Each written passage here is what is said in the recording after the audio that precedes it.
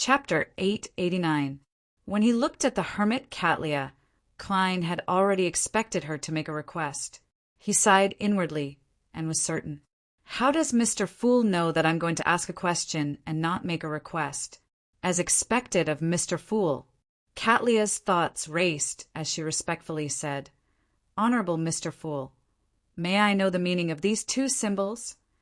After receiving permission, she conjured two Chinese characters, hometown and hometown. After receiving permission, she conjured two Chinese characters, hometown and hometown. As expected, Klein sighed silently. Together, they mean hometown, the home of one's heart and spirit. Together, the home of one's heart and spirit. Catlia focused on the latter half of the sentence, because she knew very well where Queen Mystic's hometown was. She didn't believe that there was anything special about it.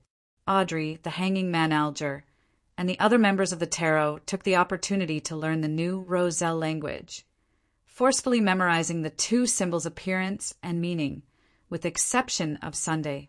The fool Klein didn't speak further as he leaned back in his chair. "You may begin."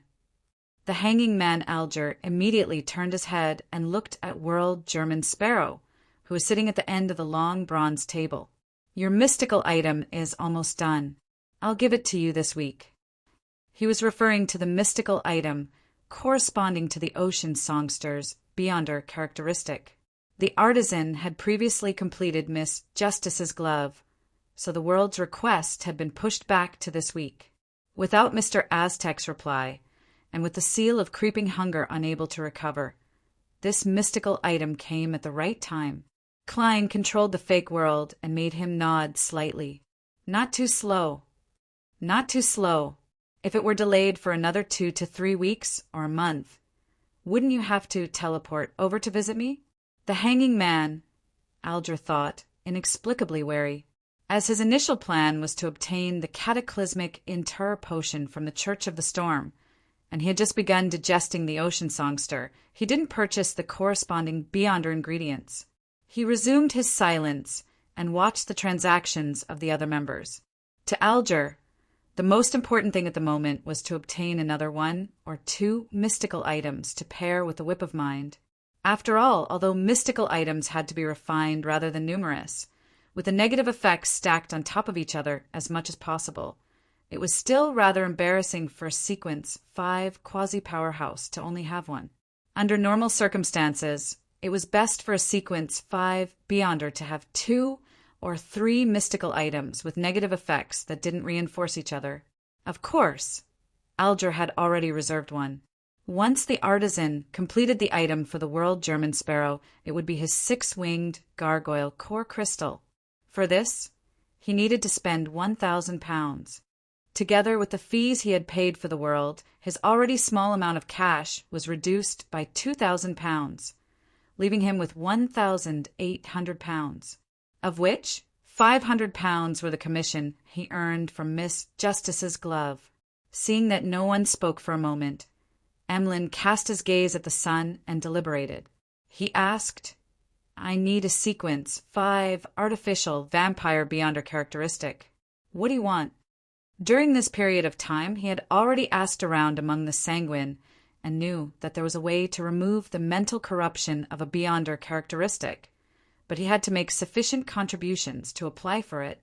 Therefore, Emlyn wanted to first obtain the main potion ingredient needed for his advancement before considering other problems. According to his observations, such a Sequence 5 artificial vampire Beyonder characteristic was worth about £8,000.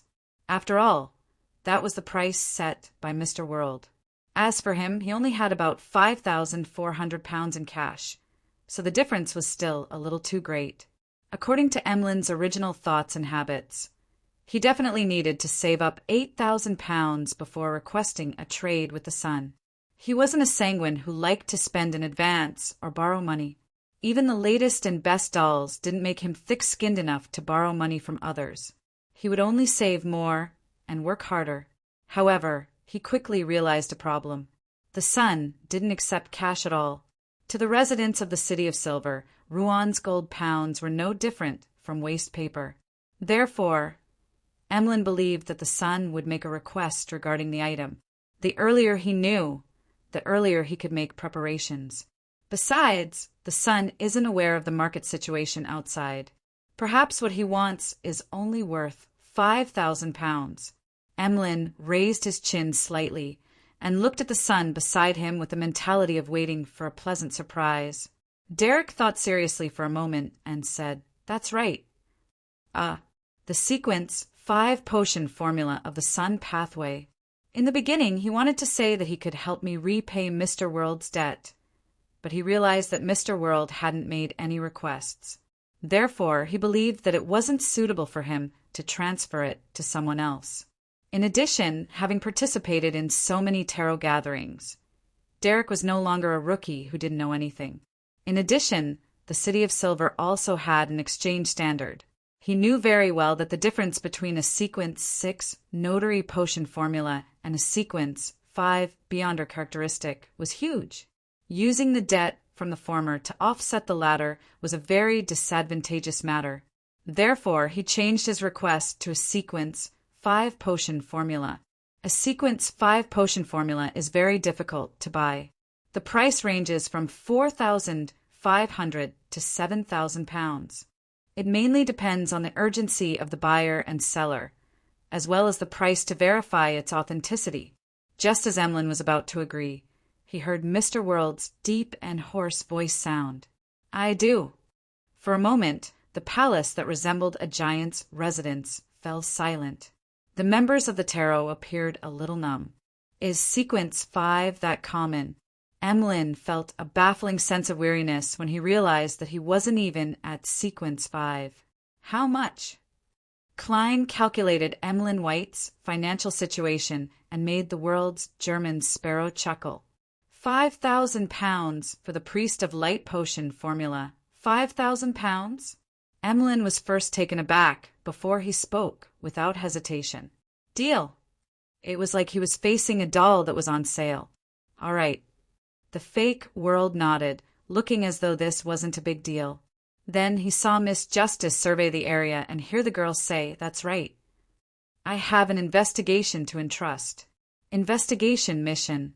The fool Klein's heart suddenly skipped a beat. The world's German sparrow's expression turned a little sluggish. What investigation mission? Magician's Furs took the initiative to ask. From her impression, Miss Justice's missions were all relatively simple and well paid. She had to accept it if she could. Audrey organized her words and said, "2 things have happened in Bakeland recently. 2 things have happened in Backland recently. One is the suspected framing of Baron Sindras, and the other is the attack on Member of Parliament mocked due to atmospheric pollution." Magicians first found Miss Justice's description more and more familiar the more she listened. This was because she had been at the scene of both incidents. She had witnessed it from the beginning and had participated in it. Without realizing it, she sat up straight and waited for the rest of her sentence. "And in these 2 incidents, there's a wealthy businessman named Don Dantes involved. He has only been in Bakeland for about 2 months, and he has just donated shares worth more than £10,000 to the Church of Evernight in an attempt to establish a bursary foundation for the poor." Audrey spoke as though she hadn't directly interacted with him, but based on the information and rumors, she suspected that there was something wrong with this person. "I wish to hire someone to investigate this gentleman's actual situation. I know him very well. He's rather rich and good-looking.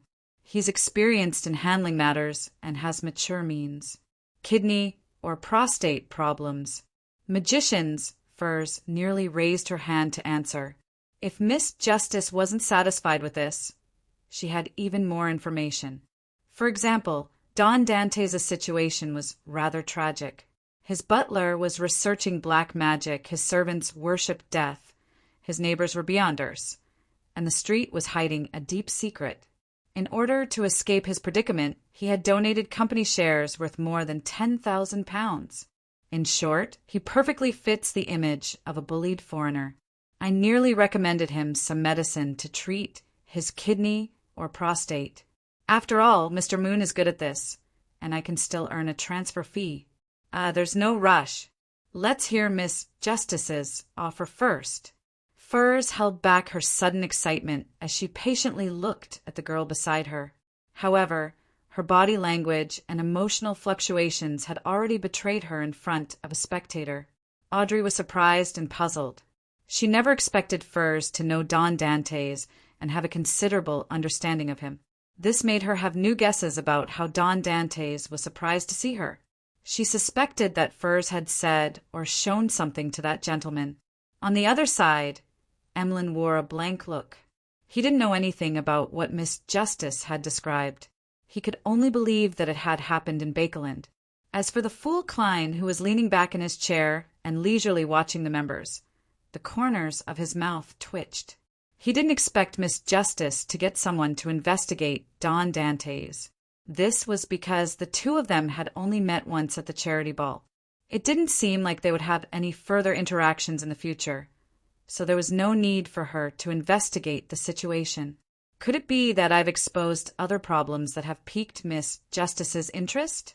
Or could it be that the Earl of Hall's donation of £10,000 shows how much importance he places on this matter, causing Miss Justice, who is concerned about her father, to secretly investigate? Klein's thoughts raced as he took the opportunity to think of a solution.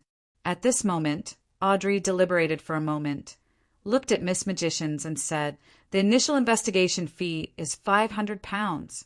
If you encounter danger causing the difficulty to increase, I'll add to the payment." "No problem." Magicians, Furs, hurriedly organized her thoughts. Just as she was about to speak, she saw the world, German Sparrow, raise his hand. He raised his hand. Chapter 890. Furs was taken aback for a second, nearly suspecting that her eyes were playing tricks on her. Right on the heels of that, one thought after another uncontrollably surfaced in her mind. Mr. World wants to take on this mission? That's right. He's in Bakeland. But this is an investigation, not a murder. Don Dantes is already tragic enough. Let's spare him. Eliminating the target of the investigation means that the investigation is a success. Because there's no need to investigate further, what do I do? Should I still take on this mission? It's a total of £500. I just need to repeat what I previously discovered to receive at least £200. However, my competitor is Mr. World. Perhaps it's a collaboration, not a competition? Why would Mr. World be interested in this mission? He's actually paying attention to the framing of Baron Sindres, or the assault on Member of Parliament Mocked. When Furs finally grasped the crux of the problem, the hanging man Alger and the hermit Catlia had already cast their gazes on the world, German Sparrow. To them, be it the framing of Baron Sindres, the assault on Member of Parliament Mocked, or the wealthy merchant Don Dantes' donation of more than £10,000, they weren't matters that needed special attention. However, the fact that Mr. Fool's Blessed had taken the initiative to take on the investigation mission made the problem appear extremely complicated. It made them feel as though there was an important secret hidden within. Emlyn didn't think too much about it, but he also realized that the seemingly ordinary investigation mission wasn't that easy. He originally planned on earning some pocket money to make up for the £5,000 he was about to lose, but now he suddenly didn't wish to speak. Don Dantes really isn't simple. There's a huge problem with him, so much so that Mr. World took the initiative to take over the investigation? Or could it be that those two cases are more important and crucial than I imagined? Audrey's heart stirred as her eyes darted around slightly. Using the advantage of her position, she memorized the reactions of all the tarot members. Among them, Derek was the only one who wasn't in the situation. To him, wasn't it normal for everyone on tarot to help each other? Wasn't it normal to accept a mission given by someone else and have the ability to complete it? Audrey's gaze then turned back to the bottom of the long bronze table and asked with a hint of anticipation, "Mr. World, do you wish to accept this mission?"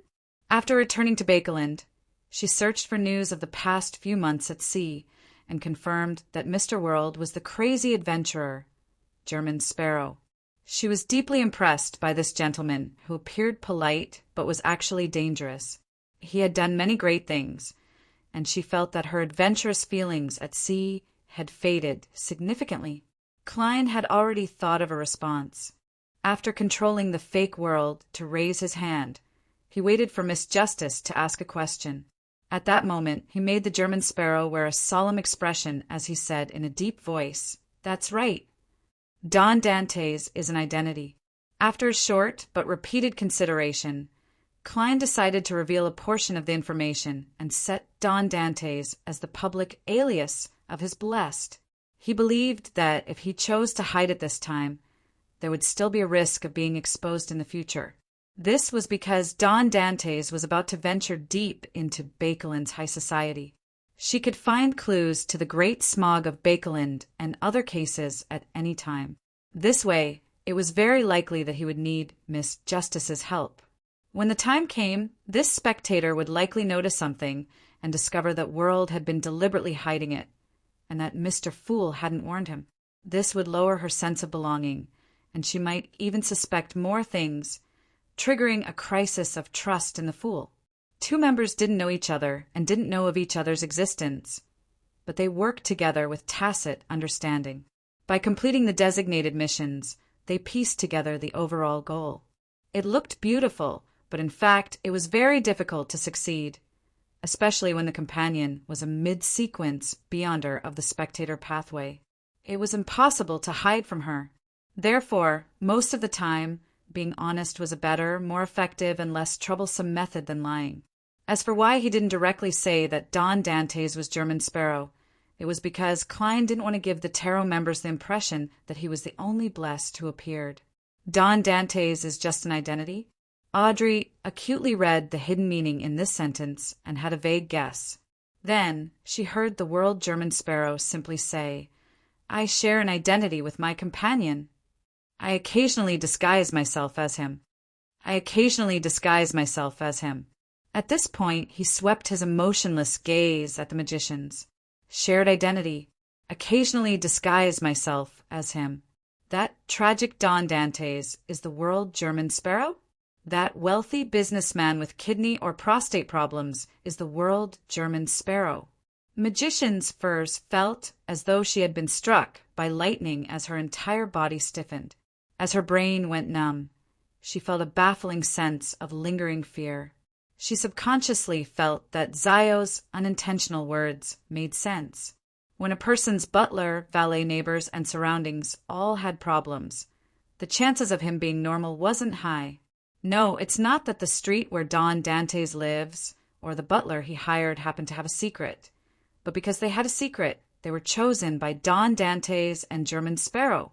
The one who was pitiful and miserable wasn't Don Dantes, but the things around him that were related to the Beyonders. I was wrong. I shouldn't have asked Zio to pray for the goddess to bless him. This is more like a curse to the World German Sparrow. Furs suddenly shuddered, glad that she hadn't suggested to Don Dantes to seek treatment for kidney or prostate problems. Otherwise, she suspected that she wouldn't be able to participate in this tarot gathering, or that she would be attending in the form of a Beyonder characteristic and be sold to the other members by the World. Typically speaking, Mr. World shouldn't know that I'm a magician's, but I had Lamino's travels with me back then. He had used this spell book and added demigod-level Beyonder powers to it.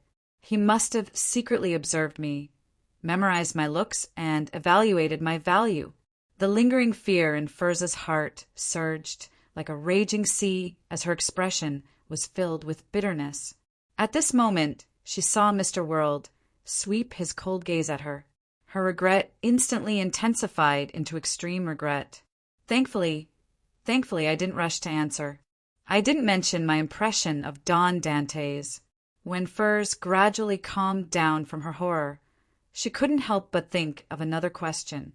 Were we protecting Don Dantes during the bodyguard mission? Or was Don Dantes protecting us? Should I return the money to Mr. German Sparrow? At times, Don Dantes is equivalent to Mr. World. Audrey was first alarmed before she felt that all her questions had been answered. Furs did know Don Dantes, but she didn't know that he was Mr. World. Her clearly shocked reaction proved this point. The reason why Don Dantes was more surprised to see me was because he recognized Lai. Although this mystical item had changed its appearance, it originated from the Beyonder characteristic provided by Mr. World. Perhaps it has some sort of connection with this crazy adventure. After all, German Sparrow can also disguise himself as anyone and has the ability to change his appearance. Although I've only asked Mr. the Hanging Man about what happens when an animal consumes the potion, the ingredients I've gathered are usually double. Mr. World might have guessed that there's another spectator beside me, so he's wary of Susie, who's observing the hall from the shadows. Others might not suspect animals, but Mr. World is experienced. He must have come into contact with Beyonder creatures, so it's very normal for him to be wary of such matters. That is to say, Don Dantes, no, Mr. World German Sparrow already knew that I was Justice, but he didn't choose to make contact or communicate with me. Yes, there's nothing wrong with his handling of the situation. Under such circumstances, unless he directly said it, it would be very difficult for me to guess or believe him. And to say something related to tarot in St. Samuel Cathedral. That's just too crazy. After a brief moment of shock and astonishment, most of Audrey's emotions quickly calmed down, leaving only excitement. Apart from Magician's Furs, whom she had introduced to the club, this was the first time she was meeting the other members of Tarot in real life. It feels like history is being written at this moment. Mr. World, as well as Mr. Fool's other blessed. They should also be considered World. Why did they create the identity of Don Dantes? What are they trying to do? The matter of Baron Cinderas being framed, Member of Parliament mocked being attacked, and the matter of them donating to establish a bursary foundation are really more complicated and important than I imagined. Why do I suddenly feel like the upper echelons of the kingdom aren't calm? I had this feeling when the great smog of Prince Edisac's death happened. It's even more intense today, now that I know of Don Dantes' identity. I might be able to participate and cooperate from the side to reduce the risk of Mom and Dad being implicated, as well as the risk of the innocent dying. Amidst her thoughts, Audrey quickly made a decision. It was to agree to her father's request to join the Rouen Charity Bursary Foundation. Then, she mumbled inwardly, "Isn't it reasonable for Mr. Tarot World's Charity Bursary Foundation to have Tarot's Justice join?" The Hanging Man Alger and the Hermit Catlia weren't too surprised that Don Dantes was the World, an amalgamation of Mr. Fool's blessed. The most common thought that flashed through their minds was, something major is about to happen in Bakeland. P.S. There's a Gold League Alliance update today. P.S. 2. Recommending a book, The Great Foppish Sons of the Ming Dynasty. He looks ferocious like he's a gangster, but he's actually a classmate with excellent morals. He said that he would treat me to an extremely large mantis shrimp. Chapter 891. What's Brewing in Bakeland? A continuation of the Great Smog of Hell? As the Hanging Man Alger and Catlia guessed, they placed importance on the framing of Baron Cinderas and the assault on Member of Parliament mocked. They planned on using their respective channels to obtain more detailed information to see if they could discover anything abnormal. They weren't in a rush, and they didn't plan on directly asking the world what German Sparrow's intentions or what he was planning. They felt that he wouldn't answer them in detail. At most, he would give them a brief explanation. Therefore, they planned on gathering information and doing a peripheral investigation before deciding on the follow-up based on the specific situation. At the same time, they suddenly realized that announcing the identity of Don Dantes to Tarot seemed to be a rather good move. In the future, as long as they paid attention to the news of this tycoon, they would be able to grasp the actions of Mr. Fool's blessed. From there, they could tacitly cooperate or provide help. And this was a fake identity. Once it was exposed, they could immediately throw it away. Similarly, they could also indirectly testify for this identity, making Don Dantes appear more real. The simplest example was if this tycoon had a background at sea, Then Catlia could instill the corresponding information into her crew, friends, and business partners. It would make them feel from the bottom of their hearts that such a person really existed. When the official organizations attempted to investigate Don Dantes' origins, they would discover that there was indeed such a person and such a matter. After a brief silence, Audrey was just about to respond to Mr. World's words when she saw Mr. Moon sit up straight and look at the end of the long bronze table. He took the initiative to ask, "What's the use of this public identity? Is there a deeper problem with the Baron's framing and the assault on a member of Parliament that Miss Justice mentioned?" As a resident of Bakeland, Emlyn was rather concerned about his living environment. "Why don't you investigate it yourself when you're asking so many questions? In order not to be embroiled in the maelstrom, I've already taken the initiative to jump out." Klein lampooned Emlyn White as he made the world chuckle. "Of course, pending investigation." His succinct answer could be translated into detailed words. "There must be a deeper problem with the two cases, but it's a secret. I'm not going to tell you. Similarly, don't ask about the public identity of Don Dantes." Although Emlyn had low emotional intelligence at times, he could still tell the hidden meaning behind World's words. He laughed dryly and leaned back, pretending to be very satisfied with his answer. Upon seeing this, Audrey took a second to stop the corners of her mouth from curling up. Then she said to the World German Sparrow, "All right, I understand. Thank you for the information." At this moment, the more she thought about it, the more she felt that joining the Rouen Charity Bursary Foundation was a good thing. In the future, if she were to encounter any danger or something she couldn't handle, she could inform Mr. World ahead of time. Then she could head to the foundation as usual and busy herself next door to Don Dantes. If psychological alchemy suspects me or uses a mission to test me, I'll arrange to meet them at the foundation. Don Dantes' image is completely different from Mr. World's above the gray fog. Mr. World is an experienced impersonator. Also, Don Dantes is a public identity. It's not equivalent to German Sparrow at all times. It's no wonder there are rumors that he has a wide range of preferences when it comes to women. A crazy killer and adventurer like German Sparrow is definitely suitable for pure and innocent girls. As a spectator, Audrey couldn't help but make some connections. Upon hearing her answer, Klein couldn't help but lampoon. "What do you mean by thanking me for the information? Shouldn't I be paying £500 for the investigation? Are you treating this as a sharing between internal members?" He made the World German Sparrow nod and didn't speak further about Dantes. He turned to look at Little Sun and said, "Do you have Bizarro Bane?" The World paused for a moment before adding, "Perhaps you use other names to call it. In short, it's good at disguising itself, and its abilities are bizarre. It's nearly at the level of a demigod, and it has a main eye that gathers characteristics." He deliberately pointed out that it was nearly at the level of a demigod, not to show off, but to remind Little Sun that it was a very dangerous monster. However, the hermit Catlia and the hanging man Alger didn't pay too much attention to this. This was because the World represented Mr. Fool's Blessed, so it was very normal for him to purchase demigod-level ingredients for his companions. Besides, even if he was preparing it for himself, it wouldn't be too surprising. German Sparrow was already a Sequence 5, so it was normal for him to gather ingredients ahead of time. Vaguely, they felt that it was a good thing for Mr. World to quickly leave the level of Sequence 5.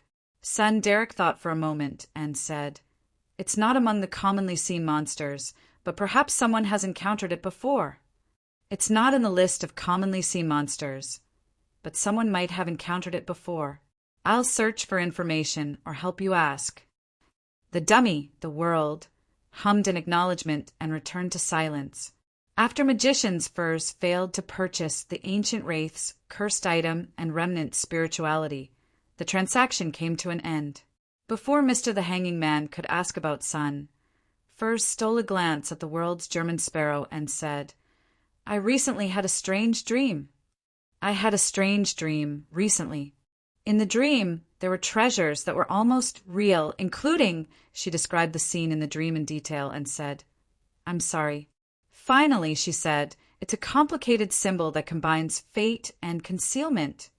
Just as Furs was about to turn to the end of the long bronze table and request Mr. Fool to conjure it, the world's German sparrow suddenly said, "Are you talking about such a symbol?" The fake world first made a request before showing a badge. This badge was only the size of an eyeball, and on its surface was a combination of the symbols of fate and concealment. It came from Lenevis and was the proof of entry to the Hermits of Fate's gathering. However, Klein had never tried it even once. "Ah, magicians!" First took a look and stammered, Yes, that's it." After answering, she realized that Mr. World had not only restored the symbol, but he had also given her an item. Suddenly, she had an epiphany. Don Dantes' choice to stay on Bucklun Street was a targeted action. Just as she had this thought, she heard the world's German sparrow's hoarse voice. "That treasure is a trap." He really does know. Fortunately, I understand that I have to consult someone with rich experience. Magician's Furs heaved a sigh of relief and forced a smile. "Thank you for your reminder." Audrey asked curiously, "What's going on?" "Mr. World, what does this symbol represent? Why did you say it was a trap?" Klein controlled the world and answered simply, "That's right. It represents a group of thieves who call themselves the Hermits of Fate." Hermits of Fate. Thieves. The hanging man Alger and the hermit Catlia memorized these two terms in thought. Based on their own knowledge, they made certain guesses. The former suspected that it was an organization established by a group of thieves, while the latter believed that an ancient family from the fourth epoch was involved. After careful recall, Emlyn White confirmed that he had never heard of such an organization. He planned on consulting the Sanguine's upper echelons. As for Klein, he was thinking of another problem. The marauder pathway demigod that was once sealed deep in the sewers hasn't left Bucklun Street, after all. It's very likely that he's hiding in Hazel's house.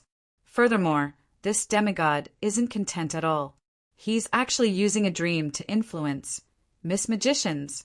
No, I can't let him continue like this. I have to eliminate this latent danger as soon as possible. I'll find my poet classmate and warn him.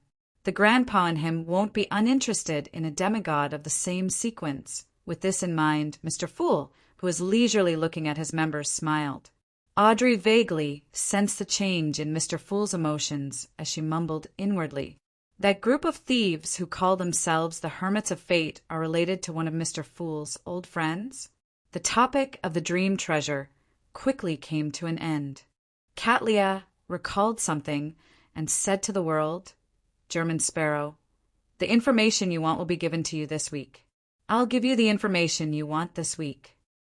At that moment, she was a little curious as to why he wanted information regarding West Balham.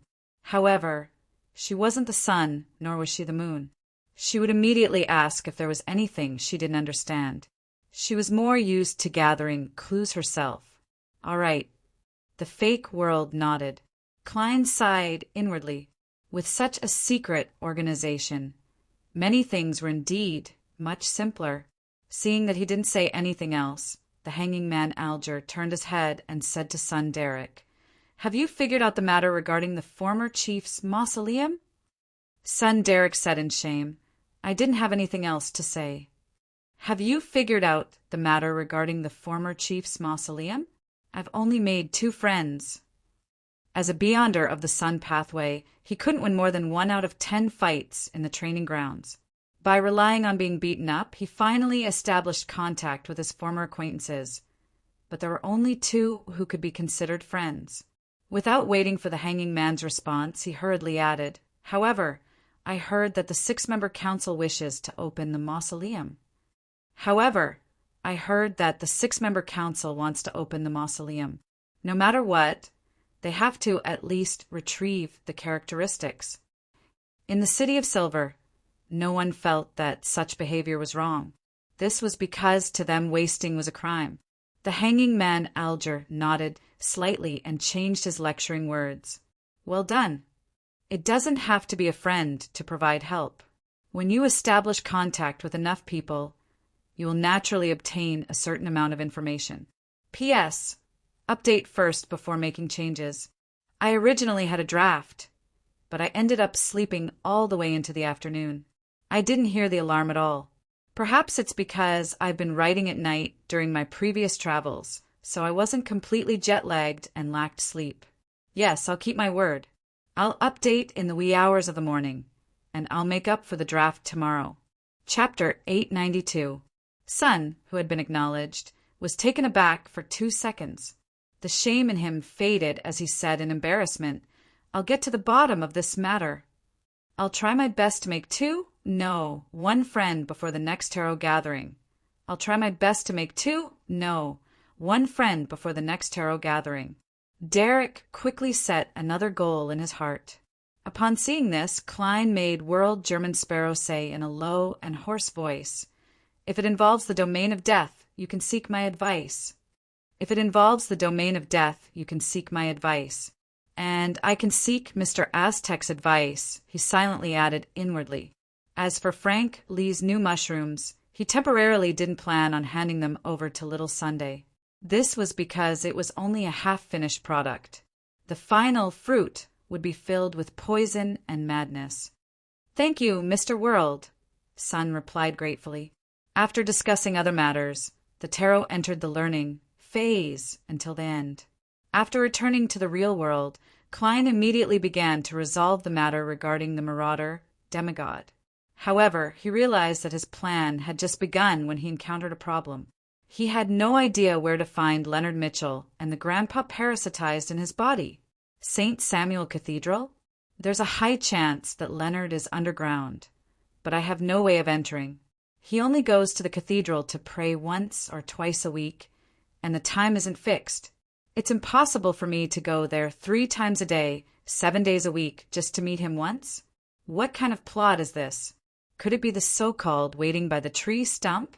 Even if I really do that, it might not be effective. As a red glove, he might very well have already left Bakeland. As Klein lampooned, he deeply regretted that he had placed too much emphasis on his words. He was too focused on hoodwinking Leonard Mitchell that he had forgotten to ask how to contact him. Back then, I should have told Leonard. I'll inform Klein Moretti of my identity being exposed. If he has anything to say, I'll convey it on his behalf. That way, we can set up a private method of contact. Klein slowly exhaled and could only use his last resort. That was to ask the magic mirror. After drawing the symbol that was a combination of prying and concealment on the paper, Klein turned his gaze to the full-body mirror. He saw that the aqueous light was rippling as white Ruan words appeared one after another. "Great and exalted master, your puny, humble, and terrified servant, a Rhodes, has come to answer your summons." Before I answer the question, let me say, I was wrong. I was wrong. Klein raised his eyebrows. Why did you suddenly admit your mistake? On the surface of the mirror, the pale Ruan text wriggled and changed into a new one. In short, I was wrong. After a series of ellipses, the pale words trembled as they took shape. Recently, many people have been asking about your situation. They know about your current identity, so the image of Don Dantes being a flirtatious man who could accept anything as long as he was beautiful has already spread. Even Miss Justice knows about it. Thankfully, the explanation I used is a public avatar. More than one blessed is playing the role of Don Dantes, so having a wide range of hobbies is completely explainable. Look, I made the mirror pale in fright. Klein came to a realization as he chuckled inwardly. It's your turn to ask. On the full-body mirror, the words were still pale, forming a new sentence. Do you forgive me? No, I mean, are you willing to see my subsequent performance? This attitude. Klein clicked his tongue in his heart, but on the surface he said solemnly, then work hard. Yes, great master. On the surface of the mirror, the pale words glowed with silver light. Did you summon me here because you have a question to test me? Klein nodded. Yes. Where will Leonard Mitchell be staying for the next few days? The silver-white traces twisted and formed new words. 7 Pinster Street. Under the words, the aqueous light on the mirror rippled, forming an image. It was a terraced house with unit number 7. It was a black-haired, green-eyed youth who was fishing for his key. It's still the same place. It hasn't changed at all. If I were to visit Leonard directly, it would ruin his image of Dwayne Dantes in his mind and lower my standards. Let Emlyn White go. Anyway, my dear poet should have already found out that this vampire has ties with Sherlock Moriarty, who is also Klein Moretti. The problem now is that it's hard to determine that Grandpa's stance. Without being able to determine his true motives, giving him a huge gift in his present state might not be appropriate. It might bring great danger to Leonard. As it doesn't involve me, divining above the gray fog might not be effective. As it doesn't involve me, I might not receive any effective revelations. Klein's mind stirred as he thought of changing his plans. Compared to directly informing the grandpa in Leonard of the marauder demigod's existence, using Pallas Zoroast or Amon's name to warn the target and make him stay away from this street is a gentler way of dealing with problems that have lesser latent risks. Of course, the premise is that I don't expose myself. Klein pondered for a few seconds before asking again, "Where is the demigod beside Hazel mocked hiding?" On the surface of the mirror, ripples of light spread out like waves as the scene changed. On the thick carpet embroidered with gorgeous patterns, there was a small leather sofa. On the surface of the single sofa, there was a cushion covered with pure white fur. In the middle of the cushion, there was a gray mouse. Compared to its peers, its eyes were closer to a dark red. Rat. That marauder demigod has parasitized a rat's body? Furthermore, he's openly sleeping in Hazel's room and even got himself an expensive-looking cushion. Is it because I disrupted his plans that he has no choice but to become like this? Klein was first surprised before he felt like laughing. The scene stabilized as a line of silver words appeared. "Great Master, do you have any other instructions?" Very sharp. Klein tersely acknowledged. "Use the mirror in the room to warn that demigod. Tell him that there's a marauder pathway angel who doesn't have any good intentions lingering around the street. Furthermore, blasphemer Amon might come at any time." "All right, Master. I'll do it immediately." The words on the mirror glowed. In Hazel's bedroom, the gray rat's spiritual perception was triggered as it abruptly stood up and cast its gaze at the full-body mirror in the room. On the surface of the full-body mirror, words that seemed to be written in blood that had yet to coagulate appeared. "Stay away from this street." The gray rat's gaze froze for a second. Why?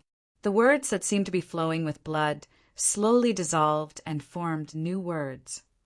"There's a marauder pathway angel in the surrounding area that's in urgent need of replenishment. The natural enemy of all high-sequence beyonders of this pathway, Blasphemer Amon, is on his way. I'm reminding you because I don't want them to benefit from it." The gray rat squeaked twice and asked in a hoarse voice, "Who are you?" He was very annoyed at the moment. He was annoyed that the power he had accumulated was always wasted. Otherwise, he could have used astrology to confirm the situation. At some point in time, the blood-dripping words on the full-body mirror that had darkened suddenly disappeared and reappeared, replaced with new content. "I've answered one of your questions. According to the principle of reciprocity, it's my turn to ask a question." Right on the heels of that, a new line of blood-red text appeared below. "After you hastily parasitized a rat's body, you should have been affected by this body structure and hormones. Now, the target that will make you feel the desire to mate is human female, human male, female rat, or all of them. Please answer." At this moment, Hazel opened the door a crack, and for some reason, the gray rat inside didn't notice it.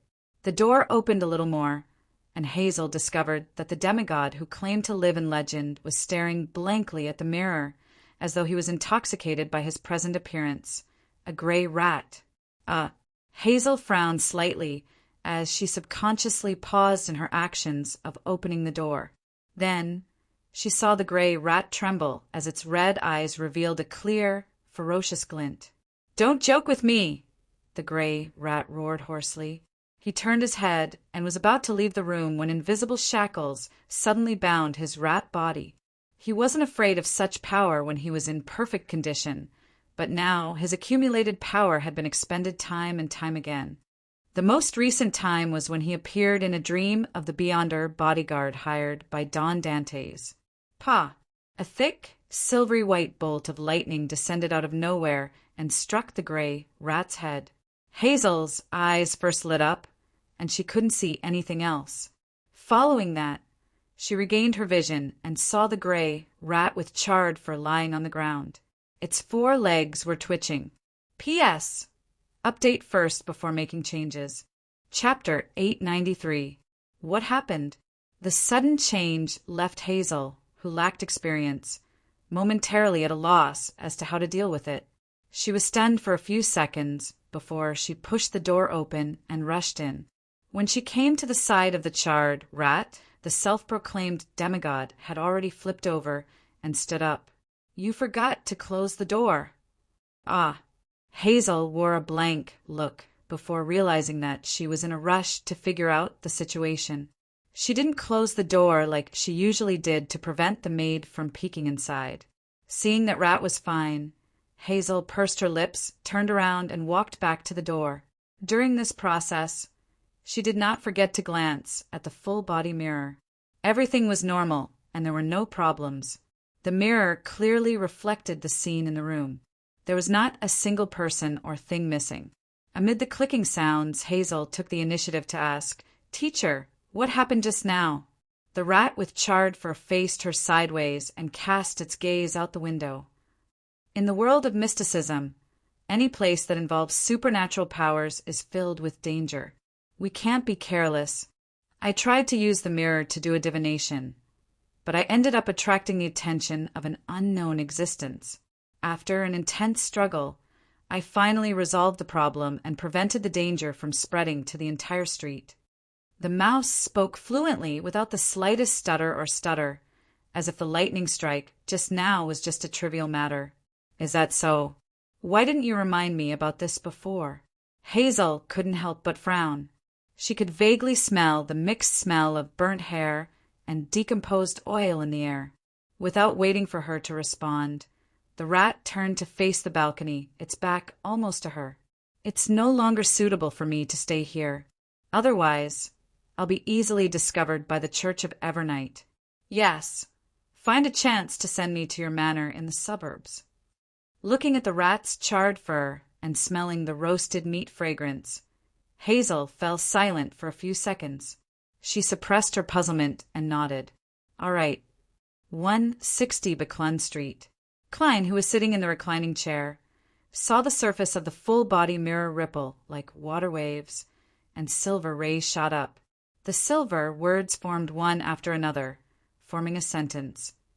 "Great Master, your puny servant, Arodes, has already followed your instructions and warned that marauder pathway demigod and gave her a tiny punishment." Her? Just as Klein was ruminating over the pronoun Arodes used, the mirror's surface shimmered, reflecting a scene. Silver-white lightning fiercely struck down, and the gray rat twitched and fell. Isn't this too weak? Klein suddenly realized that this demigod's condition might be worse than he had imagined. "Are you satisfied with how I handled it?" The silver lines wriggled quickly and turned into a question. "Not bad." Klein gently nodded. Considering the demigod's state, he paused for a second and probed. "Why didn't you just kill her?" Arodes outlined silver words on the mirror's surface. "If I can't guarantee that I can kill the demigod target, it's best not to force them into a corner.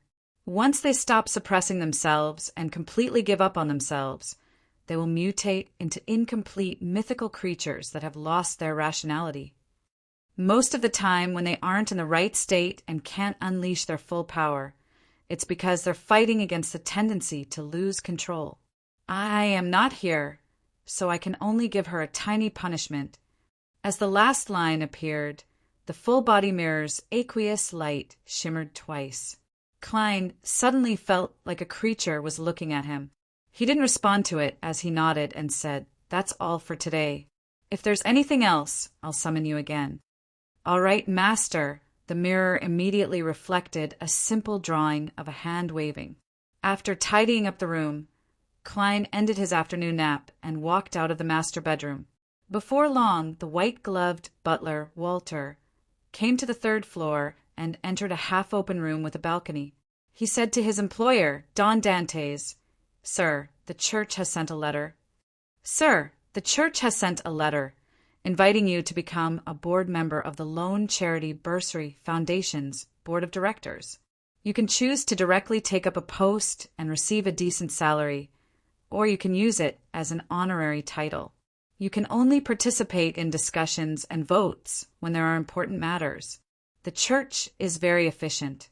They've already set up the framework." Klein thought for a moment and felt that since he had already donated more than £10,000, there was no need for him to receive a salary. It was better to do things more thoroughly. He deliberated and said, "Treat it as an honorary title, but I wish to occasionally participate in the actual operations of the foundation and contribute to its promotion to help more people." "I will convey your thoughts to the church," Walter replied seriously. "If you don't have any other questions or matters, it's best you witness the official establishment of this foundation on Wednesday morning." Klein raised his porcelain cup and drank the black tea. "All right. On the Golden Dream." Donna stood in front of the deck, looking melancholically at the undulating blue sea. After being urged by German Sparrow once again, he felt that he couldn't delay it any longer. Otherwise, it might turn into a bounty at any time. "I don't want to become a pile of cash while I sleep. So what if I'm suspected?" Donnes grimaced for a moment before mustering his courage and heading straight for the captain's cabin through the hatch. Since he wasn't able to find Anderson Hood in a short period of time, he could only face Vice Admiral Iceberg Edwards. After arriving at his destination, Donnes took 3 deep breaths before raising his right hand to knock on the door. At this moment, Vice Admiral Iceberg's voice sounded from inside. "Please come in." Donnes paused his right hand, forced a smile, and opened the door. He then saw his captain sitting behind a desk, holding a dark red fountain pen and writing something. "Captain, I have something to ask you." Donnes leaned over, bowed slightly, and said with a smile. Edwina put down her fountain pen and tugged at her sleeves with a lace bow tie that resembled a flower. She glanced at Donnes. "You wish to ask about West Balham." "Huh." Donnes' expression turned sluggish. "The captain already knows? It must be Ironhide. Dogshit, those bastards. They must have told the captain. I knew it. On this ship, no secret can be kept, even more so for the captain." After cursing in his heart, Donnes put on a smile again. "Yes, I'm very interested in history and geography." Edwina's limpid eyes darted about as she looked out the window. "This is international politics." Without waiting for the suddenly stiff Dannets to find another excuse, she continued, "Don't worry. In West Balham, there are cities managed by Ruan, valleys belonging to Intis, native generals supported by Ruan, tribes that follow Intis's orders, and there are relatively independent first-level factions that rely on the balance between the 2 major countries. They are secretly in contact with different factions of the charismatic order, vying for power or claiming to be descendants of death. In addition, Rose School and the Fasek Empire have a very strong influence in West Balham. On the surface, no faction belongs to them, but in fact, many generals and chiefs have submitted to them. Among them, Donnes listened in a daze.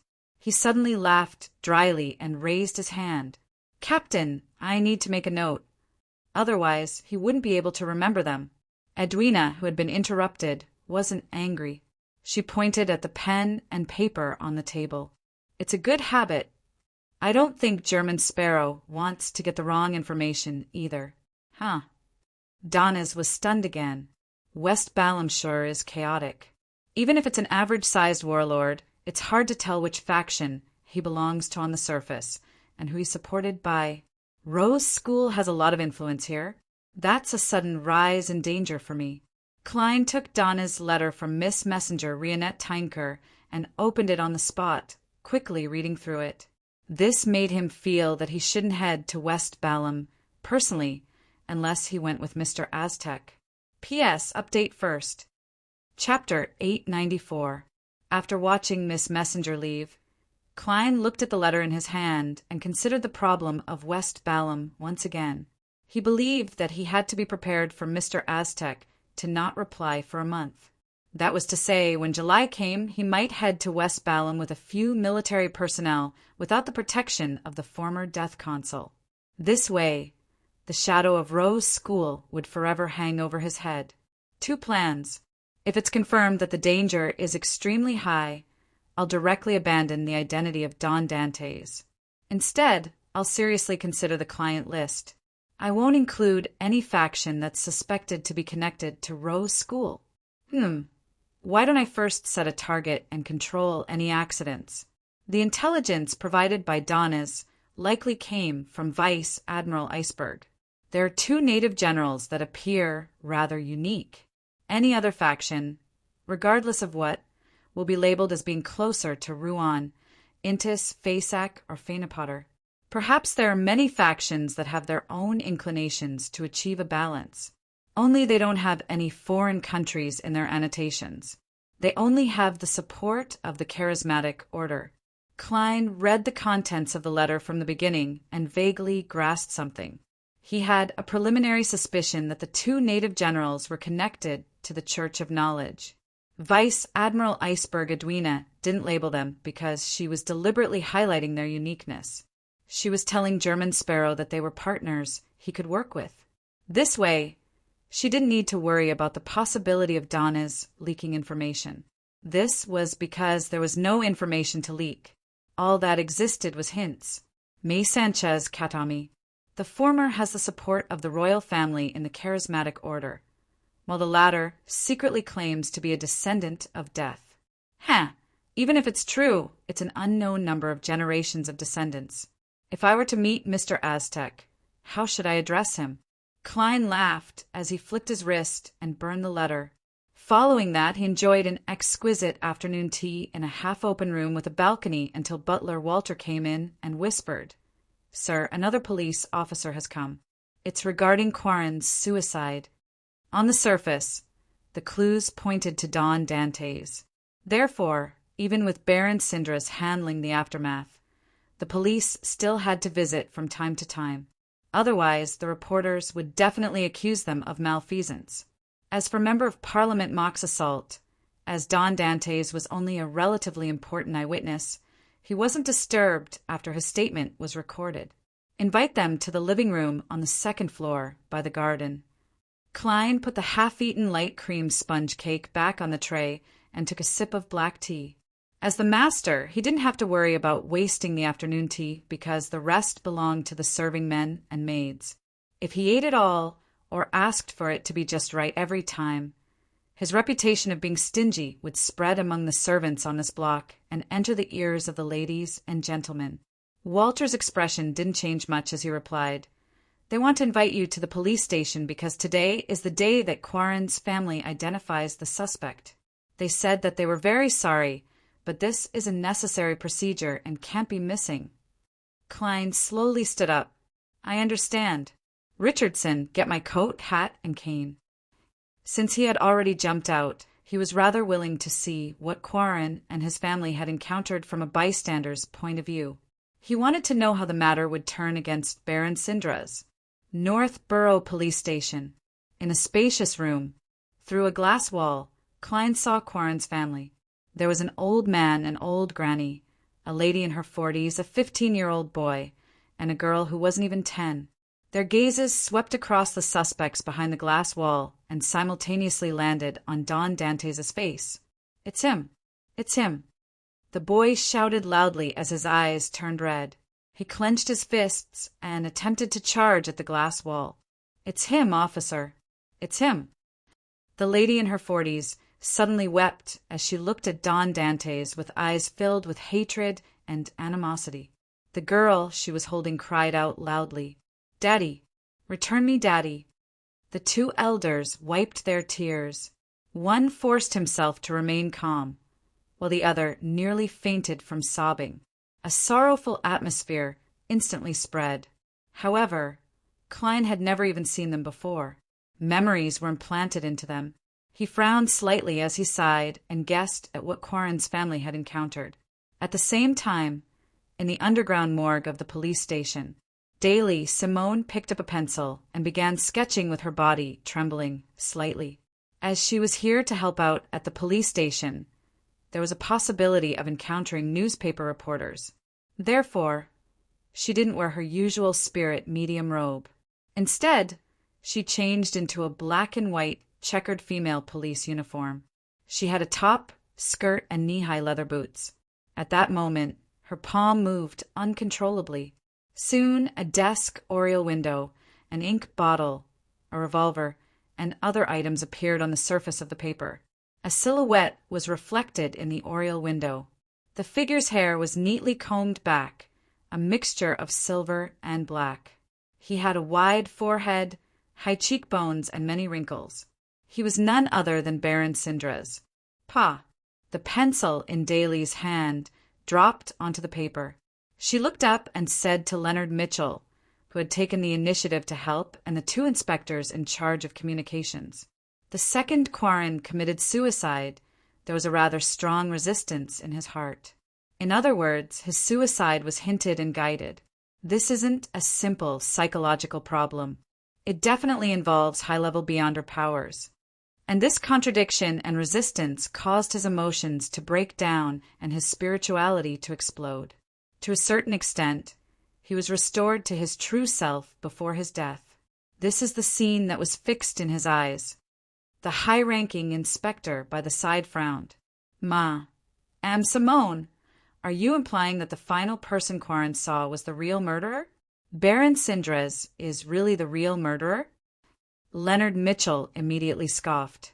"What the eyes see might not be the truth. You might not understand the illusion I'm talking about, but if I were the murderer, I could have found someone who looked like Baron Sindres to appear in the room before Quarren committed suicide." The two inspectors were very satisfied with this explanation as they heaved a sigh of relief. "We'll immediately arrange for Quarren's family to come over. I'll have to trouble the two of you to obtain more realistic clues without harming them. All right." Daly rubbed the corner of her eyes and said, "I'll head to the washroom first." This time, she didn't wear the strange eyeshadow or blush. Apart from her pale skin, she didn't look bewitching at all. Furthermore, she appeared much younger.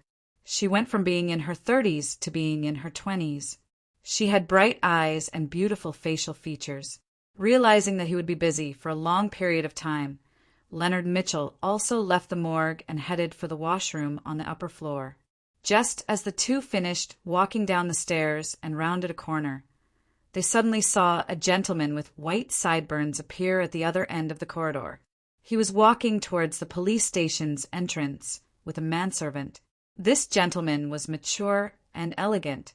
He had a pair of eyes that were as deep as a lake under the moon.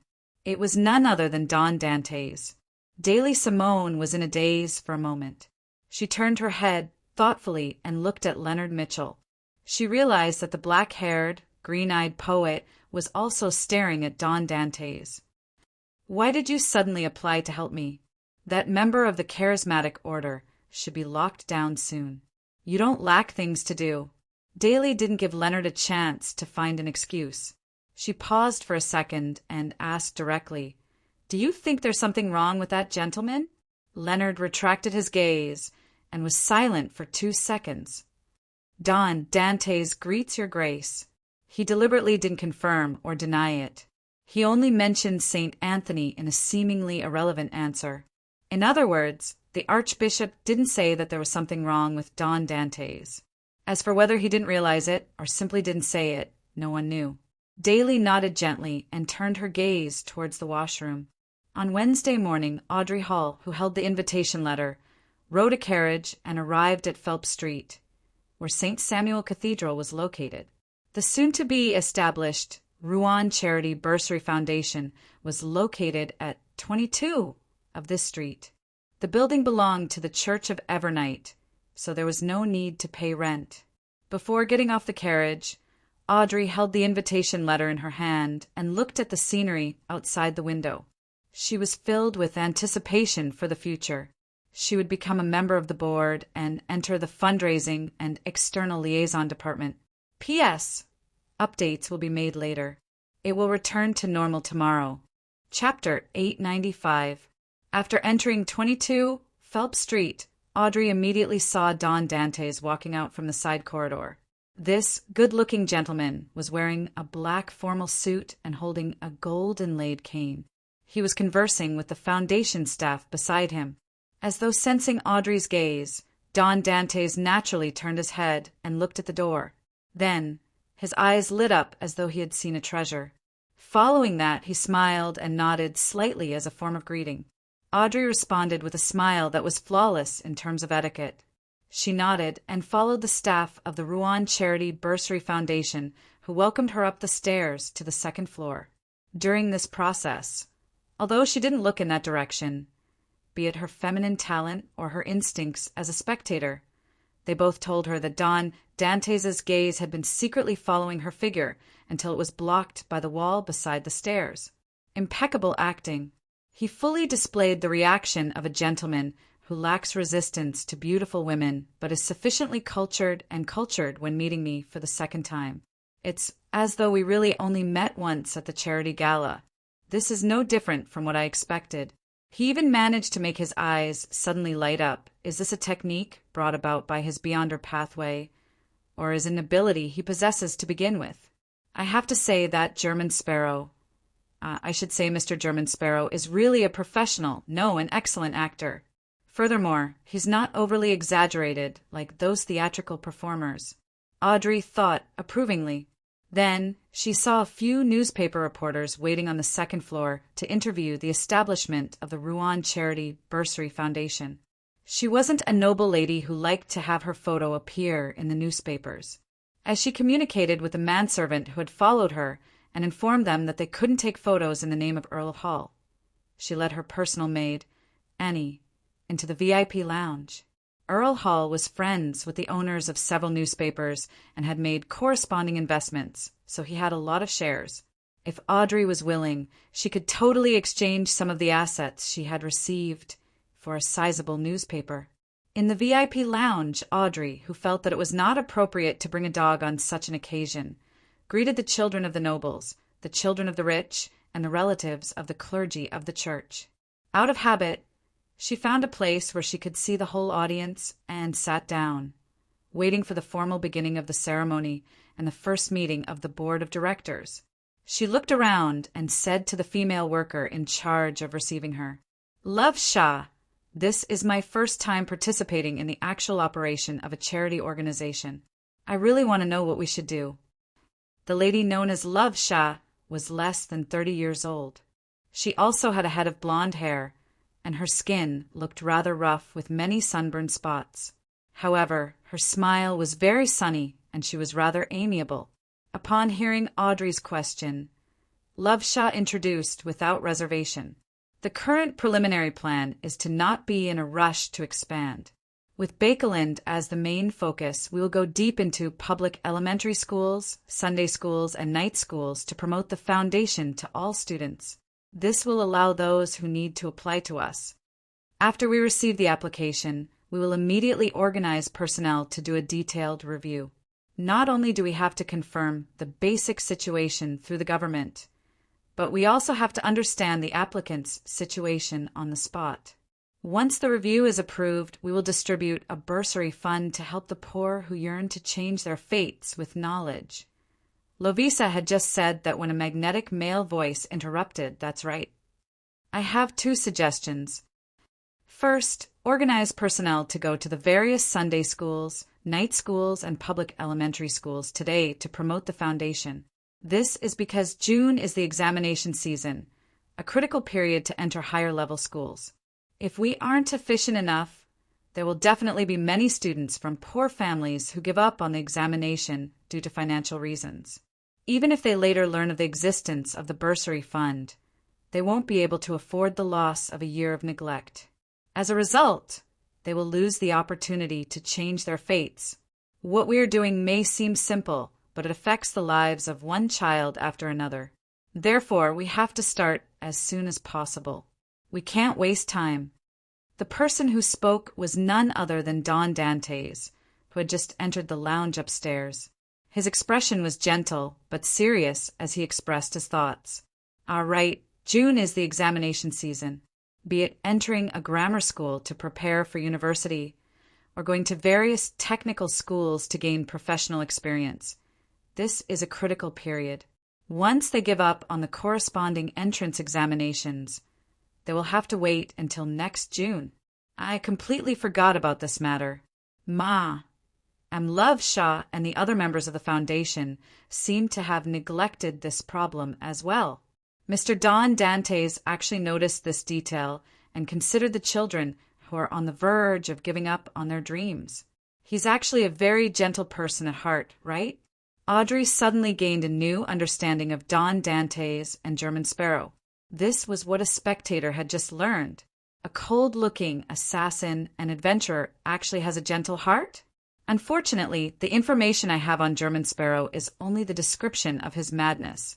There's no way to verify it. Audrey blinked as she listened attentively to Don Dantes' explanation. My second suggestion is that it's best to place the scholarship funds in a corresponding bank account. When paying the tuition fees, bring the documents to us to withdraw it. There's no need to go through so much trouble if it's a small amount of food or lodging expenses. It can be withdrawn once a month or once a week with a fixed amount. This is to prevent the applicant's parents, siblings from spending the money. To a poor family, this is an irresistible temptation. Similarly, one account for one person. Regardless of the withdrawal method, there has to be a person present. This can effectively prevent everyone from being tested by the devil of greed. When Klein said that, he pressed his hand to his chest and said to Audrey and Love Shah, "My apologies. Forgive me for rashly joining your conversation." Audrey smiled and said, "Mr. Dantes, your suggestion is excellent. Mr. Dantes, your suggestion is very good. You made me realize that I haven't considered many aspects. The only problem is that it's meaningless for you to tell us this. I'm only listening to Love Shah's briefing." Love Shah laughed as well.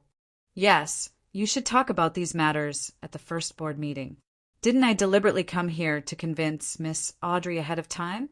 With Justice joining in, I can guarantee that there won't be any objections in the board meeting. Otherwise, it's very likely that someone will find an excuse to delay or change the plan, such as a lack of manpower." Klein revealed an enlightened and regretful expression as he rubbed his palms. "I was too nervous about these matters. I wish to turn them into reality the moment I have the chance. So much so that I forgot the occasion. Mr. Don Dantes' acting is a little exaggerated. He should know that he can't fool me. Oh, he deliberately came here to communicate these two suggestions to me in advance without leaving any traces. So as to get my support?"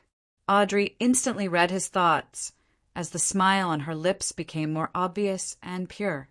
Although she would have supported Tarot's companions in a while if the world hadn't informed her in advance, she was still rather happy that she had communicated with him beforehand. This was because she could sense that he was treating her as an equal. After forgiving Don Dantes' rashness, Audrey retracted her gaze and said to Love Shah, "I'm in charge of collecting donations at different occasions, as well as communicating with the government and Parliament. Forgive Don Dantes for his rashness and watch the gentleman walk to the long table with drinks and desserts in the lounge." "To you this should be a simple matter," Love Shah replied frankly. This was also the reason why the church's charity department wasn't opposed to, and was even eager for Miss Audrey Hall to join them. Audrey nodded in thought. "If I have spare time, can I participate in your publicity at the various schools and the vetting of the applicants?" Love Shah was originally unwilling to agree to this matter. worried that the environment wasn't suitable for Miss Audrey. However, when she saw Audrey's clear green eyes and sensed the irresistible pleading, her heart softened. She felt that such kindness shouldn't be stopped or isolated from the lowest levels of reality.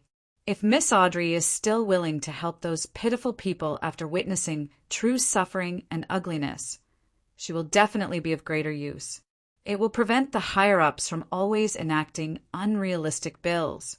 Love Shah quickly found a sufficiently convincing reason as she sighed with a smile. No problem.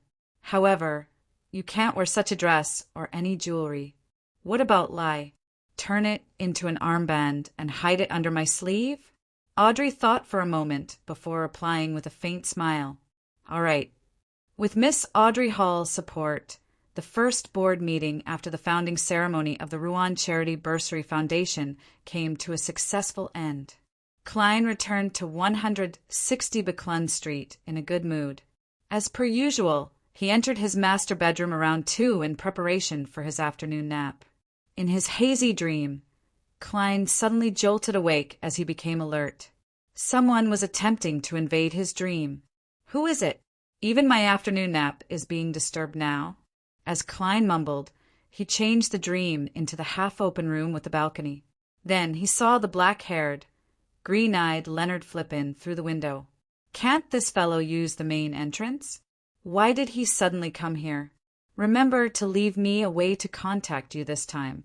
Klein sat in a reclining chair in exasperation and amusement.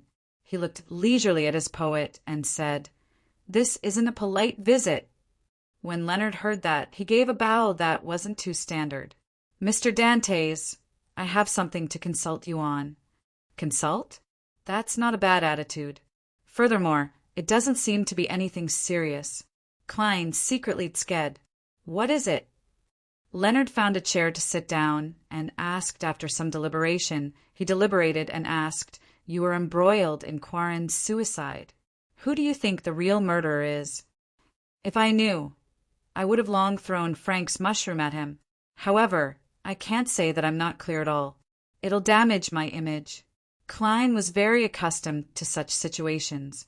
Without answering, he asked, "What did you find out?" Chapter 896. Leonard Mitchell clasped his hands and leaned forward slightly. We restored the scene Quarren saw before his death. This didn't directly show the murder's appearance, but the oriel window's glass happened to reflect Baron Cinders's figure. After pausing for a second, Leonard added, "This is too simple. It's not convincing for a noble and powerful banker like Baron Cinderas. Even if he wanted to kill someone, it's impossible for him to do it himself or be a bystander, unless he has a special hobby. And as you know, there are too many ways to create such a scene. Be it illusions or disguises, they can all be done." When he mentioned disguises, he looked up slightly and glanced at Don Dantes as though he was saying, "What you look like now is likely not your true image, just like German Sparrow and Sherlock Moriarty." What a simple and crude framing. It makes me suspect if the mastermind really wants to frame Baron Cinderas. I'll comb through everything from the beginning. Let's first assume that I, Don Dantes, would react like a normal person. Anyway, I won't say a conclusion. I'm only using questions to guide your train of thought. If the final answer isn't right, it must be because my dear poet has misunderstood me and failed to correctly understand my hints. Klein smiled as he raised his porcelain cup and took a sip of black tea. Let's not consider this problem for now. If I wasn't the one who was implicated, what would have happened? Leonard raised his crossed hands slightly as he tapped his index finger gently. As a suspect, Don Dantes was locked up in the police station. However, his butler, servants, neighbors, and friends could confirm that he had never come into contact with Quarren's family. Hence, there was a huge contradiction between the two accounts. The police were unable to resolve the matter and had no choice but to request the Nighthawk's intervention. Through mediumship, we obtained the scene Quarren saw before his suicide. From it, we extracted Baron Cinders's figure. As he spoke, Leonard suddenly fell silent. After a few seconds, under Dwayne Dantes' smiling gaze, he continued, "I'm not sure. Regardless of whether Baron Syndra's appearance is too strange, too simple, or not convincing, we will still follow procedure and make contact with him to carry out the corresponding investigations. And this will cause us to notice certain problems with him. Baron Syndra's had problems involving the Beyonder domain to begin with, so he couldn't withstand the Nighthawk's in-depth investigation. The more Leonard spoke, the more certain he became. He seemed to have grasped the mastermind's train of thought. He, or they, didn't care if their trap would be seen through. As long as the Nighthawks did a routine investigation on Syndra's, their goal would be achieved. This was because Baron Syndra's had a rather serious problem that could be easily discovered. Yes, that's what I'm thinking as well. This is actually closer to a report, but it's gentler. It looks like a trap, forcing the Nighthawks to investigate and hide their existence. Of course, I won't directly confirm your guess. Wouldn't it be awkward if I'm wrong?" Klein lifted his right foot and placed it on his left leg as he smiled. With the vigilant Baron Syndra's, there should be no problems now. Leonard slowly nodded and explained to himself. This Baron's experiences are rather legendary. He was on the brink of bankruptcy several times, but he managed to pull himself back and climb to new heights. Perhaps one of those times he was in despair and had no other choice. Therefore, he sold his soul to an evil god, devil, or other hidden existence. That's quite a reasonable story. Klein didn't say if Leonard's guess was right or wrong. Instead, he asked, "On the other hand, how would you view the real murder that caused Quarren to commit suicide?" Leonard temporarily cast aside his previous judgment and said, "Based on the premise of normal development, the trap setup was too crude. The cues, guidance, and memory implantation weren't subtle or gentle enough, making it easy for others to discover the problem. Therefore, it's unlikely to be done by a mid-sequence or high-sequence Beyonder of the spectator pathway. It's more likely that Beyonders of other pathways use the corresponding mystical items to disguise their actions." Before he finished his sentence, Leonard fell into silence once again. It was unknown what he had in mind. Klein maintained a faint smile as he calmly looked at him, as though everything was under his control. "However, I won't say it. It all depends on how much you understand it. This matches what Old Man said previously. Was it really done by a mid-sequence or high-sequence Beyonder of the spectator?" His seemingly rash and crude setup that was filled with loopholes had actually accurately considered everyone's reactions. He had considered the human nature of following procedures, but he had miscalculated Don Dantes' experience and wisdom. Leonard felt that he had figured out the situation. He straightened his body and coughed lightly. "Thank you for your guidance." Klein immediately chuckled. "I didn't say anything." Without waiting for Leonard's response, he took the initiative to speak. "Your former colleague wants me to ask you how he should inform you if he discovers any traces of insanguine?" Leonard, who was about to stand up to bid farewell, raised his buttocks and sat back down. With a complicated expression, he remained silent for more than 10 seconds. "Send the message in the form of a letter to 7 Pinsta Street. Does that mean you won't be leaving Bakeland for a long time? Or could it be that even if you went somewhere else to carry out your mission, you still have a way to monitor 7 Pinsta Street and read the contents of the letter remotely? It's more likely to be the latter guess. An angel of the Marauder pathway definitely has many strange mystic techniques, and there's no lack of them that Leonard can use. I can't ask. Once I do, it will lower Don Dantes' level and ruin my persona." Klein put on an unperturbed look as he smiled. "I'll tell him." Leonard didn't leave immediately. "If I want to contact him, what should I do?"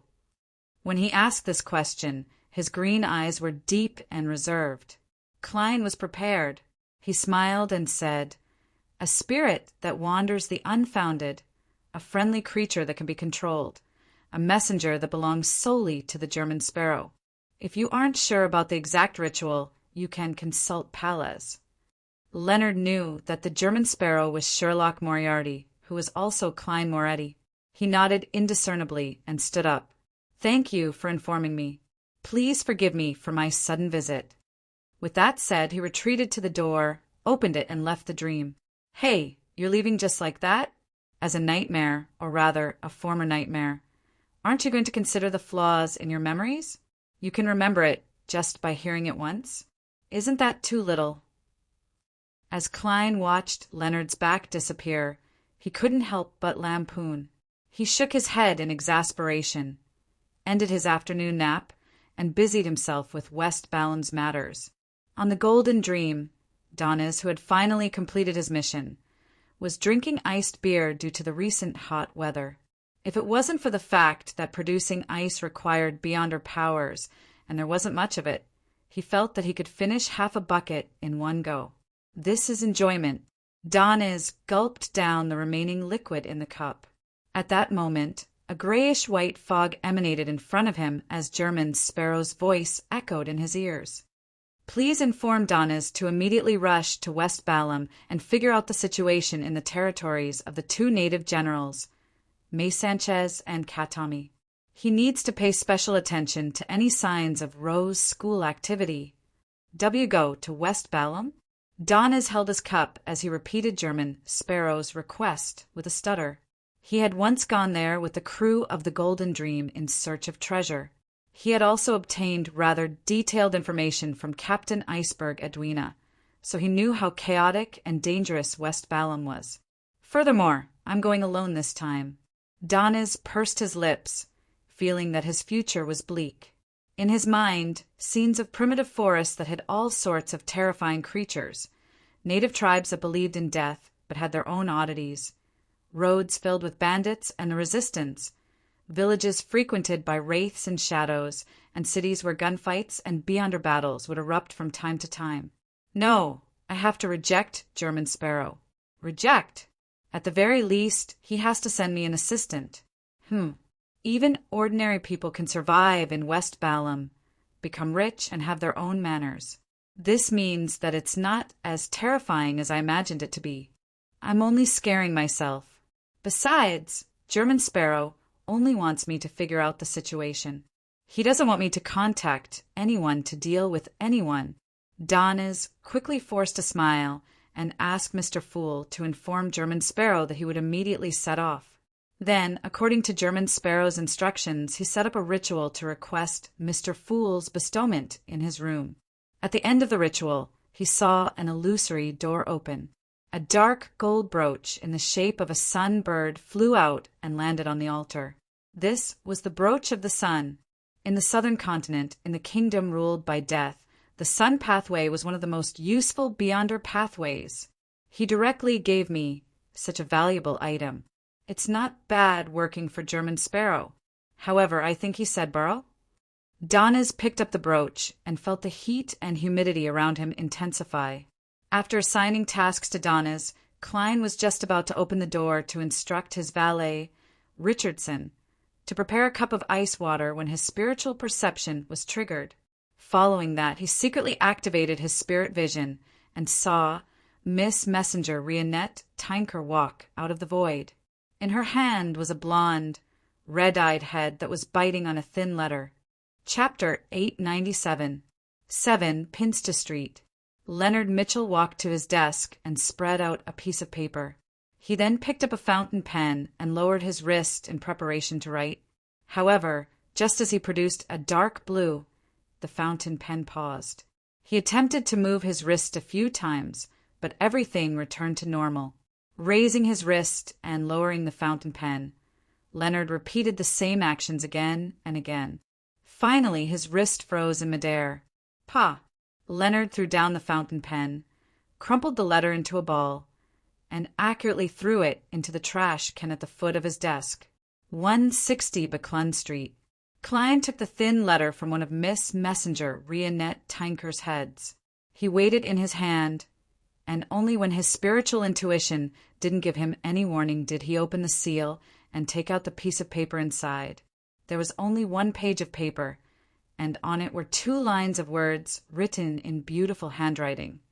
"I have something that I wish to receive your help with." We can discuss the details in person. Sharon. So it's a letter from Miss Sharon. Klein resolved his puzzlement as he took out a gold coin and did a simple divination in front of Rionette Tinker. Then he took out another piece of paper and wrote a single word. Tonight.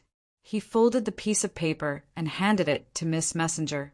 He asked, "Can you still locate the sender?" If not, he would give Sharon's address. 126 Guard Street, Hillston Borough, Mrs. Merriam. Sure. One of Rionette Tinker's blonde, red-eyed heads gave a response. She then opened her mouth and bit down on the folded piece of paper. After Miss Messenger's figure vanished from the room, Klein immediately set up a ritual, preparing to bring creeping hunger from above the gray fog back to the real world. Then he would travel to the various archipelagos in search of lucky pirates.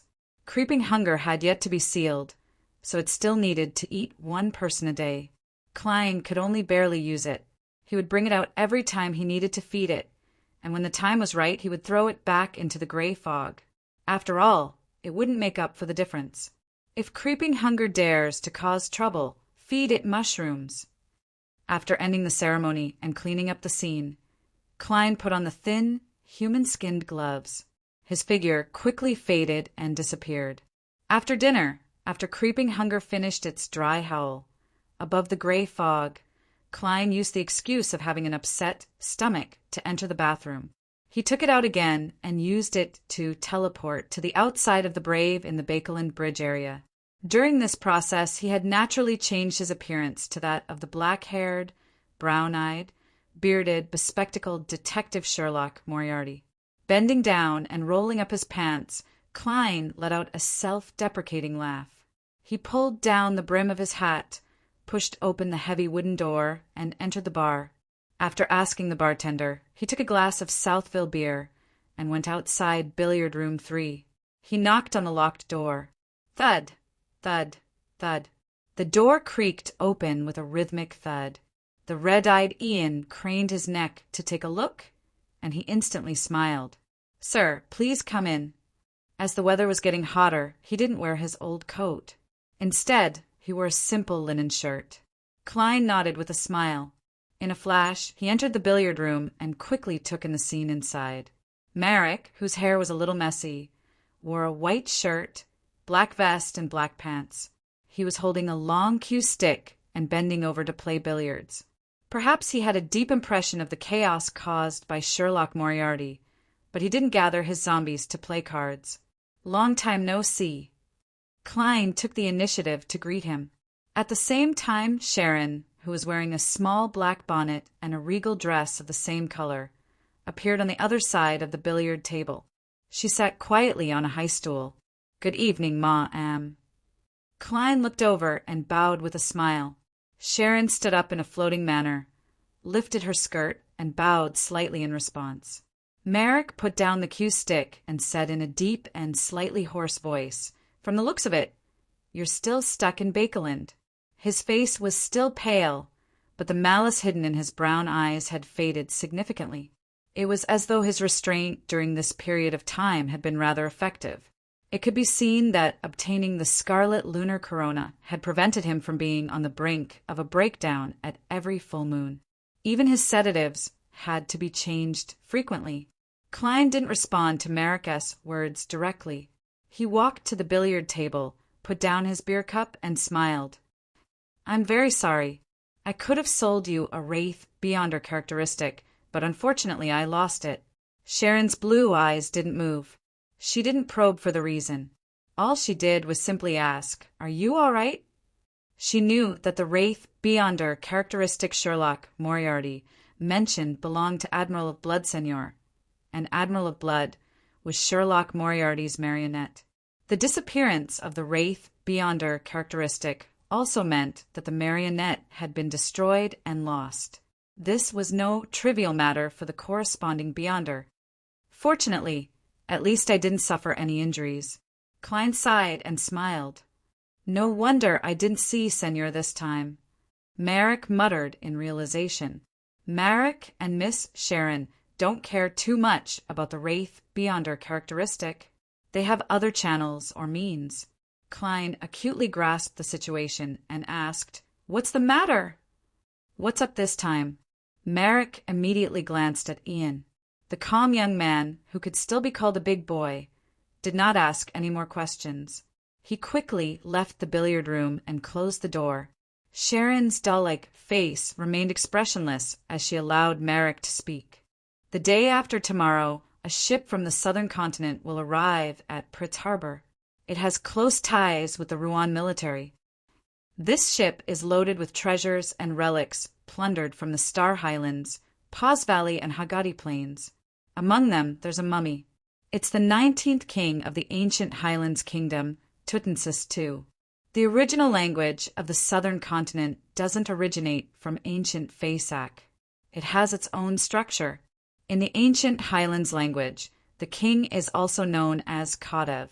This is an exclusive term, and it was translated by Roselle the Great as Pharaoh. It's a mystery what he was thinking. Also, the mummy was named by him. In short, Pharaoh means the son of a god, the king of humans. Tutmosis II was once a high-sequence Beyonder, but after his death, the corresponding characteristic was recycled. Only his body was left behind and made into a mummy. To other Beyonders, this is a material filled with spirituality. It's an excellent material to make a zombie, but to us it has an additional meaning, a very important meaning. Our goal this time is to obtain this Tutmosis II mummy. Additional meaning? Apart from being used as an ingredient, what other meaning does a high-sequence Beyonder's corpse have? Klein's heart stirred as he suddenly thought of Ma, Hermit's request to purchase a drop of mythical creature blood. Could it be a ritual requirement for Sequence 5 Wraith to advance to Sequence 4 Puppet? Miss Sharon already has the formula, and she has already digested the Wraith potion. From her usual lifestyle, she's basically acting as a Wraith all the time. She might have long digested it. However, the words of the evil spirit in the underground ruins seem to indicate that Miss Sharon didn't have the puppet potion formula back then. Yes, everyone has their own circles. It's not too strange for Miss Sharon to have the means to obtain it. Klein swept a glance at Sharon in thought, but he didn't discover any obvious changes from before. She still resembled a puppet more than a living person, but there weren't any signs of her becoming more sinister. Sharon sat there silently, focused on Sherlock Moriarty and Marek, listening to their conversation. If it's just a high-sequence Beyonder mummy without any Beyonder characteristics, the level of protection wouldn't be too high. Even if it's just the two of you, it shouldn't be too difficult to steal it. Klein pondered and raised a question. From his point of view, a Sequence 5 Beyonder was already considered a quasi-powerhouse. Unless the ship had a demigod watching over it, it would be very difficult for someone at the same level to effectively stop Miss Sharon when her target was only a mummy. After all, the Beyonders in charge had too many important items to protect. Furthermore, they could be scattered in different cabins due to the different ways they were stored. This time, it was Sharon who gave the explanation. She was as succinct as ever.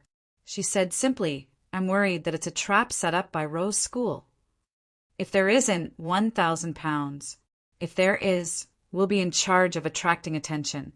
You take the mummy away. Depending on the danger, 5,000 to 10,000 pounds will be paid." "Is that so?" Klein didn't immediately respond. After some thought, he asked,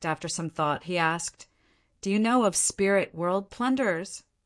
Wraith were also a type of Beyonder that could effectively move about in the spirit world.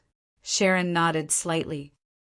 "I can use gold pounds and information related to the spirit world plunderer as payment," Klein tersely acknowledged.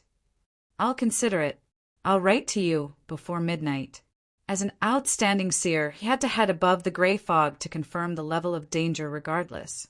However, he was now certain that this was definitely not a trap targeted at him. This was because he had no need for the mummy. "All right," Sharon said without a change in expression.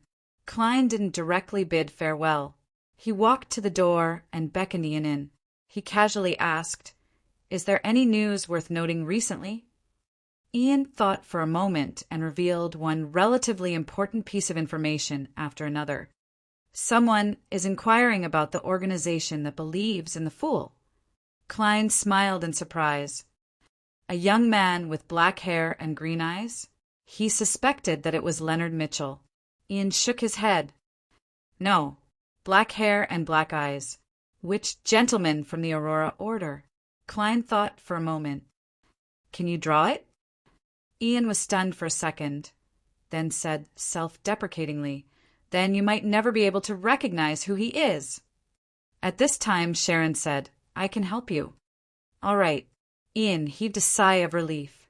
Then he prepared a relatively simple ceremony as instructed.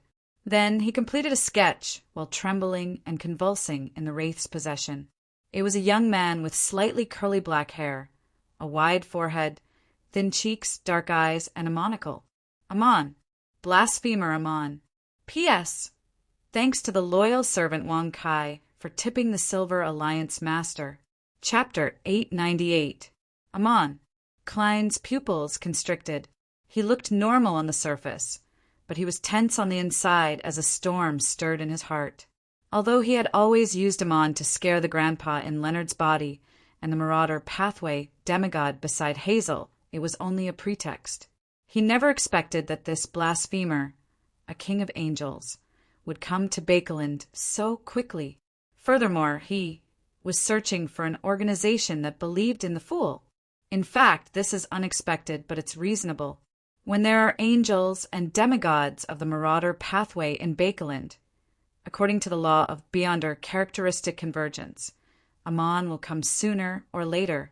The only problem is that he has been searching for something in the forsaken land of the gods all these years, so it's unlikely that he would suddenly give up.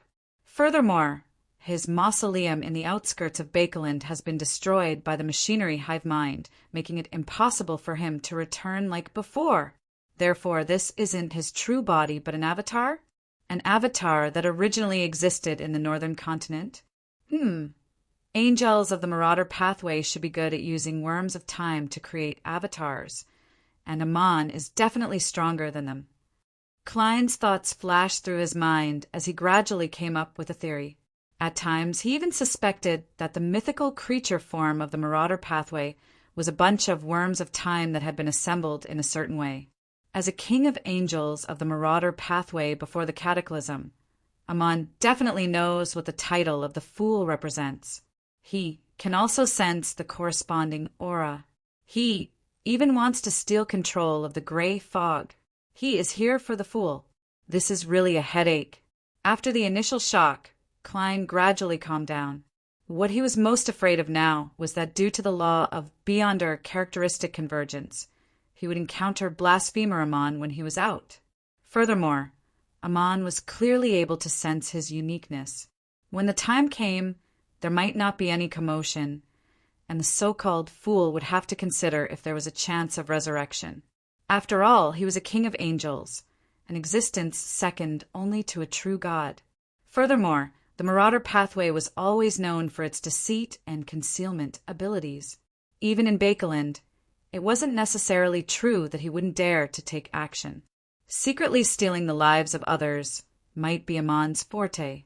From the looks of it, temporarily leaving Bakeland and heading to West Balam isn't necessarily a bad thing. In short, the biggest problem lies with me.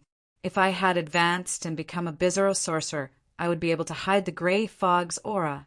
Even if I were to encounter Amon, I wouldn't have to worry about exposing myself.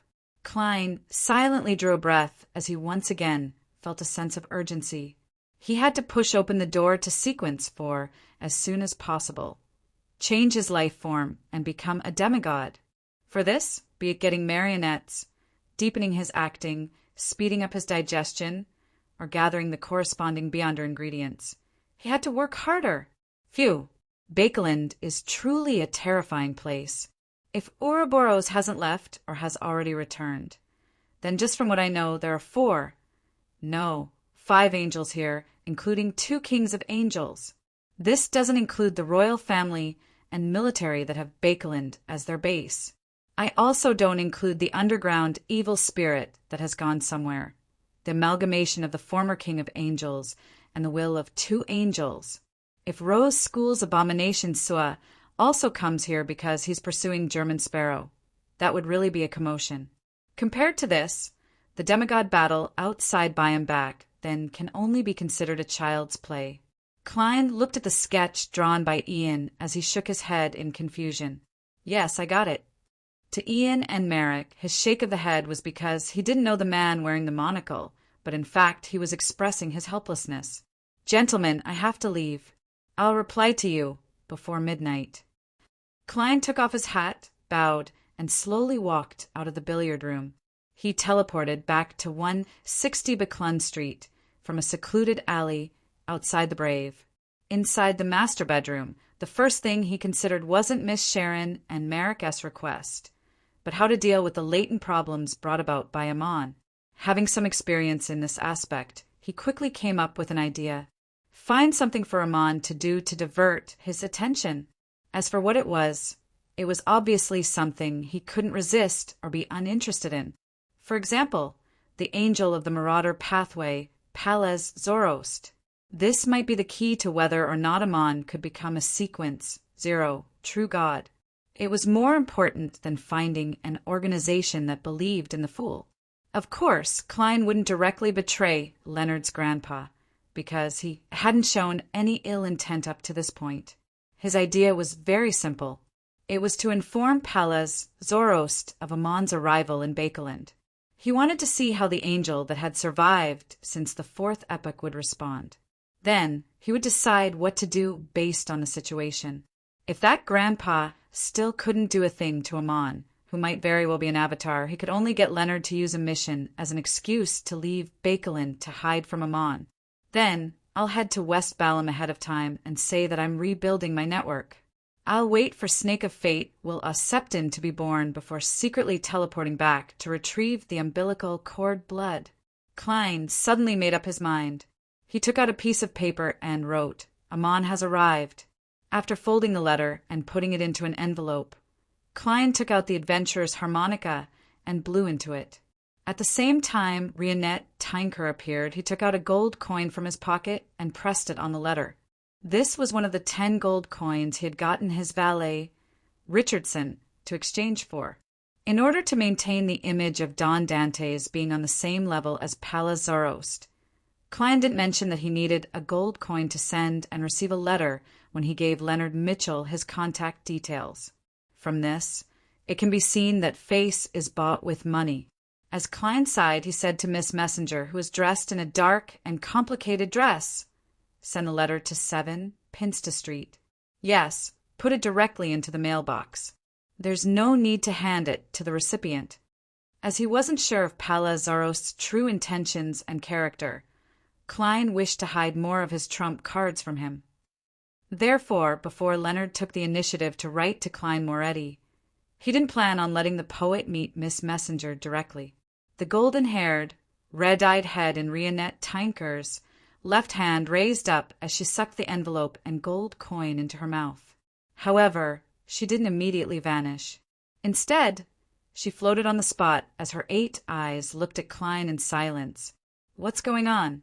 Klein was taken aback for a second before he had a guess. He asked with an odd expression, You don't know where 7 Pinsta Street is? Only then did he recall that a messenger relied on a location in the sense of mysticism. It was the location of the contractor and the sender's aura. Therefore, once the latter moved beyond the range of her senses, the messenger wouldn't be able to find him.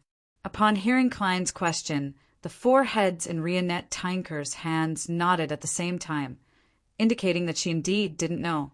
Klein coughed lightly, pulled open a drawer, and took out a map of Bakeland. He used a fountain pen to draw a huge circle and marked Northborough before circling Pinsta Street. You can look at the house number when you get there. Klein folded the map and handed it over. The head in Rionette Tinker's right hand immediately opened its mouth and bit the map. Then, her figure faded as she entered the spirit world. Upon seeing this, Klein exhaled, turned around, and walked out of the master bedroom. He went to the half-open room with the balcony to read the newspapers and magazines. Late at night, before he took a bath, he took 4 steps counterclockwise and entered the mysterious space above the gray fog. There's danger in helping Sharon and Merrick steal the Tutensis mummy. Klein took off the topaz pendant on his left wrist and did a divination. This time, the spirit pendulum spun clockwise. The amplitude wasn't huge, and the speed was rather slow. This means that the danger isn't high. Besides, even if there's a trap targeting Miss Sharon and Merrick, I'm not too afraid now. Klein beckoned with his hand, making a small, translucent black crystal card fly over. It was a fate siphon charm. Klein had used a worm of time to create a high-level charm at the demigod level. Right on the heels of that, he summoned Creeping Hunger and the Sea God's Scepter. He wore the former, and picked up the latter to record Lightning Storm and Tornado. The mutated and upgraded Creeping Hunger could record 2 demigod-level Beyonder powers that weren't higher than Sequence 3 through Mr. X's soul and characteristics. With this, Klein didn't need to borrow Lamino's travels every time. Furthermore, it was more convenient. After all, flipping through the spell book would affect Death Knell and the Fate Siphon charm unless he grew another 2 hands. After making the preparations, Klein returned to the real world.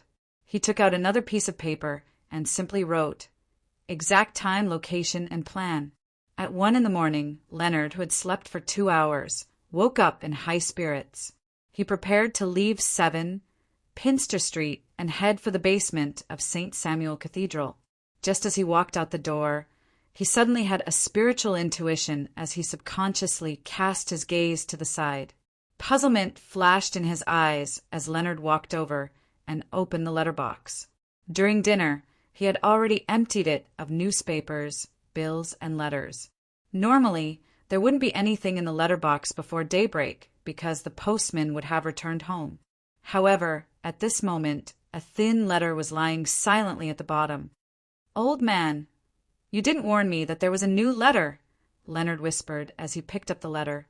In his mind, the slightly aged voice replied, "No one came in. No one came in." Leonard knew that old man's perception was limited to his body. Without another word, he tore open the seal, took out the letter, and shook it open. The letter was mostly blank except for a short sentence. "Amon has arrived. Amon has arrived." Leonard's pupils dilated. At the same time, he heard the parasite's breath for the first time. Chapter 899. Leonard actually didn't have a direct impression of Amon. He only knew that he was the enemy the parasite feared the most, the murderer who had injured the mysterious and powerful old man to such an extent. Therefore, his emotions quickly calmed down as he suppressed his voice and asked, "What should I do now?" In his mind, the slightly aged voice echoed 2 to 3 seconds later. "It's likely not Amon's true body, but his avatar. Indeed, Blasphemer Amon is an angel. He might even be a sequence, 1 angel. After all, Old Man is suspected to be a grounded angel." As Leonard absorbed the information and confirmed his theory, he listened to Palaz Zoroast continue. "If Amon's true body dares to appear in Bakeland, it might very well trigger a divine descent." A divine descent? How many years has it been since something like this happened? Since the 5th epoch, this was a legend recorded in the books. It had never appeared in public. Does this mean that even among sequence ones, Amon is one of the top existences? It's no wonder he's called Blasphemer. In just a few sentences, Leonard gained a deeper understanding of how terrifying the angel named Amon was. As he stood in front of the letterbox, his thoughts drifted. Suddenly he had an idea. He hurriedly whispered, "Since Amon is so highly regarded by the deities, can we think of a way to inform the church of his appearance in Bakeland from Leonard's point of view? The churches of Evernight and Storm, which were born in an earlier epoch and spanned the entire 4th epoch, likely had rich experience in dealing with angels. They were the best candidates to deal with Amon." In his mind, Palaz Zoroast chuckled and said, "It's useless. It's useless. This might even be Amon's goal." To him, losing an avatar is only a waste of some strength. He won't suffer any actual damage, and he can use the death of his avatar to see the corresponding changes in fate. From there, he can find the source of the disturbance or wave. Although this can't directly lock onto you and me, it can greatly reduce the range and create the conditions for his true body to deliver a fatal blow. Besides, don't tell me you think that Amon only has one avatar in Bakeland. Based on his habits and style, there might only be one who doesn't hide his existence. But in fact, there are a dozen, or even 100 avatars surrounding this lighthouse. When we try to get rid of that conspicuous guy, it's very likely that we'll be watched by a dozen, or even hundreds of almonds from different angles. He can be a passerby, a bird on the roof, an ant on the ground, an insect in the wood, or a tiny creature in the air. If you're not a demigod, even if his clone invades your body, you won't notice it at all. Listening to the old man's detailed description, Leonard felt a chill down his spine. He suddenly felt as if there were countless almonds lurking in the air around him. Scared. Palez Zoros chuckled. If you knew that Amon could steal your fate without any abnormalities, you would be even more afraid. What do you mean by stealing destiny? Leonard asked cautiously and suspiciously. Palez's aged voice sighed and said, "He will follow you home. Then you will realize that your parents will treat him as a son. Your wife will treat him as a husband, and your children will treat him as a father. Your friends, everyone you know, will think that him is you. As for you, you will become the unluckiest. You will lose all connection with the real world and slowly die." Will this kind of theft last forever? Leonard couldn't help but draw a gasp. Palez Zoros chuckled. Before a thief is caught, will he take the initiative to return the stolen items? Unless he has had enough fun. Leonard fell silent. He felt that an enemy at Amon's level was no longer something he could resist, but something he couldn't imagine. After a few seconds, he couldn't hide his hoarse voice. Then what should we do? He didn't take the initiative to share his thoughts because it was highly unlikely to be realistic. After a moment of silence, Palez Zoros said, "Let's take another look." Inside the Bravehearts bar. Marek was already waiting in billiard room 3, according to the agreement. Since Sherlock Moriarty had agreed to help, a face-to-face discussion of the details of the operation was a crucial segment. This was something that couldn't be explained clearly through letters alone. After gulping down a mouthful of beer, Marek raised his hand to comb his hair. His pale face was devoid of any color, and the faint madness he exuded was much fainter than before. At this moment, his heart stirred as he looked up to the side. He saw a figure in a top hat and suit quickly outline himself. It was none other than Sherlock Moriarty. Teleportation? Marek's heart palpitated as his pupils constricted. He instinctively raised his guard. It wasn't that he didn't trust Sherlock Moriarty, but it was a natural reaction when a creature was facing an existence at the top of the food chain.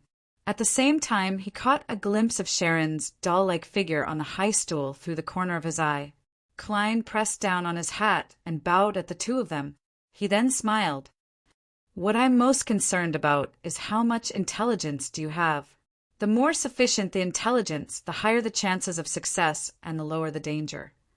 It's a very simple example. Can you confirm that the Tutensis II mummy isn't problematic? Can you confirm which coffin it's in? If it's possible, I'll directly teleport over before the guards react and bring it to the spirit world. That way, the problem will be resolved." Marek was just about to recall when he heard Sharon say calmly, "I can confirm which coffin it's in, but I can't confirm if there's any problem." "I can confirm which coffin it's in, but I can't confirm if there's any problem." Klein nodded and pulled a chair over to sit down. "Apart from this, what else do you know?" Sharon's blue eyes moved slightly. "It might be a trap by Rose School, or it might be a trap by the Rouen military. I didn't mention a second guess." "That's right. Without the other party confirming our cooperation, I wouldn't reveal too much either." Klein pondered and asked in response to the latter point, "A trap prepared for Rose School?" This time it was Merrick who answered. He explained in detail. In the ancient Highlands kingdom, the creation of mummies was a custom prepared for nobles. It was very sacred, and the pharaoh's mummies were not to be desecrated. Back then, before the Ruan, Intis, and Phainapoder armies conquered this country, the pharaoh's descendants had already moved the most important batch of mummies, including the remains of past pharaohs. This time, a secret base of the Highlands resistance was breached. The Ruan soldiers found Tutankhamun II's mummy at the lowest level and planned on sending it to Bakelin to an unknown military organization for research. To the pharaoh's descendants, this is the greatest insult. They have sufficient motivation to snatch back Tutankhamun II's mummy. And among these descendants, there's a demigod named Mamosi. He's one of the main leaders of the resistance, as well as an important member of Rose School. He's a student of Abomination Sua. Klein nodded slightly. In other words, Tutankhamun II's mummy might be bait used by the Ruan army to lure Mamosi. Of course, we can't eliminate the possibility that Rose School deliberately sacrificed a pharaoh's remains to get rid of you. He originally wanted to say that there wasn't a need for Rose School to go to such an extent since one of them was a sequence 6 and the other was a sequence 5. But when he thought of how Rose School was led by the indulgent faction and that they wouldn't have any restraint in their desire for revenge, he felt that he couldn't make a decision with the mindset of a normal person. Furthermore, Miss Sharon and Merrick were able to escape the mother tree of Desire's restraints and successfully escape Rose School. Apart from luck, there might also be secret support. If that's true, they're definitely targets that Rose School would focus on. Klein naturally had such thoughts, but he didn't say them out loud. Yes, Merrick rubbed his temples. The large amount of words, he said, seemed to have stirred his mind and desires. Klein thought for a moment. If it's the former, things will be more troublesome than I expected. To deal with a demigod with accomplices, the Ruan military needs to have at least 2 Beyonders with combat strength at the same level as Mamosi lying in ambush. Apart from that, they definitely have to leave some room to prevent any accidents. For example, preparing a Grade 0 sealed artifact. In short, if it's not near Bakelin, or if it's a joint operation with the 3 churches, they might not be able to easily complete such a trap. Sharon's chin moved slightly as she nodded, agreeing with Sherlock Moriarty's judgment. Klein didn't emphasize the difficulty as he said, "Therefore, we need to have more accurate and detailed information. Therefore, we need more accurate and detailed information so that we can make more targeted preparations. Only then will we be able to achieve our goal." Without waiting for Sharon and Merrick to speak, he added, "I know of a secret existence that can do magic mirror divination. He strictly abides by the principle of equivalence. As long as one doesn't care about privacy or is able to withstand actions that bring about intense shame, one can obtain the answers to many questions from him. Are you willing to attempt it? I'll summon it." Whoever summoned it in black divination would bear the greatest risk. What if you refuse to expose your privacy or refuse to do such actions? Merrick narrowed his eyes. Klein answered sincerely, "You will be struck by lightning. He will be struck by lightning, which can cause quite a bit of damage." Lightning. Merrick originally believed that with a zombie's toughness, it wouldn't be a problem to withstand direct damage. But he never expected it to be lightning that was rather effective against the undead. He hesitated for a moment and looked at Sharon. After receiving an affirmative nod, he exhaled. "All right." Klein didn't speak further. As he took out a pen and paper from his pocket, he instructed, "Prepare a mirror." Just as he said that, a palm-sized makeup mirror appeared on the billiard table. A palace-style makeup mirror. Klein glanced at it and drew the symbol that combined prying and concealment. A palace-style makeup mirror.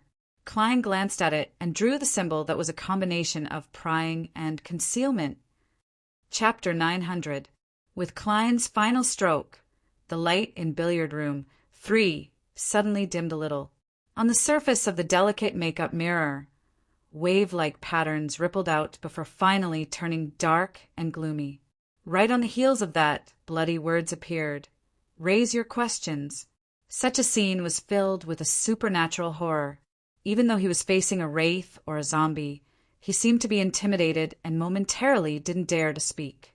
Only Klein maintained a smile, as though he was accustomed to all of this.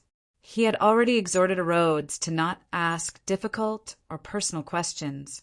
He told it not to act like a servant. If it wasn't for Sharon and Merrick, who understood the situation better, asking questions that would allow them to grasp the crux of the matter, Klein definitely would have preferred to settle it in private and not expose the fact that he had such a helper.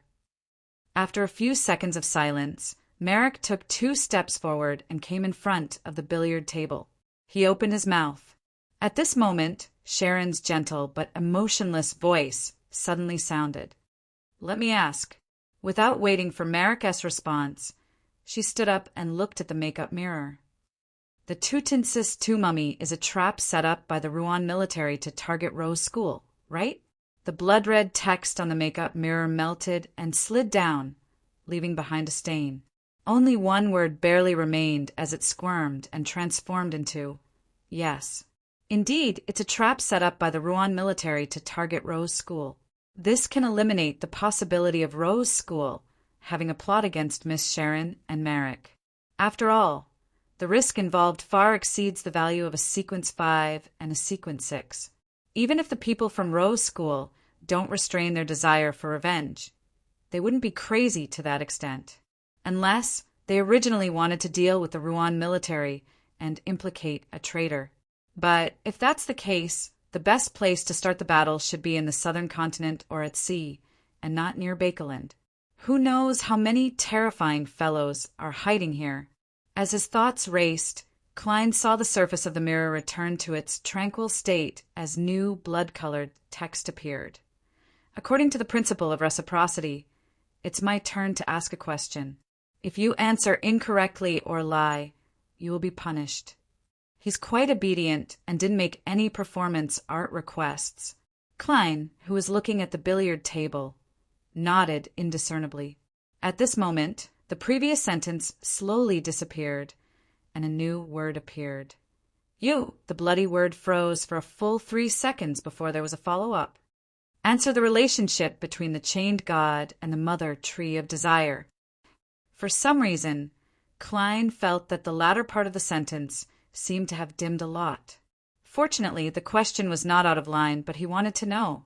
Sharon, who was wearing a black bonnet, looked at the makeup mirror and said without any change in expression, "At the beginning of the 5th epoch, with the fall of death, the Eggers family gradually lost control of the Star Highlands and Paws Valley. Those places had their own Beyonder organization, Rose School. In the beginning, there was no mother tree of desire, only the chained god. Rose School advocated temperance and established a religious ritual system, including laws. The official members led a life of abstinence to deal with the aftereffects of obtaining power. Suddenly, one day, there was an addition of words like indulgence in the oracle. Many people slowly changed and restored the ancient and bloody sacrificial tradition. Later on, some of the upper echelons of the school of thought began to secretly claim that the chained god was the embodiment of the mother tree of desire. It sounds like the chained god has been corrupted or replaced by the mother tree of desire bit by bit. If this was once a sequence 0, then the mother tree of desire is truly terrifying. It's no wonder all the other deities view it as an enemy. However, the chained god might not be a sequence 0. There's a high chance that it's a uniqueness that has completely come to life, or a king of angels with 2 sequence 1 powers. It might even be weaker. There's currently a lack of sufficient information to confirm it. Klein frowned slightly as he thought about the mother tree of desire. At this moment, Sharon asked, "What's the matter? What are the problems with the Tutensis 2 mummy?" On the surface of the makeup mirror, the blood-red words squirmed and changed, forming a complete sentence. It's full of curses, the incarnation of curses. It has the possibility of turning into a living corpse. This mummy is made of curses, as expected of a corpse left behind by a high sequence beyonder. How should it be resolved?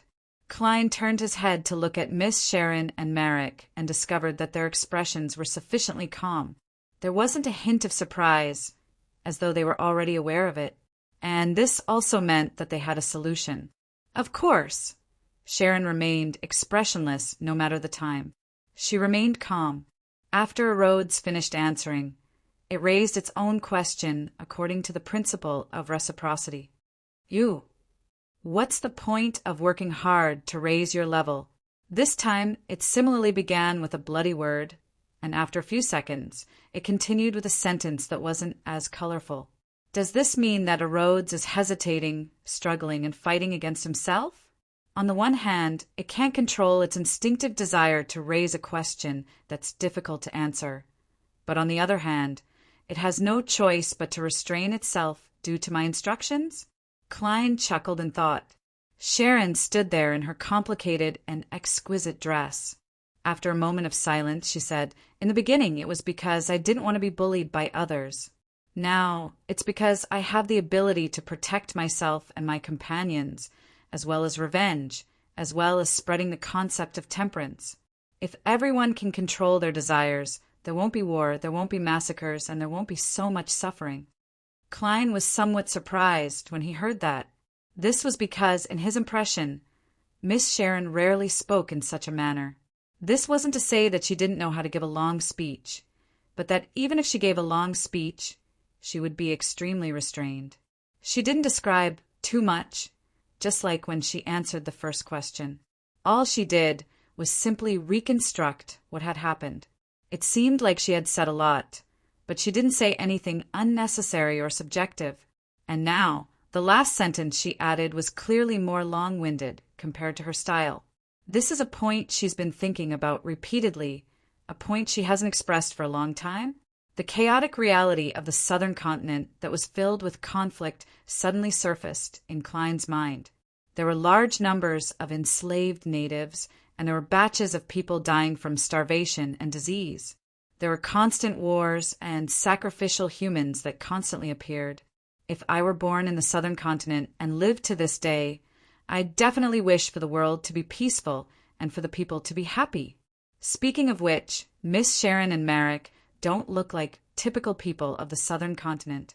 Yes, I heard that a portion of the upper echelons of the ancient Highlands Kingdom and Perth Kingdom are actually from the northern continent. That's true. Before death perished, the northern and southern continents were able to travel smoothly. Also, when Sharon mentioned vengeance, the word she used didn't carry much weight. It was as though she didn't have any hope or didn't have such a strong desire. Klein sighed in silence as he listened to Sharon raise detail after detail and answer question after question. After figuring out the situation regarding the Tutensis II mummy, Sharon asked again, "Apart from Amosi, what other high-sequence beyonders will appear in this trap?" Apart from Mimosi, what other high-sequence beyonders will appear in this trap? The surface of the vanity mirror rippled before finally condensing into a resplendent light that blanketed everything. Nothing else could be seen. With a Rhodes's powers, it likely involves an angel or a grade 0 sealed artifact. That's why I'm unable to give an accurate answer. Klein retracted his gaze and smiled at Miss Sharon and Merrick. From the looks of it, it's as I expected. The Rouen military has left quite a bit of room for maneuver. Sharon nodded slightly as she continued looking at the vanity mirror, waiting for the hidden existence to answer his question. The blood-colored words squirmed and were no longer as intermittent as before. They appeared in one breath. "What's your opinion of your teacher?" "Teacher?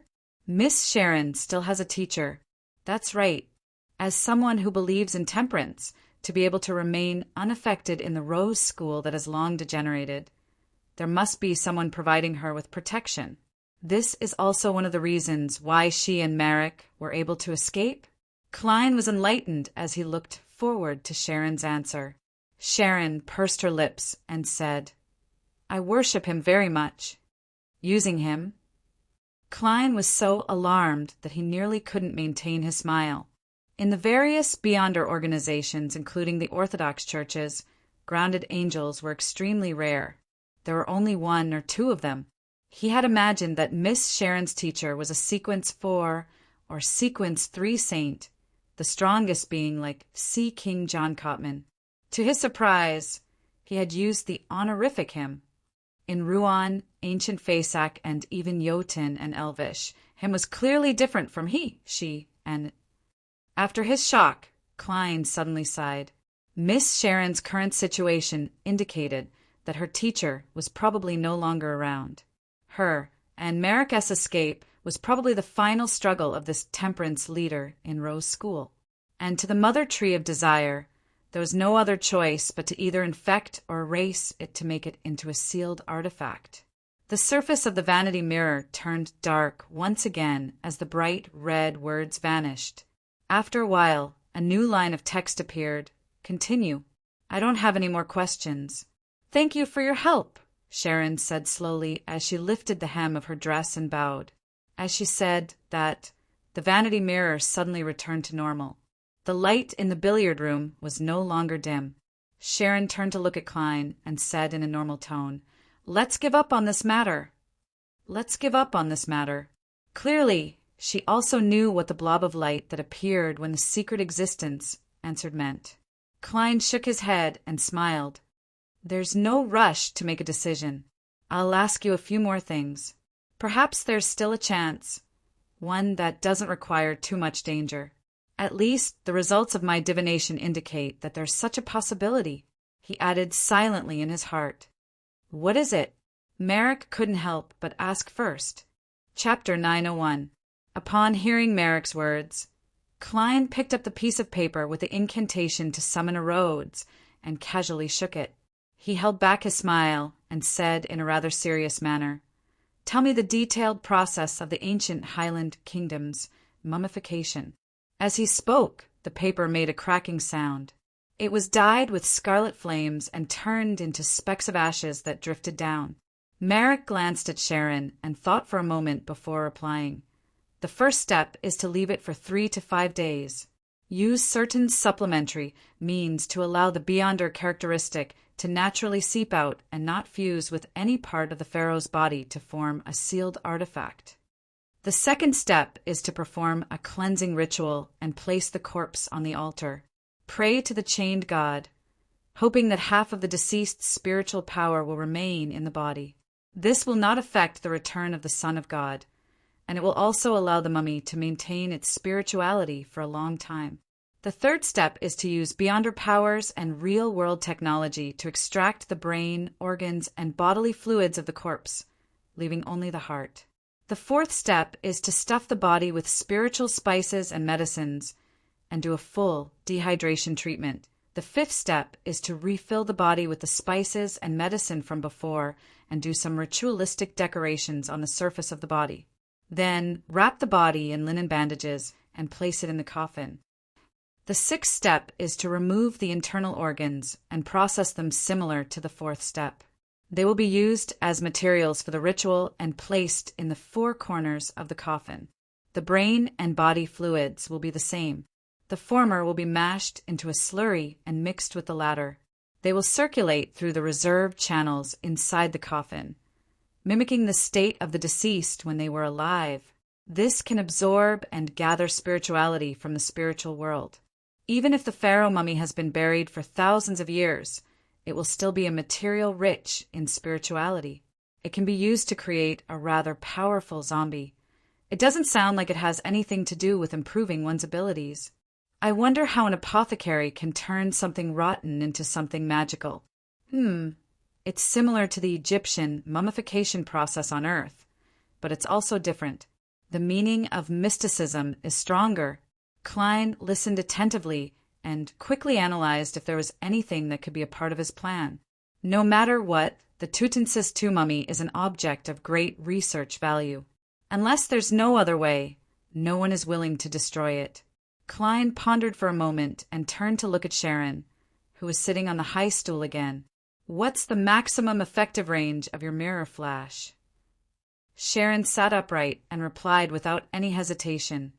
"I'm not sure. 300 meters. That's pretty far. It's much more powerful than my flaming jump. However, that's normal. After all, a wraith's main characteristic is that it can come and go without a trace, while flaming jump is just a method to perform magic. That's not bad. I can use it. Klein couldn't help but sigh in his heart. Although he had once had a wraith marionette, he didn't know the limits of mirror blink.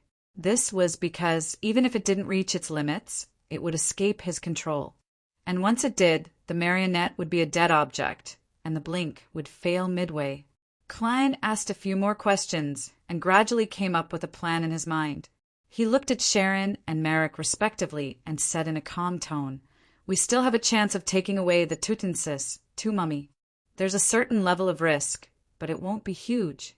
Yes, the prerequisite is that you have to listen to my arrangements and let me lead this operation. Of course, if you find it inappropriate, you can choose to stop and return at any time. That's your freedom. Just remember to pay me." If this were in the past, Merrick definitely would have rejected it without a second thought. He and Sharon were considered experienced mid-sequence Beyonders. So how could they listen to the arrangements of a newly advanced Beyonder who had once sought their protection? However, during their previous cooperation, the intelligence, adaptability, and strange items that Sherlock Moriarty had displayed had left a deep impression on Merrick. He subconsciously placed him on the same level as him. When news of German Sparrow reached Bakeland, he was alarmed. He believed that he was one of the strongest Beyonders below high-sequence Beyonders. In mysticism and Beyonder combat, he was an authority. Since it was an authority, he had to obey. He can even teleport. Merrick recalled Sherlock Moriarty's appearance and had a baffling feeling that he had immense confidence. Perhaps he could really find a chance of success. He turned his head and exchanged looks with Sharon. The two nodded in unison. "Okay," Sharon replied. There was no hesitation in her blue eyes. Klein immediately smiled. "As for the exact details, I'll tell you based on the scene." He had deliberately appeared in the form of traveling to provide a secret presence to obtain intelligence. Apart from explaining the problem and gaining a more accurate understanding of the situation, it was also to establish his image and elevate his standing so that he could be in control. As a marionettist, even if he didn't have a marionette, he had to control others to complete a predetermined performance. To Klein, on the one hand, this operation was to help Sharon and Merrick, and on the other hand, he hoped to use the grand scene and the puppet show he was in charge of to quickly digest the potion. It had to be said that the oppressive experience brought about by Amon's appearance in Bakeland, as well as his recent interactions with the spectators, made Klein, who didn't have a marionette, gain a deeper understanding of a marionettist role that he had previously concluded, to use his marionette as a guide to control the enemy and stage a puppet show in reality. His present thoughts were, even without a marionette, he could use his aura, language, the design of the scene, or a certain level of cooperation to control a target and stage a puppet show in reality. What a marionettist controlled wasn't just spirit-body threads. And what happened just now was just a tiny attempt by Klein. Just like Amon, just a simple appearance seems to lead many things. It makes me and Palaz Zoros seem to be waiting for his baton. Amidst Klein's silent sigh, he heard Sharon and Merrick reply in unison. "All right." At night in Pritz Harbor, there were elegant gas lamps made of black metal. They emitted light that illuminated the various roads. At this moment, most of the ships had already entered the harbor. Silence was the main theme here. On the top floor of a warehouse, in an area surrounded by wooden crates, 3 figures suddenly appeared out of the void. They were none other than Sherlock Moriarty in his formal suit and top hat, Merrick in his white shirt and black vest, and Sharon in her black bonnet and regal dress. With the help of teleportation, they had directly arrived here from Bakeland. It was quite a distance from the harbor, where the ship carrying the Tutensis Mummy was scheduled to dock. Klein propped himself up with his right hand as he stepped on the wooden pillar and nimbly leaped up the horizontal beam. As though he was walking on flat ground, he quickly arrived at the wall. There was a rather sizable air vent here. He then took out the binoculars that Miss Sharon had provided and looked at the harbor described in the intelligence. The roofs of the various buildings there were already occupied by soldiers with steam-powered backpacks and thick-barreled rifles in hand. They patrolled the area and were on high alert, prepared to shoot at anyone who dared approach without permission. All they did was give a single warning. Apart from these, there were a few exaggerated robotic monsters parked around the harbor. They were completely made of metal and were taller than giants. At the top was a rotating top, a water-cooled machine gun, and a vertical chimney. The bottom was grayish-white in color, and there were many exposed rivets, nuts, and gears. It looked very crude. In addition, there was a thick cannon barrel in front of the machine. At the bottom were 2 rows of metal wheels, wrapped in rubber tracks. There were clearly people among them, but Klein couldn't see who they were. He couldn't confirm if there were any beyonders. Near these steel monsters, on the harbor, a black metal tower that was more than 10 meters tall had been erected. It had a complicated but seemingly unrefined pulley system, with steel cables and hooks hanging down. On the surface, it doesn't seem like a low-level military operation, but it's not too high-level either. Klein retracted his gaze and threw the binoculars to the approaching Merrick, allowing him to observe the situation once again. Before the official operation, they had come to a consensus. It was to try their best not to use their beyonder powers. They were to rely on non-mysticism creations to spy on the target to prevent themselves from being alarmed. After all, there might be a demigod lurking in the harbor. Of course, Klein had also adjusted the powers recorded in Creeping Hunger, using Paper Angel to match Tornado instead of Lightning Storm. After Sharon understood the situation, Klein, who had retreated to a wooden rack to the side, revealed a seemingly relaxed smile. "We only have one goal today. That is to attempt it when there's a chance. If there's none, we'd rather watch by the side or even leave ahead of time. Is there any problem?" "No," Sharon replied calmly. Merrick shook his head to express the same idea. Klein nodded and looked at Merrick. "How many mirrors did you bring?" 9. Merrick displayed his preparations one by one, then pointed at his eye and said, "This counts as well." "All right." Klein pointed in a direction. "When I tell you to leave later, run out of Pritz Harbor and throw down these mirrors along the way." Merrick opened his mouth as though he wanted to ask why, but he quickly understood Sherlock Moriarty's intentions. He nodded seriously and said, "I'll do as you say." Klein smiled as he extended his hand and held it in midair. "It's a pleasure working with you." Merrick hesitated for a second before extending his right hand and striking his palm. After doing this, the tension in his heart inexplicably eased. Klein turned to look at Miss Sharon, took out an iron cigar case and handed it to her. "Take it and fly towards the lighthouse after you get my signal. Then count to 3 and remove the wall of spirituality on it. During this process, and after it's done, don't stop flying. Try to be as irregular as possible, regardless of the method. When you see the special firework I shot out, immediately use the wall of the spirit world to isolate the cigar case. Then, use mirror blink in Merrick's direction. Do your best. After you meet up, flee. There's no need to wait for me. I'll teleport over." One of the core elements of his operation tonight was the Aztec copper whistle. Stealing the Tutansis II mummy is very difficult, but I can make it run over by itself. Chapter 902. After hearing Sherlock Moriarty's arrangements, Sharon didn't say a word. All she did was nod her head, gently in agreement. Klein then took out a grayish iron metal mask and wore it on his face. Only his eyes and nostrils were exposed. Similarly, Sharon and Merrick also wore similar masks. However, they had different reasons for concealing themselves. The Wraith and the Zombie simply didn't want to expose their true appearances. They didn't want to be targeted by the Rouen military, preventing them from moving around in Bakeland.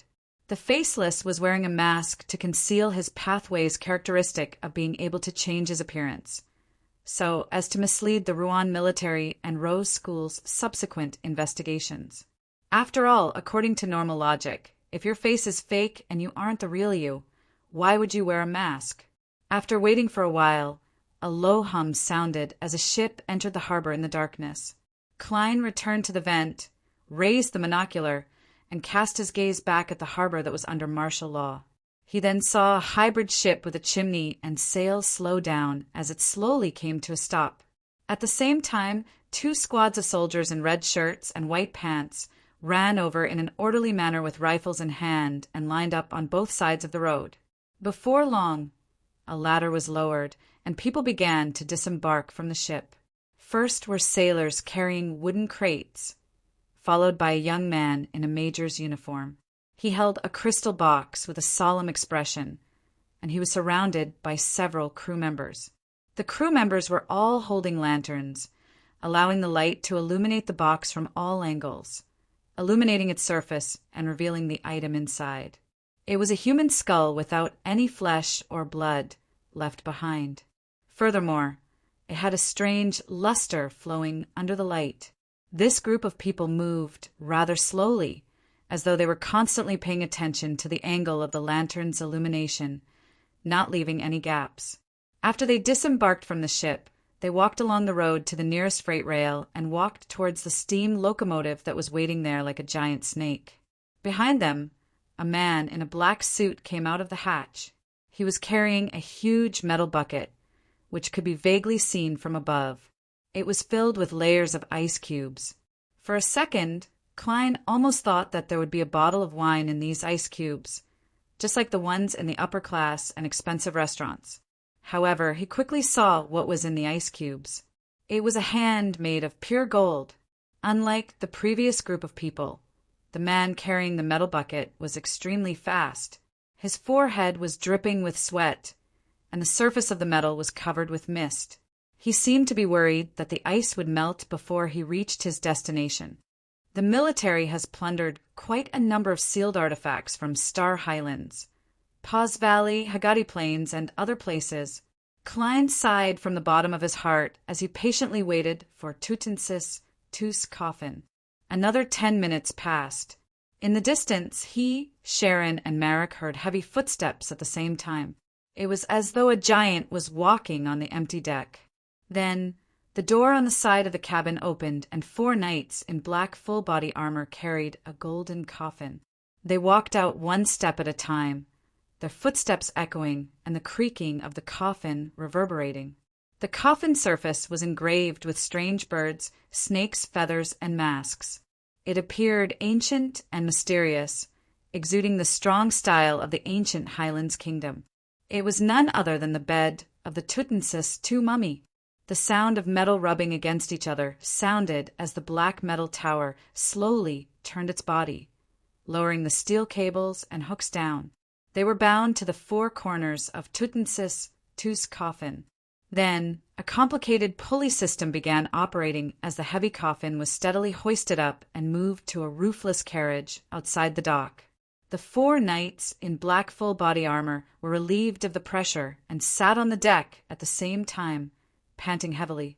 Amidst the hubbub, one of the knights suddenly grunted. Dark red blood flowed out from the gaps in his armor. More and more blood flowed out, becoming more and more obvious. In the end, there were even tiny, hard black beetles inside. Thud! The knight fell backward and dropped his helmet, revealing a head with empty eye sockets and strips of flesh hanging from it. Countless black beetles were burrowing in and out of it. Curse! The Tutensis Tu mummy is the embodiment of a curse. Even wearing armor that's imbued with blessings doesn't seem to be able to completely avoid the outcome of being cursed. Klein sighed silently as he cast his gaze to the golden coffin that was slowly descending onto the carriage. The carriage outside the dock didn't have any horses, and there were 4 knights standing around it, identical to the previous one. As the coffin descended, they approached and prepared to pull the carriage. At this moment, the carriage's wheels suddenly spun, automatically maintaining its balance as it began running to the side. At that moment, it seemed to come to life. Klein tensed up as he looked into the distance with even greater focus. Pa! Pa! Pa! The wheels spun at high speeds, constantly crashing into the rocks, wooden blocks, and steps on the abnormal path. The horseless carriage pulled the golden coffin as it galloped through the empty area of the dock. This scene looked like a scene described in a ghost story. Near the dock, a steel monster with a chimney, cannon barrels, and machine guns turned around as a deep voice penetrated it without any obstruction. Attachments are prohibited here. Just as this sentence was said, the carriage that was galloping on its own suddenly lost its momentum. After leaving behind 2 long tracks, it came to a stable stop. At the same time, a figure appeared in midair.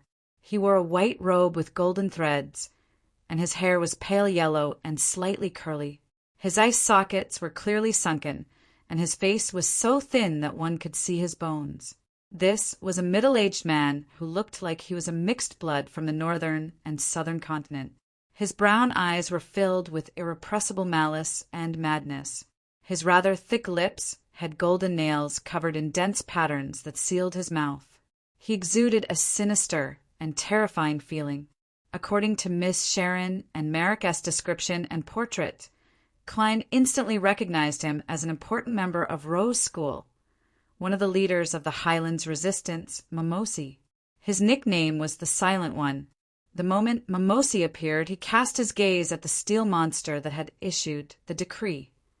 He completely ignored the Tutmosis II coffin that was placed diagonally below him on the carriage. His attempt from before was apparently to confirm the location of the Rouen military demigod. In an instant, Mimosi raised his right hand and pulled at the corner of his mouth.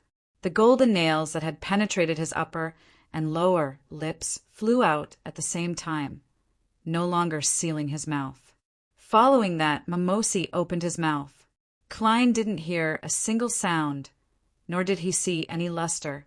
He discovered that the gigantic steam chariot had melted and warped. In a blink of an eye, it had turned into a goat with a pair of glazed eyes and messy fur. With a puff, blood spewed out from the goat's belly as a blob of meat rolled out. On it was a white glove and a golden mask. A beam of light suddenly burst out from the meat, cleaving apart all the chaos and evilness. The squirming flesh and blood began to reform into a human shape, returning to its original state. It was a black-haired, golden-eyed man wearing a mask. At this moment, Mimosi raised his palm, causing all the guns and cannons that were aimed at him to lift their muzzles, missing. Then he took out a doll. The doll seemed to be made of old cloth. It was stained with obvious stains and blood. Its eyes had been dug out by someone, leaving 2 empty holes.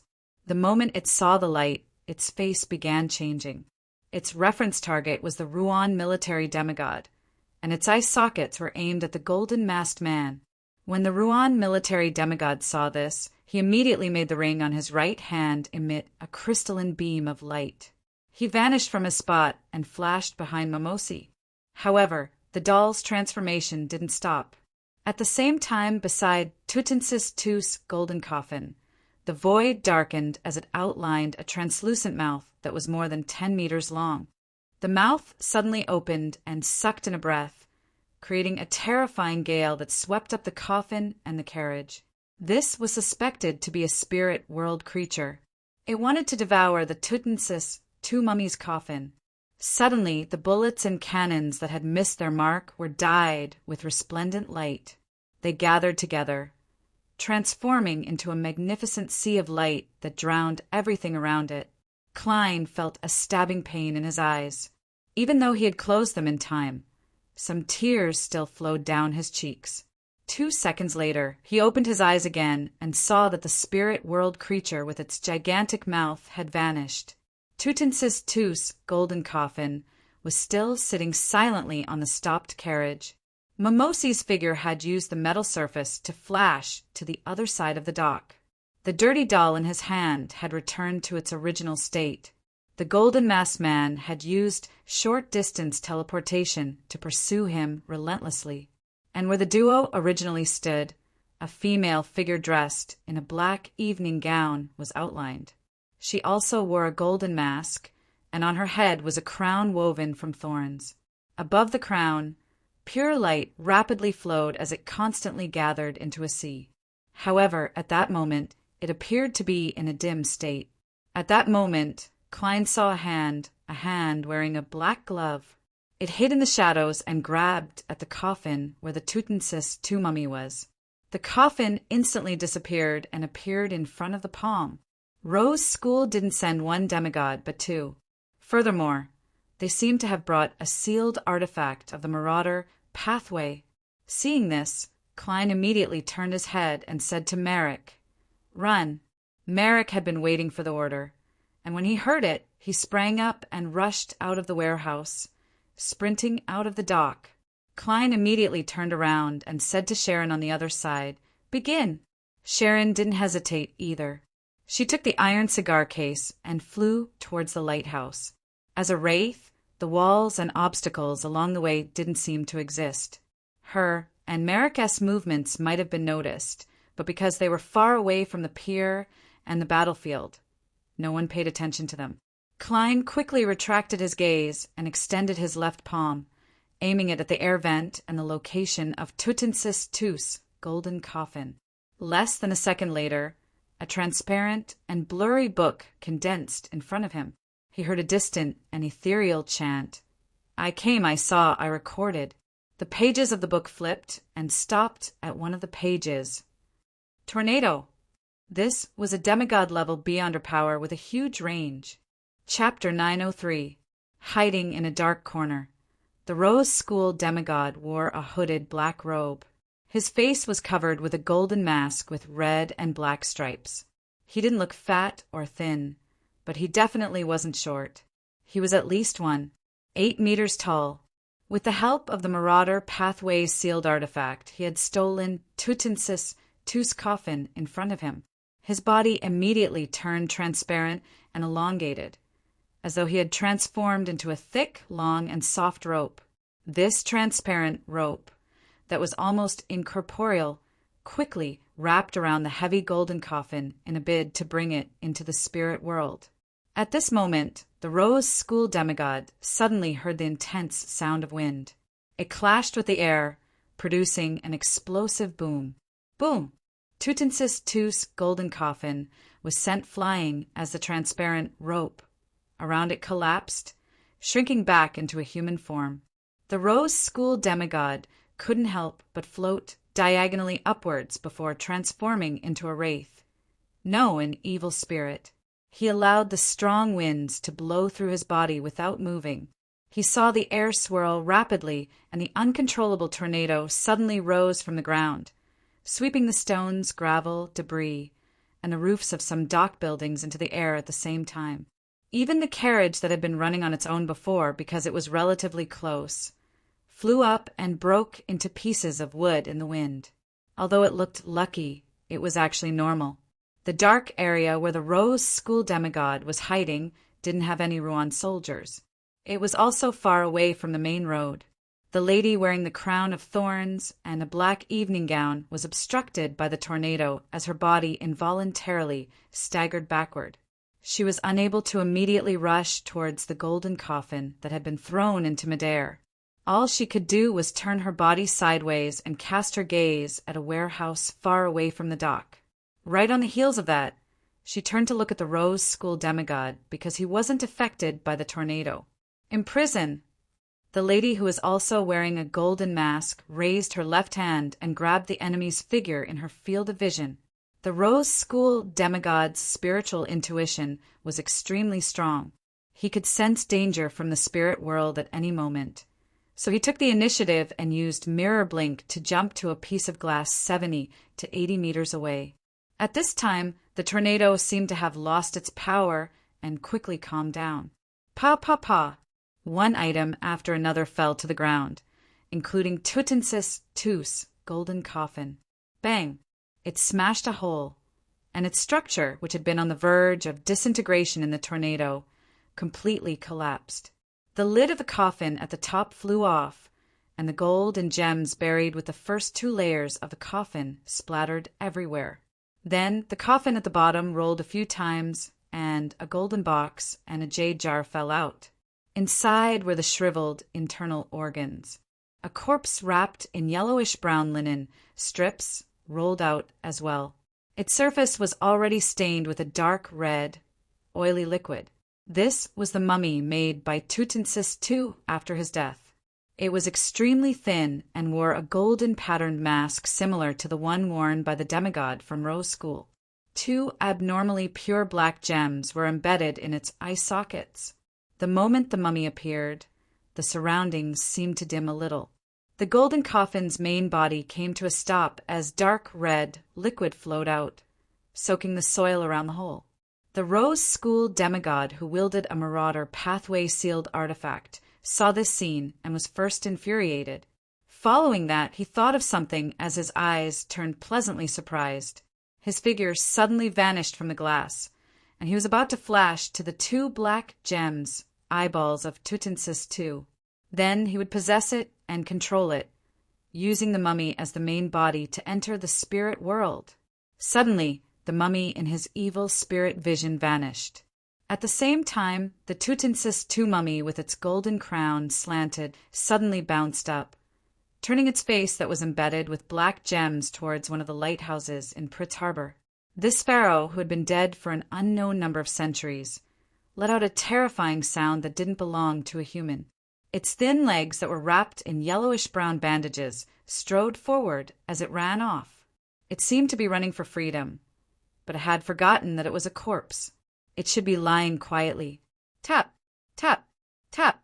The moment the Tutmosis II mummy began moving, it completed its acceleration. Upon seeing this, the lady wearing the crown of thorns raised her right palm and aimed it at the mutated mummy. All the dead shall rest in peace. She said a few words in ancient Hermes. Bang! The Tutmosis II mummy exerted strength in its legs and leaped up, jumping in another direction. With an agility that didn't match a corpse, it escaped the region where the dead could finally rest in peace. The black-haired, golden-eyed man who was pursuing Mimosi narrowed his eyes as the ring on his finger emitted a crystalline beam of light once again. His figure immediately teleported in front of the mummy in a bid to stop the dead from leaving. However, Tutmosis II changed directions once again, charging over from another angle. It constantly changed the direction it was heading in, as though approaching the lighthouse was its goal. It was moving in an irregular manner. Mimosi's heart stirred as his figure suddenly vanished, flashing to a piece of glass not far from the mummy. With this as a springboard, he finally succeeded in making his figure appear above the 2 black gems in Tutmosis II's eye sockets.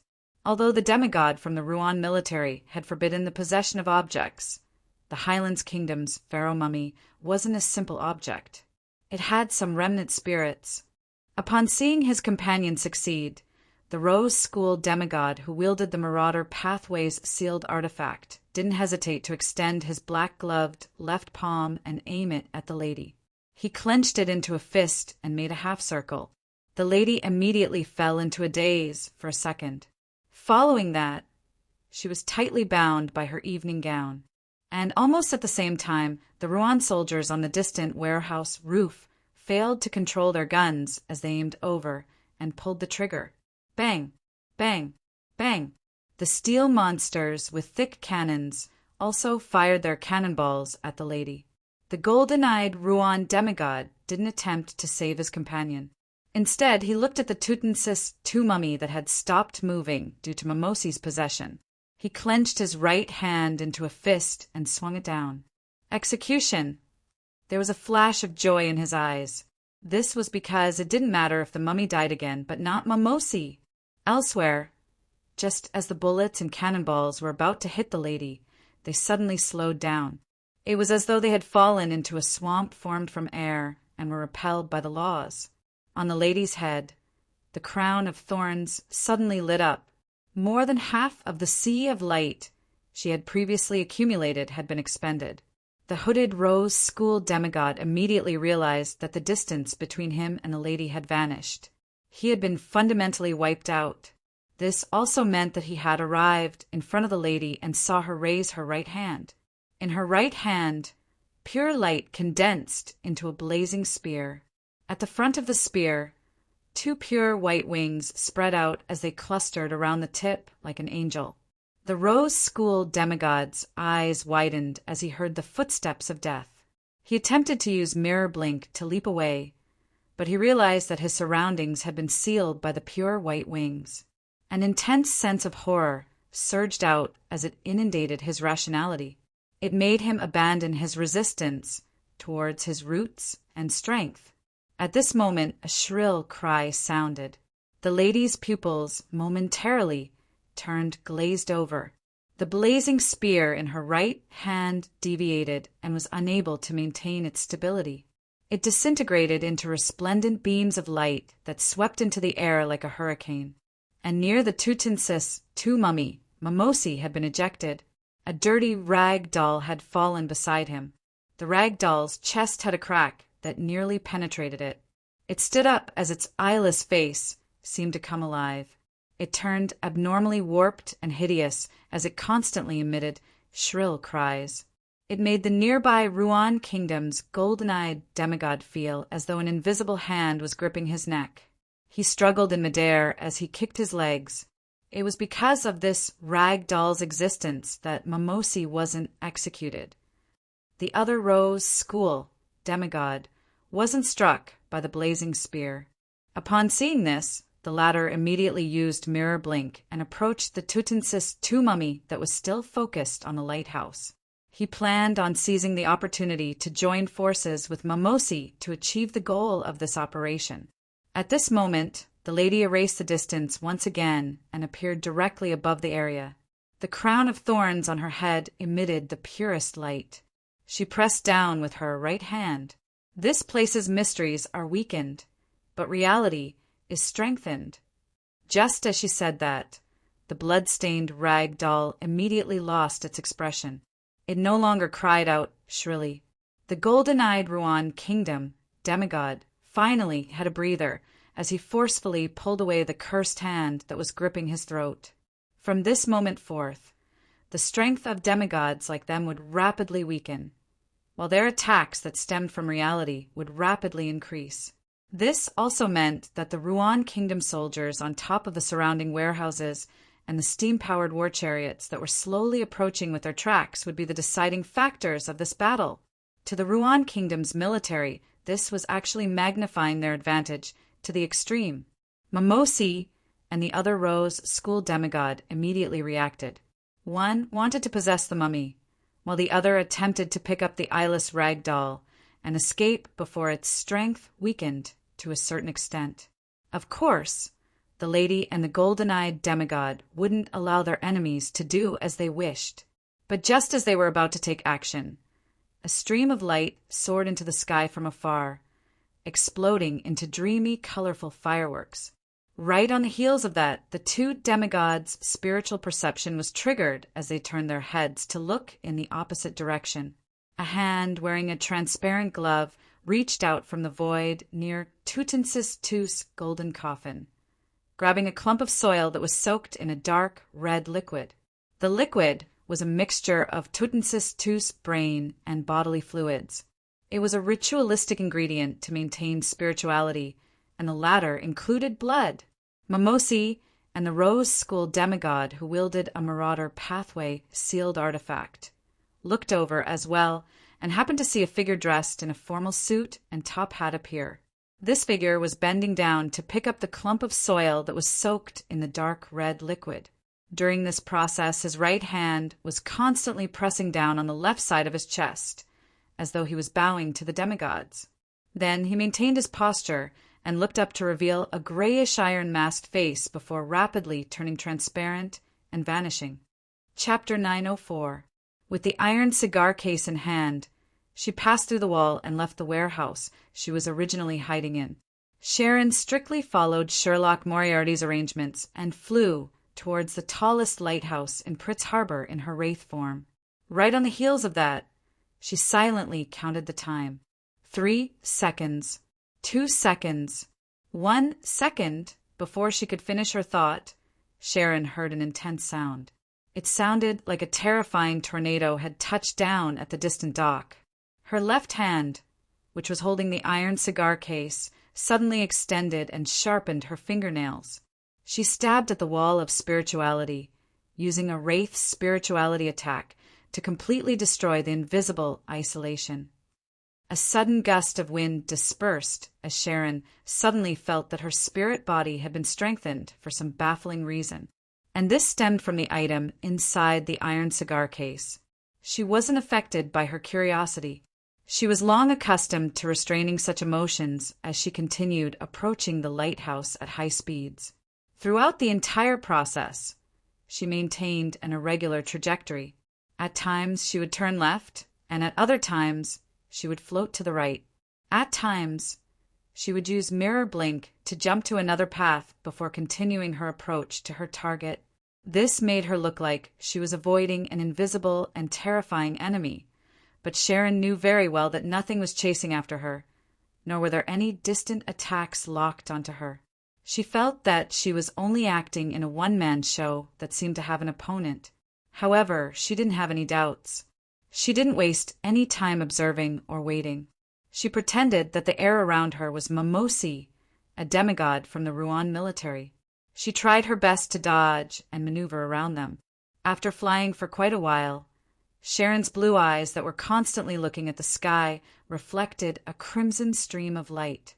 It flew to a high altitude and suddenly exploded, turning into a beautiful red, orange, and yellow firework. Sharon immediately retracted her gaze. As she used the wraith's fingernails to spew out spirituality and reconstruct the barrier, she leaped towards Marrak's path. At regular intervals, there would be a shattered mirror. Sharon's figure in her tiny bonnet and black dress kept flashing on it. Soon, she appeared in Marrak's brown eyes. Following that, she nimbly took a step forward as the iron cigar case in her hand was covered with a wall of spirituality once again. Marrak and Sharon didn't speak, nor did they make eye contact. It was as though they were being pursued by an invisible monster. They didn't dare stop at all. Frankly speaking, they had a general idea of the effects of what they were doing. After all, Sherlock Moriarty had once used the copper whistle to attract zombies and shadows. As for Sharon's mirror blink, the two of them were very familiar with it. However, they couldn't imagine how the detective with many secrets would steal the Tutensis mummy under the watchful eyes of the demigods. It wasn't to say that the mummy would definitely be able to escape if it wanted to. The demigods would definitely stop and chase after it. At this moment, they saw a figure instantly appear in front of them. He was wearing a black suit and a half-top hat. His face was covered by a grayish iron mask. In his hand was a clump of dark red soil and a book with a dark brown cover. It was none other than Sherlock Moriarty. Marrak immediately slowed down. As he allowed the man to smear the soil on the book's surface and into his clothes, he grabbed his shoulder and surveyed his surroundings. However, he didn't discover the Tutensis mummy. Did I fail in the end? Mentally prepared, he sighed as he watched himself, Sharon, and Sherlock Moriarty turn transparent and vanish from their spots. In the region where the demigods were fighting, when the man in the grayish iron mask teleported away while bowing, the golden-eyed demigod from the Rouen military had a baffling foreboding. He felt that the situation had taken a turn for the worse. He had to be stopped. Although he didn't know what he had done, he had to be stopped. Such thoughts instantly surfaced in his mind as the golden-eyed demigod immediately activated the ring on his finger, using traveling to fight traveling and teleport to pursue teleport. However, in this short interval, he realized that he was unable to lock onto the mysterious guest's aura. In other words, the other party had either interfered at the demigod level, or he had teleported to a faraway spot. Regardless of the possibility, it meant that his pursuit would easily fail. And more importantly, if he were to leave, it would be equivalent to leaving the lady in the evening gown with Mimosi and the other Rose, school demigod. This was an extremely dangerous situation. After all, the current region's mysteriousness hadn't dropped to the point where it could be completely suppressed by the guns of reality. Besides, there haven't been any losses. The mummy is still around. That person only took away a bit of soil that's rich in spirituality. The golden-eyed demigod swept his gaze across the Tutmosis II mummy that was standing there in a daze before casting his attention back onto Mamosi. Suddenly, in the four demigods' spiritual perception, the mummy that was covered in yellowish-brown bandages and soaked in dark red liquid had vanished. Such a solid mummy had disappeared without any warning. Gone. For that 1 second, Mahams and the other demigods felt as though they had watched an interesting magic show or a play that contained a trick. But sadly, as demigods, they failed to discover the trick behind the magic show or the trick behind the play. Moments later, Mamosi and the other Rose School demigod, who had lost their target, didn't hesitate to fade their bodies as they attempted to enter the spirit world to escape. The golden-eyed demigod and the lady stopped them in their tracks. After 2 consecutive teleports, Klein brought Miss Sharon and Merrick back to the 2-bedroom apartment they had rented in Bakelin's East Borough. "I will pay you according to the agreement," Sharon said the moment she found her footing. At the same time, she returned the iron cigar case to Sherlock Moriarty. They had already agreed that regardless of whether they ultimately achieved their goal, Sharon would provide them with the information regarding the spirit world plunderer. If they succeeded, they would be compensated with 3,500 Ruan coins, or £5,000. Klein took the iron cigar case that had traces of corrosion on its exterior and casually weighed it in his hand. He sensed the slight throbbing of Aztec's copper whistle inside. He then put away the item and smiled at Miss Sharon and Merrick. "Gentlemen, please wait in the room outside. Give me another 5 minutes." His tone was very certain, as though he was saying that he had succeeded. What can he do in 5 minutes? It's impossible for him to teleport over and bring back the Tutmosis II mummy. This will be even more dangerous and difficult than before. Merrick was filled with questions as his footsteps appeared extremely slow. As for Sharon, she had already arrived in front of the wooden door that separated the inner and outer rooms. She passed through it. Merrick hurriedly reined in his thoughts and followed closely behind, opening the door and leaving. Klein watched them with a smile the entire time. Then he teleported to a cheap hotel in another direction in East Borough. He had disguised his identity and appearance in the afternoon to rent a room there. Right on the heels of that, he took out a book with a dark brown cover that was smeared with dark red mud. It was Gu Rosel's Travels. As long as blood that hadn't dried yet and still had remnant spirituality was smeared on its cover, it could forcefully pull the corresponding target into the world in the book. And the liquid in the Tutmosis II mummy's golden coffin contained blood. This also meant that at that moment, the mummy was already in Klein's hands in Rosel's Travels. After hearing Merrick's explanation of the pharaoh mummy's creation, Klein actually had a general plan. It was to use Aztec's copper whistle's attraction to the corpse as a spirit body threads to control the Tutmosis II mummy. He would then use this marionette to lure the demigods away from the coffin's vicinity, creating the conditions for him to teleport over to retrieve the liquid. He had never thought of directly taking the mummy away or allowing it to successfully escape the dock. It wasn't realistic. This required him to face the attacks of a demigod, and he, Sharon, and Merrick were unable to deal with it, even if they joined forces. Even if he spent a large sum of money to summon Miss Messenger Rionette Tynker, it might not be possible. Therefore, Aztec's copper whistle and the mummy's reanimation appeared to be a goal and plan, but in fact it was just a method to control and guide them. This could make the other actors ignore the situation around the golden coffin. This was an overt scheme that even demigods couldn't resist. This was because they were protecting the mummy and not the golden coffin. They were targeting high-sequence beyonders like Mamosi from Rose School, and not a few fellows wandering far away with unknown intentions. Klein's plan wasn't interconnected or ingenious. It couldn't be carried out without any accidents happening. There were very few problems that he needed to control. As long as the tornado successfully flipped over the coffin, Miss Sharon had to follow his instructions and maintain an irregular trajectory. As long as the military didn't have enough manpower to easily finish off Mamosi and the other Rose School demigods, all he needed to do was wait for an opportunity to appear. After the demigods left the vicinity of the golden coffin, and before the mummy was possessed by the evil spirit, he would teleport over and take away something soaked in liquid before immediately escaping.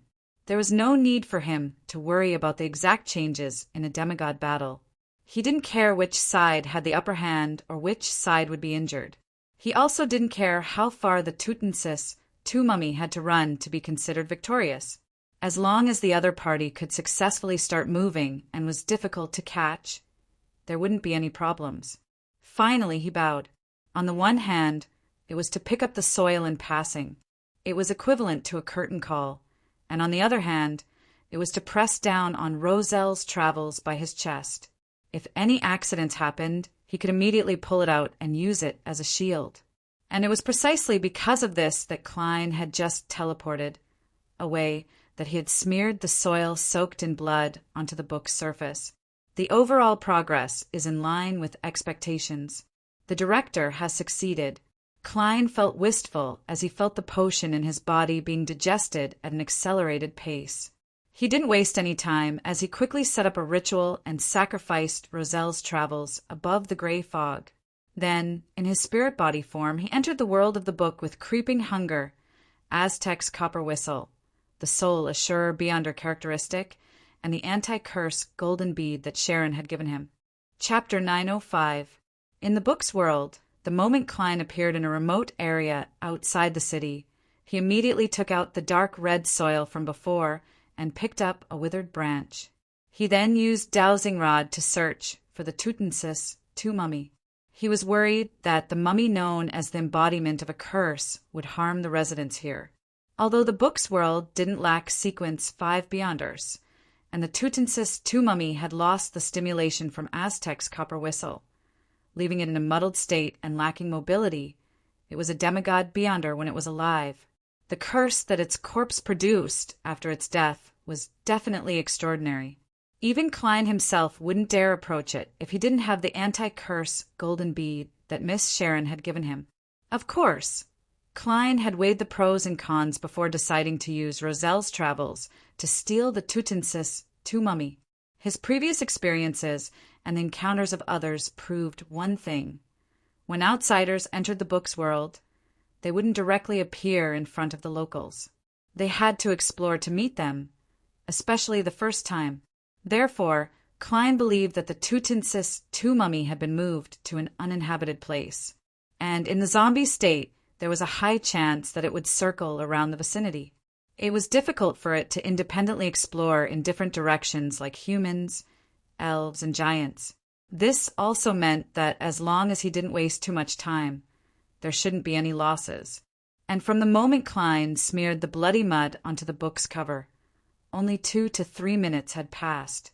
Following the dowsing rod's direction, Klein flew towards a nearby mountain peak. Soon he saw a valley. At that moment, the Tutensis II mummy that was wrapped in yellowish-brown cloth and stained with dark red liquid appeared. It wore a golden patterned mask with colorful patterns. It emitted an inhuman sound from its throat as it charged over, causing the surrounding air to darken. At the same time in the valley, a few mutilated animal corpses lifted the soil that covered them as they approached Klein with great difficulty. Klein, who had his spirit body reinforced with Aztec's copper whistle, immediately scoffed. How passionate! He unhurriedly threw away the withered branch and picked up a dark mass. This was the soul assurer beyonder characteristic that he had released from the mutated, creeping hunger. At the core was a pure point of light, and its entire body was like a night sky with stars. The formless waves dispersed unsmoothly, and the surroundings suddenly darkened as if it was midnight. The feeling of tranquility and serenity descended along with the specks of starlight. The mutilated animal carcasses first became sluggish, then they fell down and returned to sleep. The Tutensis II mummy also slowed down. Its movements became slower and slower, but it didn't lie down again. Directly using a Beyonder characteristic really isn't very effective. Furthermore, the negative effects aren't low. Klein couldn't help but raise his left hand to cover his mouth and yawn. He then made creeping hunger turn pale and tainted it with a tinge of green. He directly used the powers of a zombie to control the dead. The stacking of the two Beyonder effects finally calmed down the Tutensis 2 mummy. With 2 black gems embedded in its eye sockets, it slowly walked to Klein's side and silently stood there like the most professional manservant. Unfortunately, there's a curse. Klein immediately took out a golden bead that had the style of the ancient Highlands kingdom from his spirit body. There were deep bluish-green patterns on it. This came from Sharon, and it was specially prepared for the Tutensis 2 mummy. It could effectively suppress and remove curses. Otherwise, why would this wraith dare to target the pharaoh mummy? After fiddling with the golden bead, Klein made the Tutensis 2 mummy open its mouth. Then, he stuffed the item into the mask's mouth. In just 2 to 3 seconds, the surrounding darkness vanished. After doing all of this, he took a step forward and possessed the Tutensis 2 mummy in his spirit body state. Then, he didn't hesitate to end the summoning and return above the gray fog. The mummy had already become a zombie that belonged to him. Just like his marionette seigneur, he could bring it out in such a manner. There was no need to forcefully store it in his body. After a series of bestowments, the Tutensis 2 mummy, a material rich in spirituality, returned to the real world and returned to his cheap hotel room. After dealing with the corresponding traces, Klein reached out his right hand to grab the mummy's shoulder and teleport it back to the 2-bedroom apartment where Sharon and Merrick were. Looking at the slightly greasy yellowish-brown cloth and the dark red liquid on it, Klein silently retracted his right hand and switched to his gloved left palm. After his left palm gripped the mummy's shoulder, it immediately turned transparent. Furthermore, this phenomenon quickly spread to his entire body. With a flash, Klein returned to the room from before with the mummy. He wasn't in a rush to open the door to present the outcome to Miss Sharon and Merrick. Instead, he took out his golden pocket watch and opened it to take a look. There's still 36 seconds to 5 minutes. Klein got the Tutensis 2 mummy to pull out a chair as he leisurely sat down. After waiting for a while, he finally heard a knock on the door. "Come in," Klein replied with a smile as he controlled the Tutensis 2 mummy to welcome the person. The door squeaked open, and Sharon and Merrick both saw a skinny figure who was wearing a gold-patterned mask and wrapped in yellowish-brown strips of cloth. The black gems in the figure's eye sockets shimmered before it quickly lay down on the ground and assumed a pose. Instantly, Sharon and Merrick were at a loss for words. Klein, who had already used a wall of spirituality to isolate Aztec's copper whistle, removed his control over the zombie and smiled as he pointed at the mummy. "What happens next is up to you, and the play I directed has come to a successful end." Klein sighed inwardly as he silently experienced the visible, rapid digestion of the potion. This made him feel that perhaps he didn't need to wait until the end of the year. He could consider advancing to a demigod 2 months or even 3 months earlier. Furthermore, with this digestion, the number of marionettes he could control had finally increased to 2. The maximum distance he could reach was 200 meters. When facing an enemy with a spirit body of the same level, the time taken to gain initial control of the target and completely convert the target into a marionette was reduced to 10 seconds and 2.5 minutes, respectively. The range was expanded to 10 meters. He really succeeded.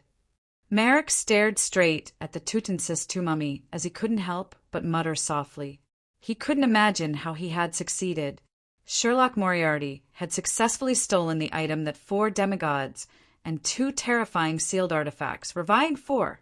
Furthermore, this gentleman had been empty-handed. Could it be that the mummy sent itself over? Emotions were hidden in Sharon's blue eyes. She was calm as she observed the target, this time attentively. After confirming that it was indeed a pharaoh mummy and that it was indeed Tutensis II, she turned her gaze to Sherlock Moriarty, who was sitting cross-legged. Sharon opened her mouth and closed it for a while. "Thank you. I will send you the corresponding reward by mail. I wish you, all the best in the future," Klein replied sincerely. Then he sighed with emotion in his heart. If Miss Sharon can successfully advance to Sequence 4, it means that I have an additional demigod-level helper. As the saying went in the Foodie Empire, one had to rely on one's parents at home and rely on one's friends when one was out. The more half-deity-level friends one had, of course, the better.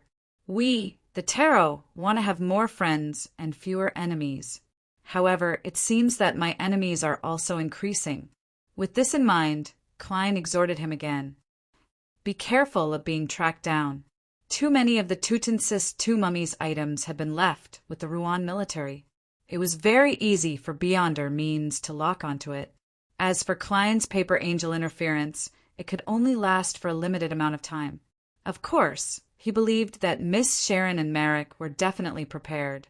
Otherwise, they wouldn't have thought of stealing the pharaoh mummy. Similarly, he also believed that they could handle the origins of the grayish iron mask and the special fireworks. If it were Donna's, he would most likely tell me that I've never thought of such matters. Klein made a comparison with a particular failed hunter. Sharon nodded, indicating that she would take note of such matters. Then she transformed the Tutensis II mummy into her zombie and brought it into the spirit world. Thank you for your help. Merrick, who was left in the room, exhaled as he restrained his surging emotions and bowed at Sherlock Moriarty. Right on the heels of that, he left the room, removed his disguise, and blended into the bustling crowd in East Borough. During this process, Klein, who was wearing a black suit and a half-top hat, sat in his chair the entire time, silently watching them leave. At some point in time, his figure had vanished as well. In a room near Pritz Harbor, a golden-eyed demigod from the lone military pushed open the door and entered.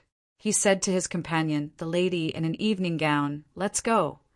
Nothing for the time being. That's very normal.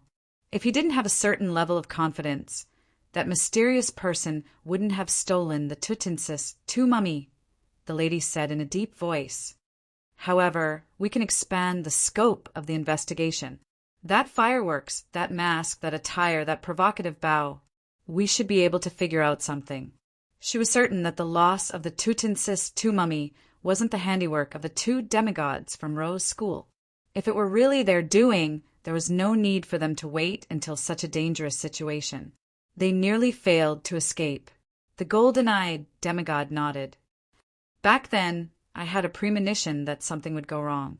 Unfortunately, we didn't join forces with the churches for this operation. We didn't have enough manpower. He paused for a moment before asking, "Have you figured out what method that mysterious person used?" The lady picked up the crown of thorns in front of her and stabbed the thorns into her neck. As blood flowed out, she shook her head. Perhaps taking away the soil that contained the Tutensis II mummy's bodily fluids was a ritual. This is a very cunning fellow who's good at deception. P.S. I'll update today. Seeking monthly votes. P.S. 2. Recommending a book, Ethereal Mortal Realm. He was born in an immortal family, unable to step into the immortal Tao. He was tainted by demonic aura, unable to step into the fiendish Tao. He read all the scriptures, unable to step into the sacred Tao. He debated with Buddhism, unable to step into the Buddhist Tao. He spent 130,000 years in the mortal world, all to seek his own Tao. A white crane carries a text in its beak, and Jade Void delivers a brush. Watch a lone youth rise to prominence in the ethereal world. Chapter 906. The golden-eyed Rouen military demigod nodded in agreement. That's indeed the case. It's very similar to the style of certain fellows from the Intis Intelligence Agency. However, the Tutensis II mummy vanished a few seconds after he took away the clump of soil. It's unlikely he could complete the ritual in time. The lady looked down at the crown of thorns on her neck as she said with a slightly slow reaction, "Perhaps he or they had already completed the other steps of the ritual." Perhaps he or they had already completed the other steps of the ritual. Once they teleported back, they immediately threw the clump of soil into the altar and completed the last step. Of course, it might not be a ritual. It might also be a sealed artifact that can use bodily fluids to achieve certain effects. There are too many possibilities in this regard. Although the main effects and negative effects of a sealed artifact would generally follow the sequence characteristics of the 22 pathways, allowing the researchers to barely make a guess. Just like how everyone had different personalities, sealed artifacts would have all sorts of strange characteristics due to the combination. The environment when they were formed, the possible presence of a high-ranking Beyonder's aura, or the curse of the original owner. It wasn't an actual test, so no one could think of them ahead of time and list them out one by one. The golden-eyed demigod pulled out a chair and sat down. This is very difficult to investigate, so there's no need to consider it for the time being. However, you missed out on the direction of the investigation. Do you remember that tornado? It swept up the Tutensis II mummy's coffin, causing the ritual materials inside, which are bodily fluids, to leak out. It also made the mummy roll out, allowing it to obtain the conditions to turn into a zombie. In short, this laid the foundation for subsequent developments. Therefore, it can be confirmed that this was done by that mysterious person or his helper. The lady's eyes turned a little less unfocused as she slowly took off the crown of thorns. You mean that the Church of the Storm has the high-sequence formulas and most of the Beyonder characteristics of the Sailor Pathway, and that there aren't many Beyonders or mystical items that can create tornado that don't belong to them. So, we can follow this line of investigation. The golden-eyed demigod nodded. And I remember that not long ago there was a case in East Borough. The Aurora Order's Mr. X was killed at a gathering he held. Back then, lightning storm and tornado were used at the scene. This attracted the attention of the Church of the Storm. They have been looking for clues. It can't be a coincidence that 2 tornadoes that do not belong to the official organization have appeared consecutively in the same area in a short period of time. I think it can be preliminarily confirmed that there is an internal connection. The people who killed Mr. X and stole the mummy are likely to be the same group. We need to cooperate with the Church of the Storm to investigate together. The lady put down the crown of thorns and thought for a moment. This is a very good direction. Also, we can analyze the situation from their goal and motive. It's impossible for people who only use the mummy as living corpse material to attempt to steal it at such a high risk. I suspect that the Tutensis II mummy has an additional significance to them.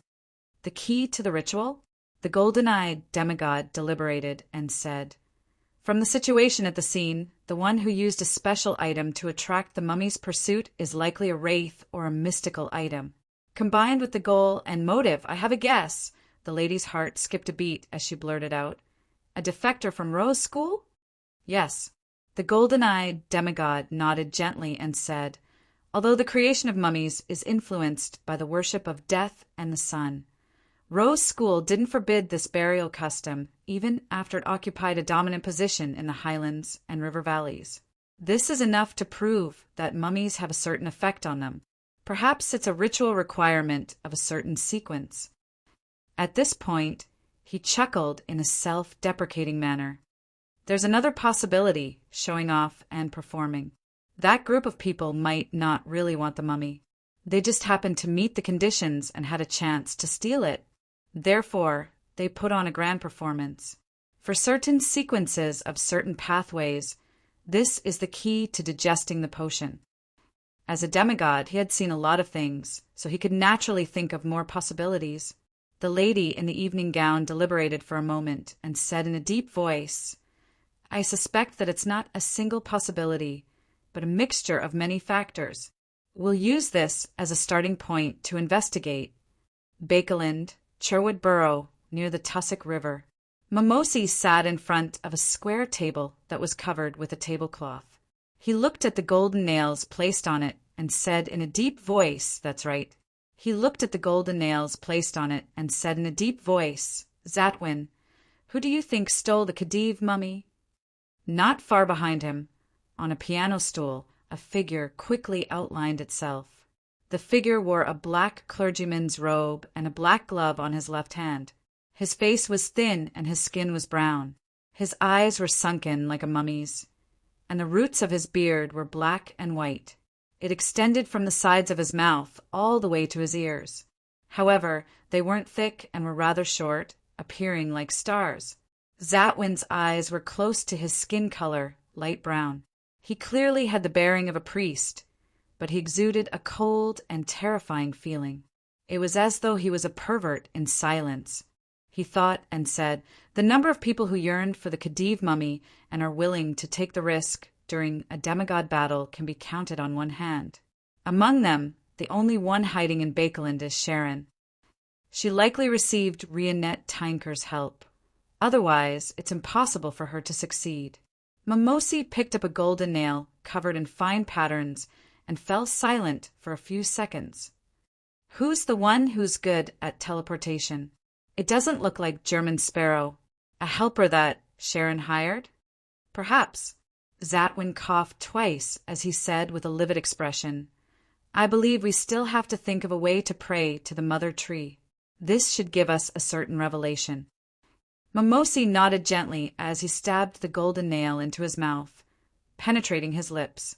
Upon seeing this, Zatwin covered his mouth and slowly got up. With great difficulty, he went down to the first floor and prepared to leave and return to his hiding spot.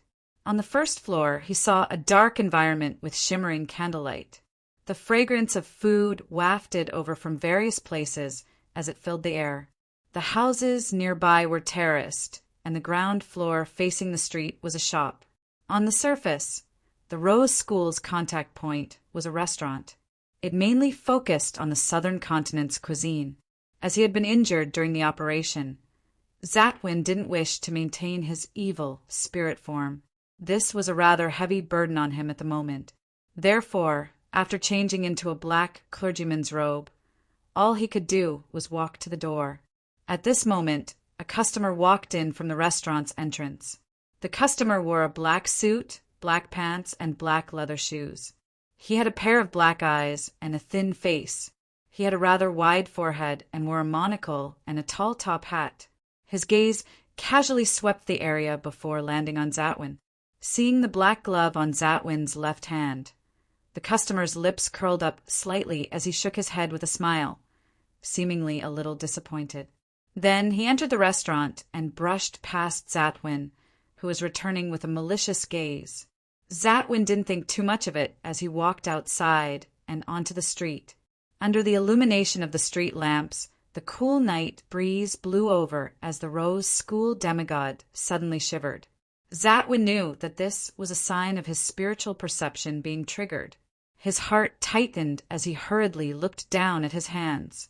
He was surprised to discover that the black glove on his left hand had disappeared. It's gone. As a demigod, Zatwin had no idea when the sealed artifact on his hand had disappeared. He suddenly turned around and looked into the restaurant. The image of the man just now suddenly appeared in his mind. Soon he locked onto his target's aura and discovered that the man was still in the restaurant. He had even called for a waiter and asked for a menu. Zatwin originally wanted to use Mirror Blink to possess him, but for some reason, his hands couldn't help but tremble. He vaguely felt that there were dangerous, terrifying, and undetectable enemies lurking around him.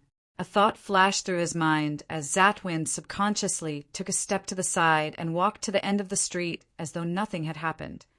Sherwood burrow in a house. Furs was flipping through the latest issue of Ladies' Aesthetics when she suddenly heard the sound of a key turning and the door opening. "Why are you so late today?" She looked up at Zio at the door. Zio ruffled her short blonde hair. "When I was about to return, I saw the meeting sign from MI9. It was urgent. What's the matter this time?" Furs put down the magazine in her hand with piqued interest. "A continuation of the murder of Mr. X," Zio said casually as she bent down to change into her slippers. Furs's expression froze as her eyes darted around slightly. "Are there any clues?" "It can't be called a clue. Back then, there was a demigod-level tornado at the scene. This isn't common outside the Church of the Storm. And earlier tonight, a dock in Pritz Harbor suffered a small-scale tornado attack. A pharaoh mummy was stolen in the chaos," Zio explained simply. MI9 suspects that the two incidents were done by the same group of people, so they urged us informants to work harder to gather information and find clues. There's a tornado in my Laymanos travels. Mr. German Sparrow? Why would he steal a pharaoh mummy? Furs forced a smile. Perhaps it's done by the Church of the Storm? Zio rolled her eyes at her as she quickly walked into the kitchen in search of food. Early in the morning, 160 Buckland Street. Klein had just finished washing up, and before he could open the door for his valet, Richardson, to enter, his spiritual perception was triggered.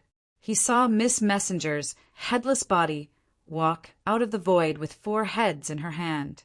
One of them was biting on a rather thick envelope, while the other opened its mouth and spat out a large pile of gold coins. I'm finally going to clear my debt. Klein glanced at Rionette Tinker's 4 heads and heaved a sigh of relief. I remember that I still owe you 3,413 gold coins. You can now withdraw the last portion of your debt. At the same time, he found the pile of gold coins a little familiar, but he didn't think too much of it. This was because all the gold coins looked familiar to him. P.S. Thank you, Jiang Nen, for tipping the Silver Alliance. Seeking monthly votes. Chapter 907. Upon hearing Klein's words, one of the 4 blonde, red-eyed heads in Rionette Tinker's hands immediately said, All right. All right. It opened its mouth and immediately sucked back most of the gold coins, storing them somewhere unknown. Looking at the dozens of shiny gold coins, Klein reached out to receive the rather thick envelope. He quickly tore it open and scanned the contents. He discovered that it was indeed the detailed information on Spirit World plunders. After Miss Messenger returned to the Spirit World, he put away the gold coins, pulled open the curtains, and sat down. Under the morning sun, he seriously read the beautifully written content. Thank you again for your help. The Tutensis mummy is a component of my advancement ritual. It's of great significance to me. Spirit World plunderers live in the depths of the spirit world. They are rare, intelligent, and extremely aggressive. They can transform the creatures they capture or kill into their soul avatars. Their soul avatars can transform into the appearance of their true soul bodies and have similar appearances and specialties. They can also disguise themselves as other spirit world creatures. When you encounter them, perhaps all the spirit world creatures around you are transformed from their soul avatars. You absolutely cannot be careless. Such creatures can effectively affect the thinking abilities of their prey, causing them to enter a state of paralysis. The spirituality of their true soul bodies is very strong, so they often gain quite a bit of an advantage in related confrontations. They're very difficult to find. Currently, there are only traces of their activity in one place, Calderon City in the spirit world. This is a legendary city. Its origins are mysterious and unknown. In this aspect, there are 3 guesses. One is that it's the residence of death in the past, the entrance to the underworld. The second is that it's the divine kingdom of a perished ancient god from the second epoch. It was attracted by the spirit world and sank into it, gradually turning into a city that's both real and illusory. The third is that it's a real city that was devoured by the spirit world during the cataclysm. Regardless of the guesses, they all point to one point. This city is very dangerous. There are many special and strange places. I don't have the mysticism coordinates of Calderon City. Even many high-level spirit world creatures don't have them. The first is to use a special secret deed ritual to pray to Red Light Ire Moria and obtain the corresponding answer. I won't go into too much detail about what Red Light is. If you don't understand, you can write to me and ask. The second is to find the people from the House of Abraham. They inherit the traveler pathway and have a deep exploration of the spirit world. Even though Miss Sharon is writing a letter, she gives off a very restrained feeling. Indeed, the pharaoh mummy is prepared for the puppet ritual. Back then, the evil spirit in the underground ruins had also said that it could be a part of the ritual. So, The specific requirement for the ritual is a corpse left behind by a high-sequence beyonder that retains its spirituality, or an evil spirit formed from the combination of their resentful souls. Ha ha! Can I pray to Orange Light and get him to help me ask Red Light? Yes, to others, finding Calderon City is a very difficult matter. But to me, it's extremely simple. I can just entrust it to Miss Magicians. She's now a great benefactor of the House of Abraham. I really hope that my first guess about Calderon City is correct. That way, when I contact Mr. Aztec, I'll be able to see the dangerous residents of this mysterious city line up in 2 rows to welcome me. Klein shook his head and threw his beautiful thoughts to the back of his mind. He re-evaluated the spirit world plunderers and confirmed that they have some of the characteristics of a marionettist and a bizarro sorcerer. They are rather dangerous high-level spirit world creatures. Allowing an avatar to possess the appearance, performance, and uniqueness of a true soul is identical to a bizarro sorcerer giving his own powers to a marionette. At the level of Zeradol, or a sequence 3 Scholarvure, can they temporarily give certain beyonder powers to creatures that aren't marionettes? In thought, Klein folded the letter and casually shook it. He watched as it was engulfed by the scarlet flames, turning into charred fragments that fell into the trash can. Reining in his thoughts, he walked to the bedroom door in his pajamas and got his valet, Richardson, to come in and change his clothes. Beneath St. Samuel Cathedral, as usual, Leonard Mitchell leaned back in his chair and placed his feet on the table. He didn't show any abnormalities on the surface, but he was thinking about Amon. Ever since he learned that Amon had arrived in Bakeland, the parasitic Pallas Zoroast in his body had become abnormally silent. He was no longer as active as before, taking the initiative to speak and give suggestions. If it wasn't for the fact that he would receive an answer when he asked, Leonard would even suspect that old man had secretly run off and found someone else to parasitize. Amidst his thoughts, the captain of the Red Gloves, the Nighthawk Deacon, Sostel, walked in. Did the interrogation yield any results? What were the results? The Red Gloves, who were doing their own things in the room, cast their gazes at the door. Late last night, they had just completed a mission. They had captured 3 members of the charismatic order that they had been investigating for quite some time. Now, they were awaiting the results of the interrogation. Sostel surveyed the area with a serious expression. We have done a great service, but this isn't a good thing. According to the confessions of the 3 members of the charismatic order, as well as the information that the Church has gathered in the past, we can preliminarily determine that the charismatic order is split between resurrecting death and artificial death, and the latter has already made some progress and gained quite a bit. They are filled with animosity towards Rouen and us. They have placed a portion of the artificial death experiments in Bakeland. Yes, their thoughts are the same as your worries. Even if the experiment fails, there's still a chance to deal a heavy blow to the capital of capitals. Leonard snapped out of his daze and exchanged looks with Bob, Cindy, and company. They saw the shock and anger in each other's eyes. At this time, Sostel knocked on the table next to him and stopped the discussion.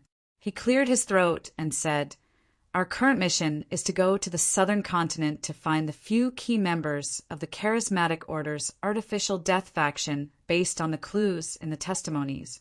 We need to investigate the remaining spies in Bakeland and pull them out one by one. For this mission, we will obtain the assistance of Lady Daly, and the Church will provide her with the potion in advance and help her prepare the ritual so that she can become a gatekeeper before we depart. In addition, the high-ranking deacon in charge of the southern continent, goddesses Ailia and the local Nighthawks will also provide us with help. They will give us the corresponding sealed artifacts and do an advance investigation. Ladies and gentlemen, go back and rest for a day. Get ready. We'll set off tomorrow night. Yes, Captain. Bob, Cindy, and the others stood up and replied. Leonard stood up as well, but he didn't say a word. The first thought that flashed through his mind was, we can take this opportunity to leave Bakeland and escape Amon's threat. After returning to 7 Pinsta Street and closing the door and drawing the curtains, he lowered his voice. He lowered his voice and said, "Old man, the problem has been resolved. I believe the normal mobilization of a red glove shouldn't arouse Amon's suspicion, right?" In his mind, the slightly aged voice slowly said, "No, it won't." Leonard could tell that old man's tone was much more relaxed. His heart stirred as he thought for a moment.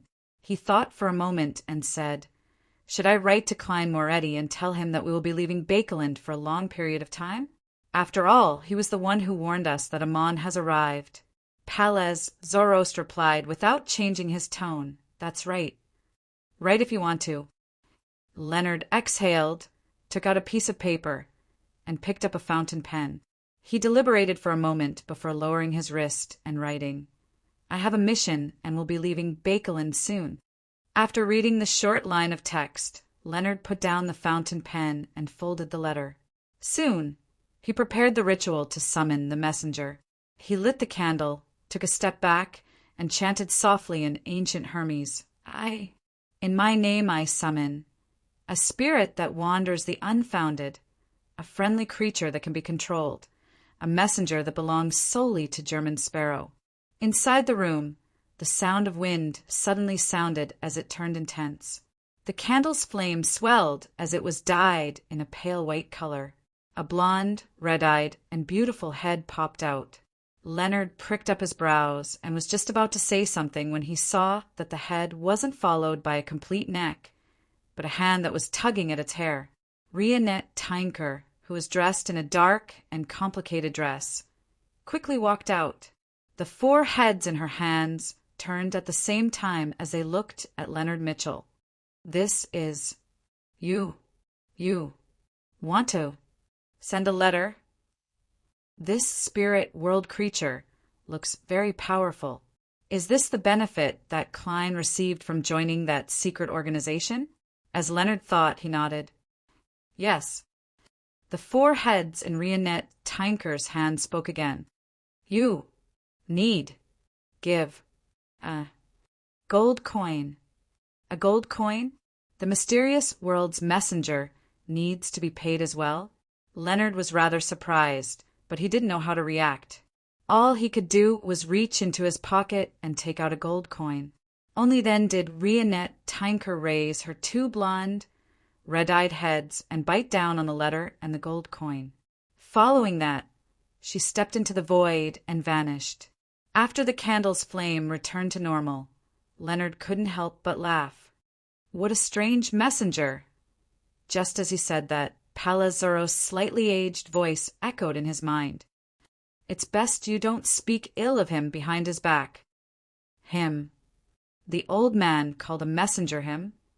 A messenger is him. Leonard's eyes widened suddenly. Palaz coughed lightly and said, "His condition is very strange." "His condition is very strange, not much better than mine. In short, that organization that believes in the fool is more. You have to be more careful when making contact or cooperating with Klein Moretti." After saying that, the parasite fell into silence and didn't speak for a long time. Leonard actually wants to use the mission to leave Bakeland and escape the threat of Amon? Is this the idea that his grandpa came up with? Isn't that too cowardly? Klein, who received the letter, scanned the contents and muttered to himself silently.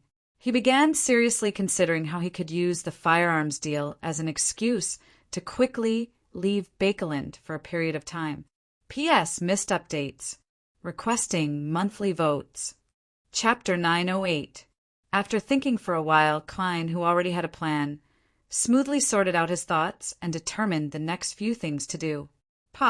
He shook the letter with his right hand, and amidst the rising scarlet flames he looked up at Rionette Tynker, prepared to take out a lone gold coin from his pocket to pay for the postage. However, Miss Messenger had already left, and there was no one in front of him. No more money. Klein was taken aback at first before he made all sorts of connections. He suspected that Rionette Tynker, who habitually took gold coins from non-contractors, had taken the initiative to ask for postage. Perhaps Miss Messenger didn't say a word and just looked at Leonard with her 4 heads and 8 eyes, waiting for him to pay the gold coin. In the end, this fellow couldn't figure it out at all and wanted to forcefully end the summoning, only to have his neck snapped. Klein hissed as he used the gold coin he had just taken out to do a divination. He received the result that Leonard Mitchell was living quite well. He breathed a sigh of relief, put away the gold coins, and shouted towards the door. "Richardson!" The door to the half-open room opened behind him without a sound. His valet, Richardson, walked in quickly and asked respectfully, "What can I do for you, sir?" "Ask the butler to come over." As Klein gave the order, he sighed inwardly. He had really been corrupted by his extravagant life.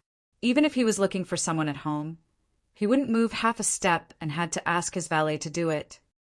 This is the need for acting, he silently said to himself. A few minutes later, Walter, who was wearing white gloves, went up to the third floor. He naturally lowered his arms and stood in front of Don Dantes in a standard posture as he waited for his employer to speak. Klein had already planned out his words as he said unhurriedly, "That's right. Go to Member of Parliament Mock's place and tell him that I've already prepared the initial payment. Also, prepare the carriage. I'm going to the Bursary Charity Foundation in the morning and will return at noon. If Member of Parliament Mock doesn't get me to spare some time in the afternoon, make a trip to Dr. Alan Series's place and tell him that I'll be paying a visit in the afternoon." Klein had already withdrawn £10,000 in cash from above the grey fog and placed it in a small suitcase. He was waiting for the right time to complete the preliminary preparations for the arms deal. And in order to disperse the smell of the grey fog on the banknotes, he had deliberately teleported to the sea and foraged for creeping hunger in passing. He was afraid that Amon, who knew of the grey fog's existence, would be able to sniff out the specific smell in the same city, or use it to sense the location of the treasures he desired. "Yes, sir." Walter didn't ask his employer where he had raised the initial funds. From what he remembered, Don Dantes hadn't been to the bank much recently. Of course, this wasn't a problem that people cared too much about. Many rich people who came to Bakeland from other places, especially from Desi Bay and Mid-Seashire, would always prepare a large amount of cash in advance. 22 Phelps Street, the headquarters of the Rouen Charity Bursary Foundation. Klein passed through the door and entered. He went up to the second floor and found the reception room provided for directors. As an honorary director who only occasionally participated in certain matters, he didn't have an office here, but he could use the reception room. He clenched his right hand into a fist and held it to his mouth as he deliberately coughed twice. Then he walked into the reception room and found a sofa to sit down. After a moment, he stood up again and said to his valet, Richardson, who was standing beside him, "I'm going to the bathroom." After buttoning up his clothes, Klein walked out of the reception room and happened to see Justice Audrey walk out of her office. This noble lady was wearing a rather simple dress today. It was white with dark green embellishments. Her sleeves and collar were mainly frilly, and there were layers of laces that formed a bow tie in front of her chest. She didn't even wear any jewelry. She wore a belt that he couldn't tell if it was good or bad. Only her left arm had a slight bulge when the wind blew against her skin. "Good morning, Miss Audrey." Klein made a surprised expression as though he had chanced upon her. Audrey glanced at Don Dantes, who had white sideburns and a rather good-looking appearance. She smiled and replied, "Good morning, Mr. Dantes." She originally wanted to say "long time no see" in a slightly light-hearted manner to make fun of him for not coming to the Bursary Foundation for a few days after the establishment ceremony. However, considering that the two of them could only be considered acquaintances on the surface, she forcefully held back the corresponding words. Klein rubbed his temples and shook his head with a bitter smile. "I'm sorry I didn't come until today. I've been too busy recently. I can foresee that I'll be even busier in the future. I might have to make a trip to the southern continent to settle certain matters." The reason why he specially came over to inform Miss Justice that he would be leaving Bakeland for a period of time was to show his sincerity. He hoped that this noble lady could help watch over the foundation and allow it to operate normally. To Klein, He sincerely hoped that the Bursary Foundation could help more poor people in need. To the southern continent, Audrey could read Don Dante's sincerity as she asked in surprise. Klein smiled. For a business deal. At that instant, the first thought that surfaced in Audrey's mind was, which Sequence 5 is about to lose his life again? Sensing that Miss Justice seemed to have made a bad association, Klein added, I have a partnership with the military. We work with the military to sell some necessities. What's the point of that? The identity of Don Dantes is used to gather military intelligence? Audrey was enlightened as she raised her right hand and tapped 4 times in a clockwise manner. With a bright smile, she said, May the goddess bless you in everything. After saying this out of habit, she realized that something was amiss. She was actually telling a blessed of Mr. Fool that the goddess bless him. This is probably closer to a curse. Will Mr. German Sparrow be angry? No, he's actually a gentle person at heart, and I didn't have any ill intentions just now. After going to the southern continent and coming back, the one acting as Don Dantes should be another blessed, right? Could it be a demigod? Audrey's thoughts unknowingly wandered. Klein smiled helplessly as he drew the crimson moon on his chest. May the goddess bless us, and not send down divine punishment, he added inwardly. Following that, he casually chatted as though he had really met her on the road. Did you go to school to promote it? Yes. At the mention of this matter, Audrey's face seemed to glow. She was proud and happy that she had finally done something practical. She nodded with a slight amount of force. Pity gradually appeared in her green eyes. I went to a few public elementary schools. Many of the children there are really pitiful. To save money, they bring their own black bread for lunch, along with a cup of water. At this point, she looked up at Don Dantes and said with some embarrassment, I know that they won't bring me to night school or Sunday school for the time being. I know that they won't take me to night school and Sunday school for the time being. They won't let me see anything worse. But I can imagine, just like those workers who enter a factory and can only live for a few years. This was something the world, German Sparrow had once told her. It was the first time she knew the true situation of the bottom rungs of Bakeland. However, without seeing it with her own eyes, she could only rely on her imagination. Klein sighed silently. It might be worse than you imagine. There's no rush. Once you show your abilities worthy of their trust, you will truly become one of them. Okay.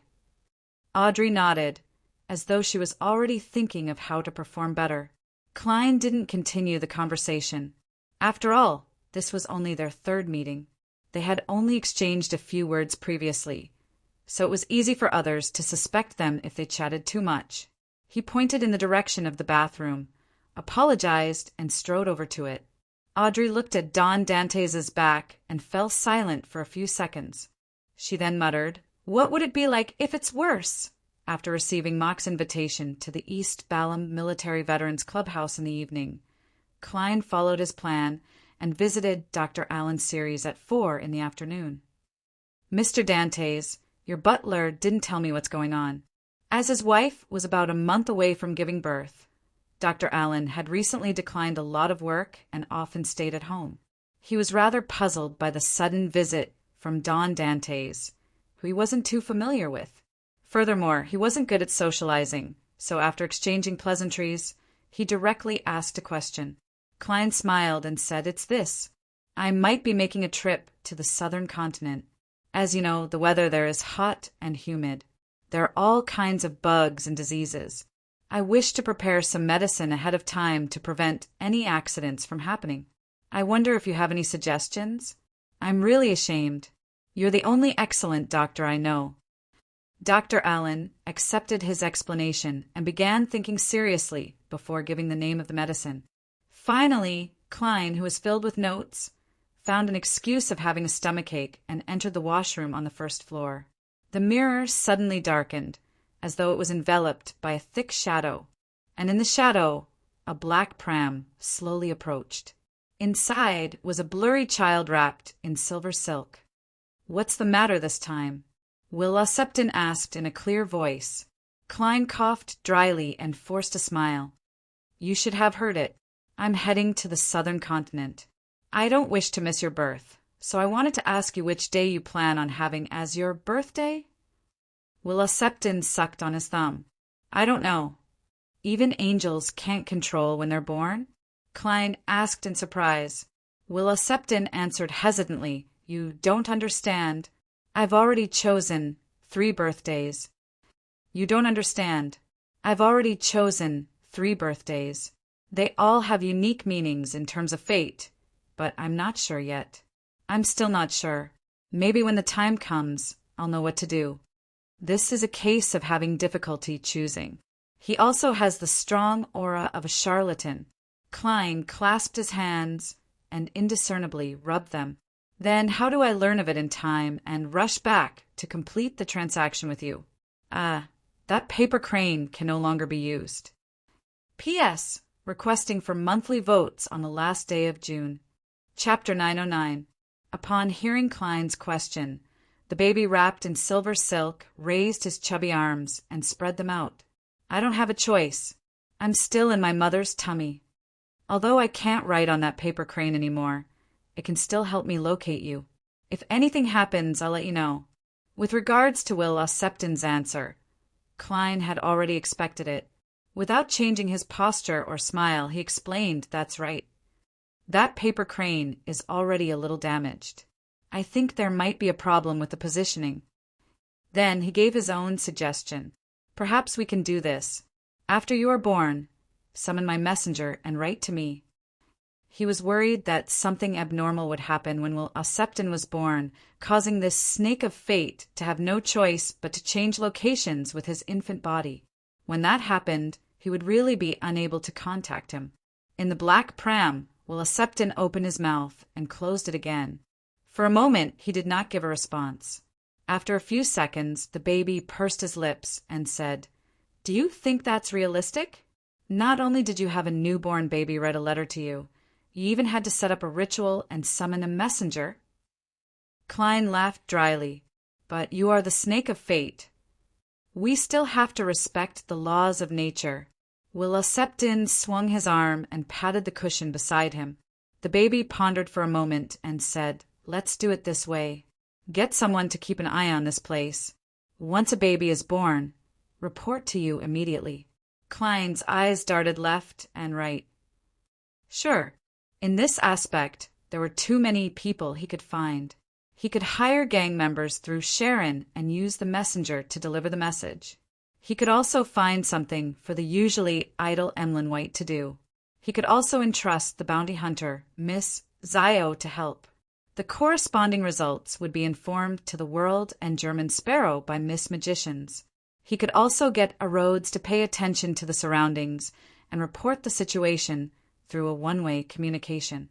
However, this fellow has a sharp nose.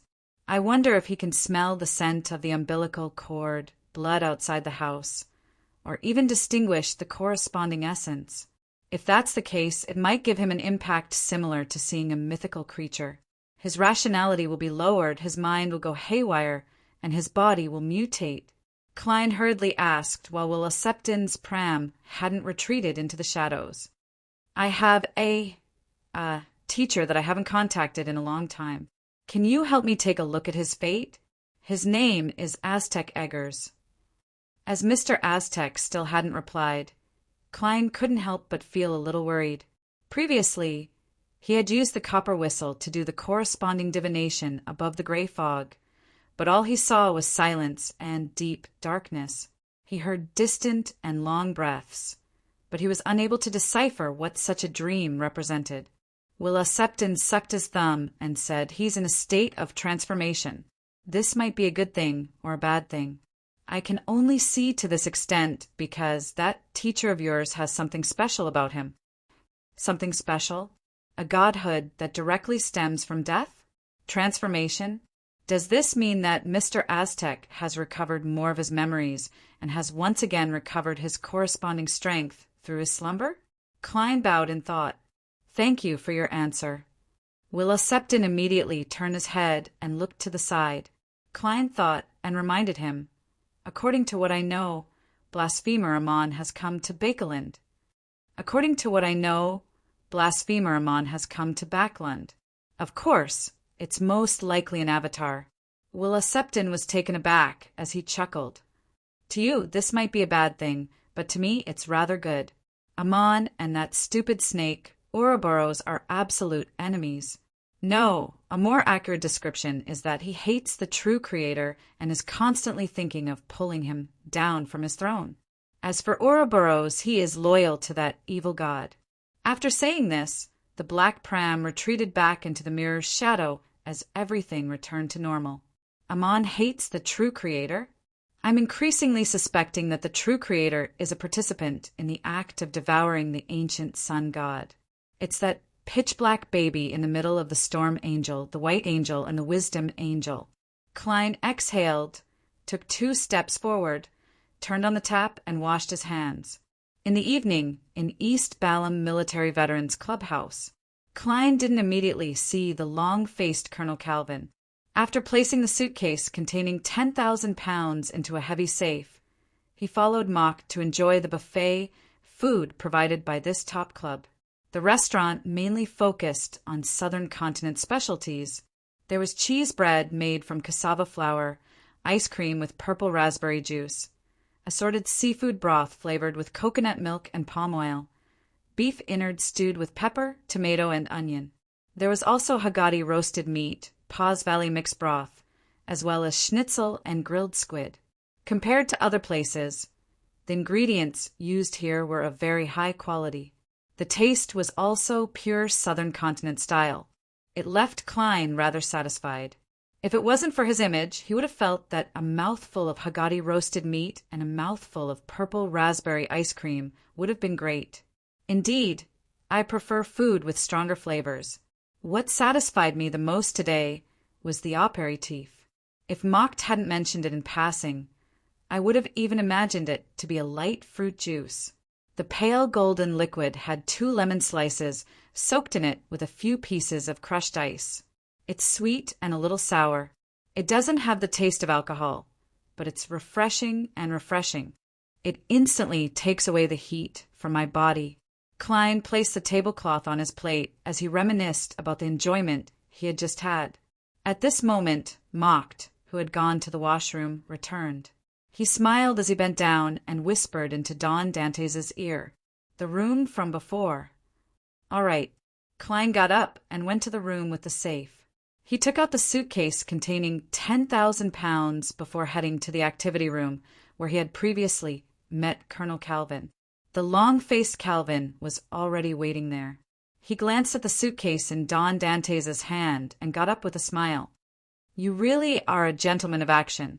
I admire such an attitude." As he spoke, he extended his right hand and shook hands with Dwayne Dantes, who had white sideburns. Klein then handed the suitcase in his hand to him and smiled humbly. As a businessman, if one isn't decisive or swift when faced with a good opportunity to earn money, it only means that they aren't suited for this job.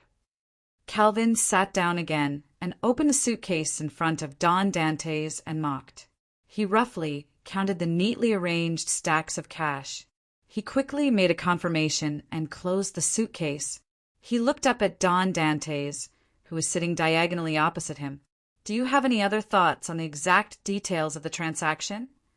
Klein deliberately pretended to organize his words and waited for a few seconds before saying, "Yes." After a few seconds, he said, "I wish to head to the Southern Continent in the near future to West Balham." Seeing Colonel Calvin and Mocht show a certain degree of surprise, he added, "There are some things that aren't suitable when carrying a lot of firearms." There are some things that are not suitable to be done when you have a lot of firearms with you. In order to make the transaction go smoothly, it is necessary to prepare in advance. Ha ha! I have to take this matter seriously. This is a business worth tens of thousands of pounds. Here's my idea. I'll head to West Balham first and contact customers who need it. I'll resolve the obvious obstacles. When the appointed time comes, I'll contact you via telegram and head to the East Balham border to retrieve the goods. Calvin pondered for a moment and said, After June 20th, you can send me a telegram. After June 20th, you can send me a telegram. I'll give you the specific information later. In short, after I receive the telegram, I'll immediately inform the officers there and ask them to bring the person who gave me the agreed secret code and password to the warehouse. Do you need any support personnel who can provide protection during this period of time? When do you plan on setting off? I just want to head to West Balham and find a place without Rose School to stay there. I'll leave the rest to Donna's. When do I set off? I obviously wish to set off today and arrive today, but that will incur suspicion. Klein considered for 2 seconds and said, "There's no need for that for the time being. In certain places in the southern continent, such support personnel will be the main reason for conflict. Don't worry, I have many friends in West Balham. Without any valuable goods, my safety can still be guaranteed. As for the question of when to set off, my answer is that the sooner the better." Colonel Calvin thought for nearly a minute before slowly nodding. "After dinner tomorrow, I'll send someone to fetch you. The military has an airship that's transporting supplies and personnel to Desi Bay, and from there it's very close to the southern continent by ship. If everything goes well, it'll take 2 to 3 days. Even if there's a storm in the way, making it necessary to take a roundabout route, it'll still take a week to arrive." "Thank you." Klein got up and bowed sincerely. From his point of view, leaving Bakeland with the military was a sufficiently safe choice. He wouldn't be suspected by anyone. After discussing some details, Klein got up and bade farewell. He returned to the lobby with Macht and prepared to leave. Inside the lobby, beside the buffet table, nearly 10 men in military or casual attire were each holding a cup of alcohol. They were gathered there and joked about the recent rumors. Klein swept his gaze and suddenly found one of the figures somewhat familiar. The person was more than one. 85 meters tall, but less than 1. 9 meters. His arms were slightly long, and his legs were slightly slanted outwards. His shoulders were abnormally broad, making his black suit appear rather tight. This is... As Klein's thoughts raced, he suddenly tensed up as he recalled the source of the sense of familiarity. This was the demigod who had met crazy Captain Connors that night. He was suspected to be working for a particular faction of the royal family, the demigod who was in charge of human trafficking.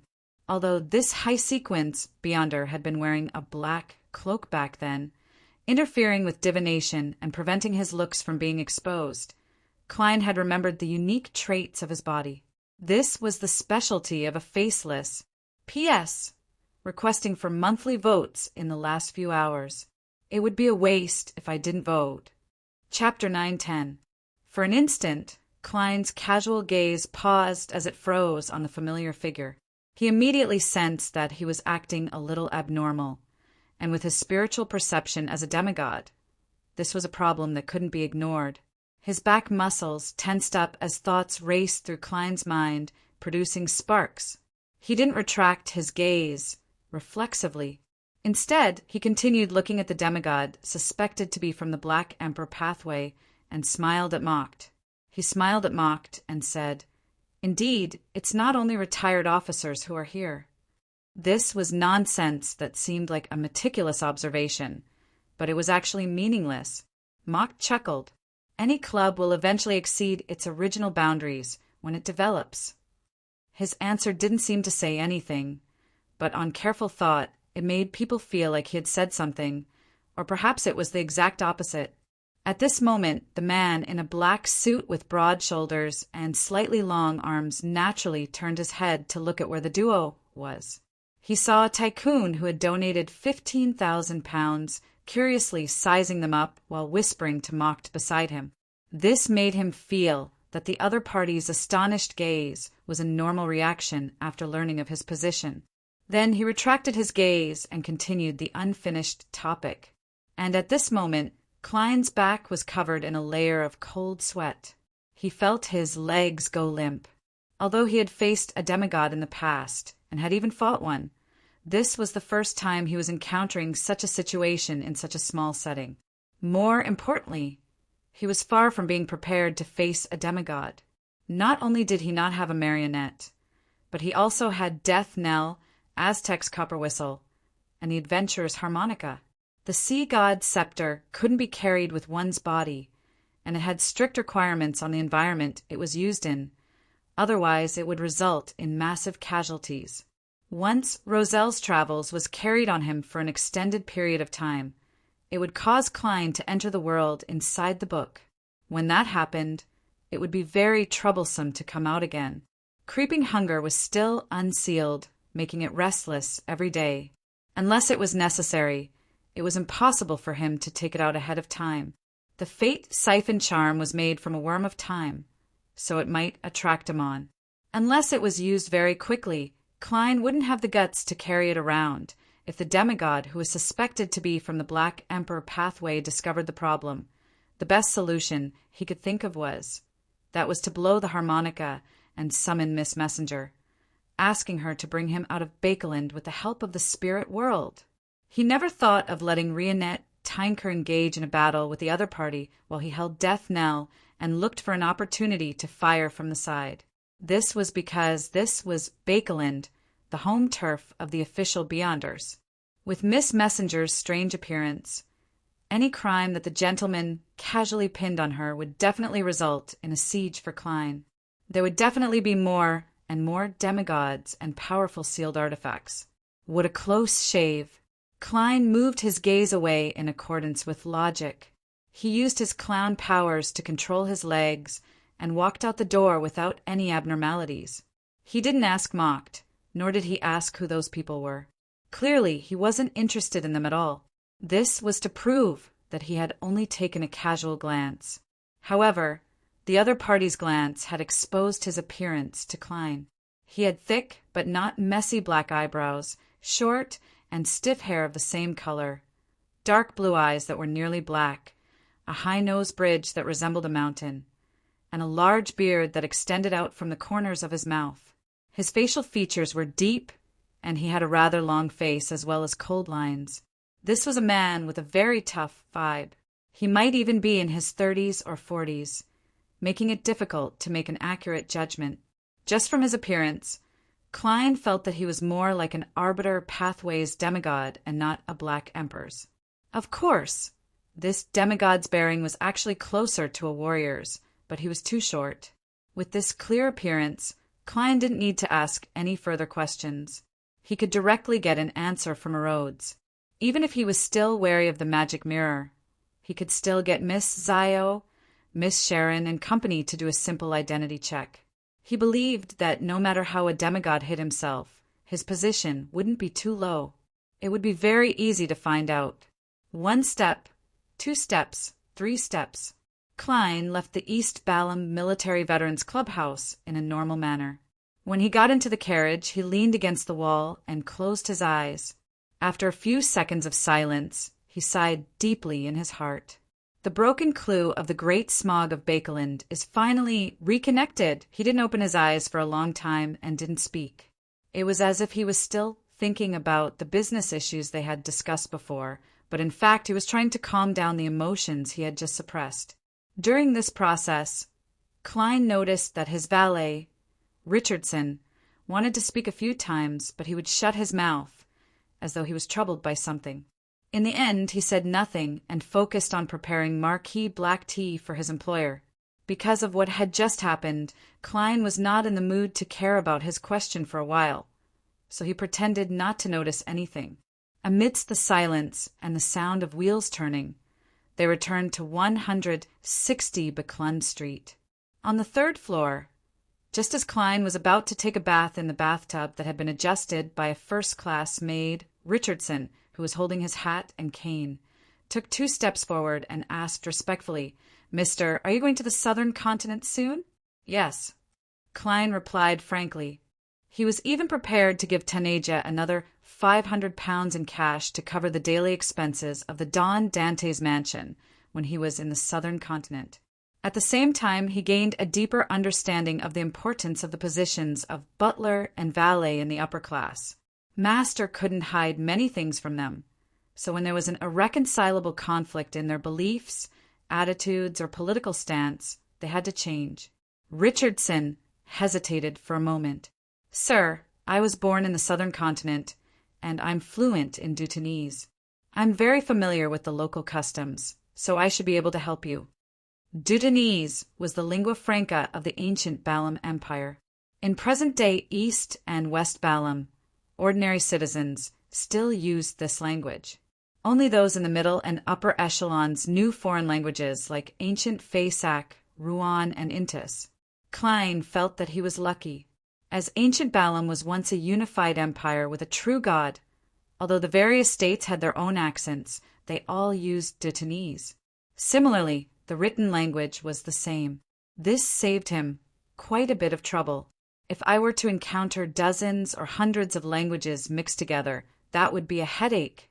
However, Deutonese and ancient Faisak aren't from the same system. I won't be able to master it as quickly as I can learn the various branches of the latter. Finding an interpreter is a must. Anderson seems to be very good at Deutonese. I've never heard him mention any communication difficulties in West Balam.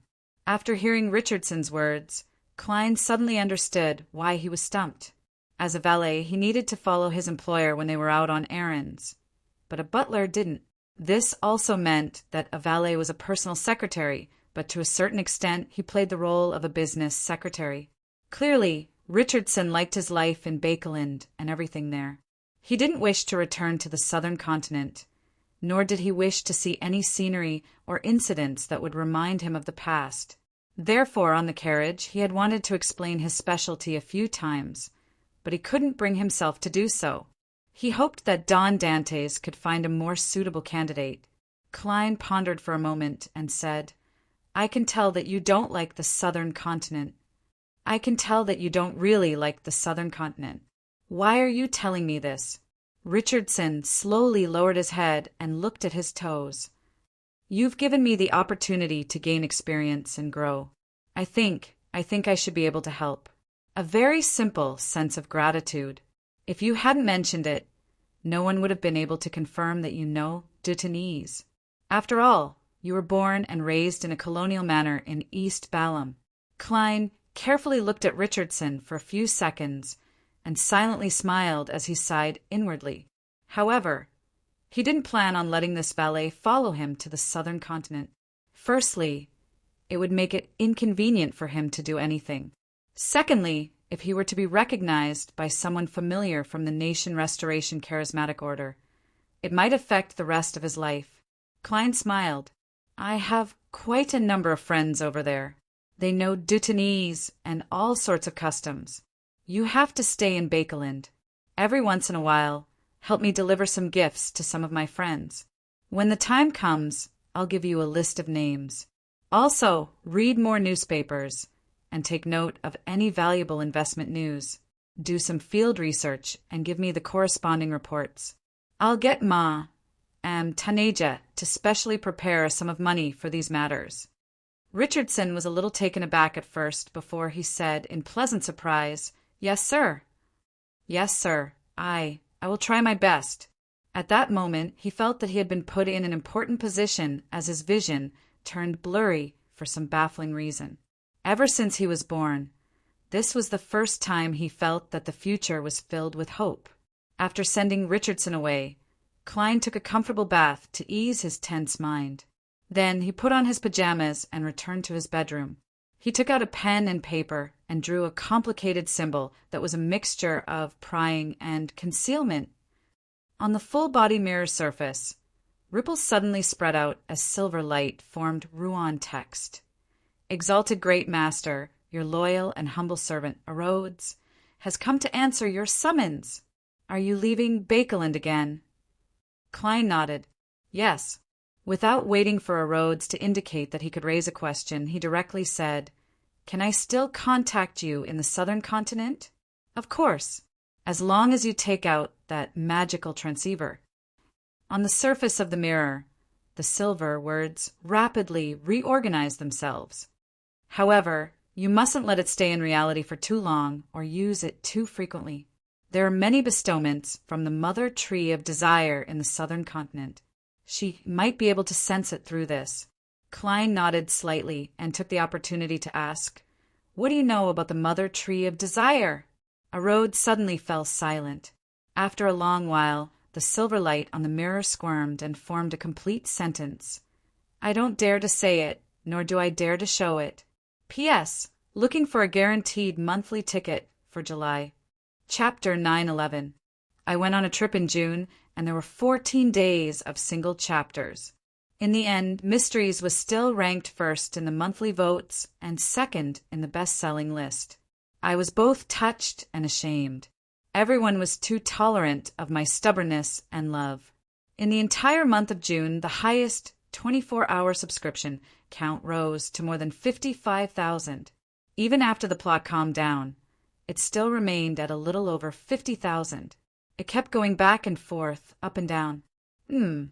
Ever since Mysteries was published, the overall trend of subscription count had been increasing.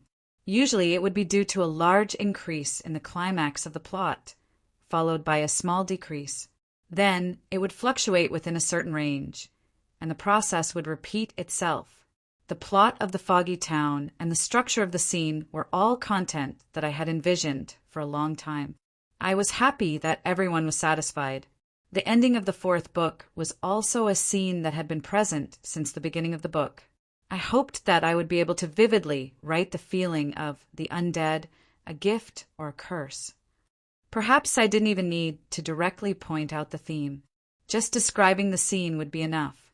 Of course, there were still many chapters before I could write. My biggest feeling of writing this month was exhaustion. When I was on a trip, I woke up at 7 in the morning and only returned to the hotel at 7 or 8 at night. I had time to write. Thankfully, I could take a nap in the car. Otherwise, I wouldn't be yawning every day. I wouldn't be able to write at all.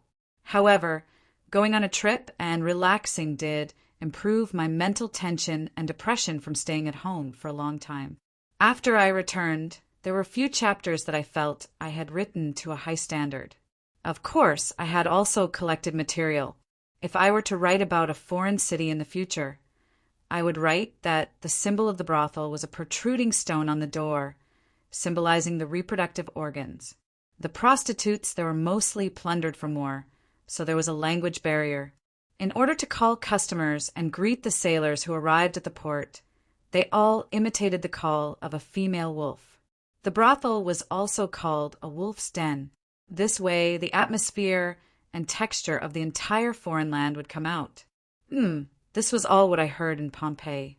There were only 3 or even 4 official guides who could speak Chinese. It sounded good, but it was a little expensive.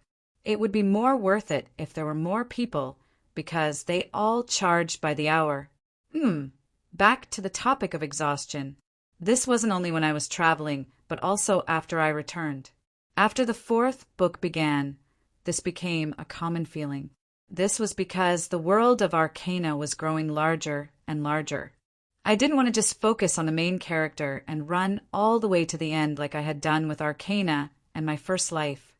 I still hoped that the many interesting characters I had written before would be more developed, more lively, and more involved in the story. Not to mention, the life of a tycoon would be mostly filled with banquets, meetings, and conversations. Only with sufficient preparation and foreshadowing would the conflict and tension in the plot erupt. That was why changing the perspective, participating in the characters, and writing about daily life always made me feel exhausted. Apart from these reasons, this was also an unavoidable state after writing a book for more than a year. My procrastination was getting worse and worse, and I needed more time to focus. Every day, I would finish writing later and later, and my exhaustion would accumulate more and more. There were even 2 occasions where I didn't know when my alarm had been turned off, and I slept until noon and almost didn't update. From the looks of it, I could only bring up the matter I mentioned before and take a day off every week. This was my plan. I would take Sundays off myself, but I would split the 2 chapters one had on Saturday into Sundays. In other words, I would have a single chapter on both Sundays at 12:30 p.m. The rest of the time would be normal. This way, if there were any delays or requests for leave from work, I would make up for them. The first additional chapter for June would be placed at the climax of the plot in July. All right, it was already July. With a proper attitude, I would ask for a guaranteed monthly pass. The chapter had already been updated in advance. There would be no more at noon, and the second chapter would be at 7 p.m. Also, I would like to ask for recommendation tickets on Monday. Chapter 912. I don't dare to say or show it. At least to a Rhodes, the mother tree of desire is definitely stronger than sequence 1 Zeridal. No, it's even stronger than the monster pathway's uniqueness. Die of probability. There should be a way to bypass the restrictions and make a Rhodes reveal the corresponding information. For example, bringing its true body above the gray fog. Haha, how is that possible? Unless I'm already an angel and have completely grasped that mysterious space. Klein's eyes flickered, but he didn't pursue the matter. It's your turn to ask. The flow of silver light on the full-body mirror surface suddenly became brisk. It formed new words. Great Master, do you have any other orders? Good question. Klein pondered for a moment.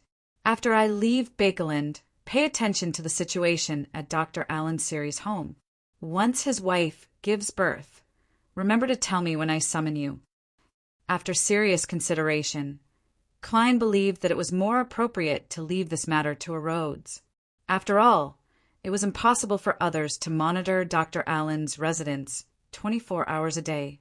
And what Klein needed to do was change his residence every day at the end of the month and turn on the transceiver. All right, Master. The text on the mirror fully expressed a Rhodes's mood. I have a question. Speak. Klein nodded. This time, when a Rhodes highlighted the words, it was filled with pauses, giving people a strong sense of hesitation. Great Master, what is the relationship between you and that child? It seemed to be wondering why the supreme ruler of the spirit realm would pay so much attention to an unborn child. I've already explained that it's the unborn child from Dr. Alan Seary's family, but a Rhodes still hasn't noticed that there's something wrong with Will Alsepton. When it comes to hiding their fate and uniqueness, a snake of Mercury is much better than other angels of the other sequences. However, the magic mirror can accurately give the time when Tail Devourer Ouroboros left Bakeland. Yes, it should be because Will Alsepton's reboot makes it very difficult for high-ranking Beyonders to discover the problem. This is also the reason why he can hide from the Angel of Fate. Klein replied in enlightenment, That's right. Friends. As for becoming Will Alsepton's godfather, it was only a passing thought. He wasn't confident, nor did he dare force it, afraid that he would anger the snake of fate. We're only friends. A Rhodes's words revealed a baffling sense of disappointment. Great Master, you may ask your question. Klein thought for a moment. Do you know who the person I saw at the East Balham Military Veterans Clubhouse is? If you're not sure who I'm talking about, I can draw it for you. In the dark and deep mirror, aqueous light floated, reflecting a man with a cold and hard appearance. He had a large beard, and his eyes were so deep blue that they were nearly black.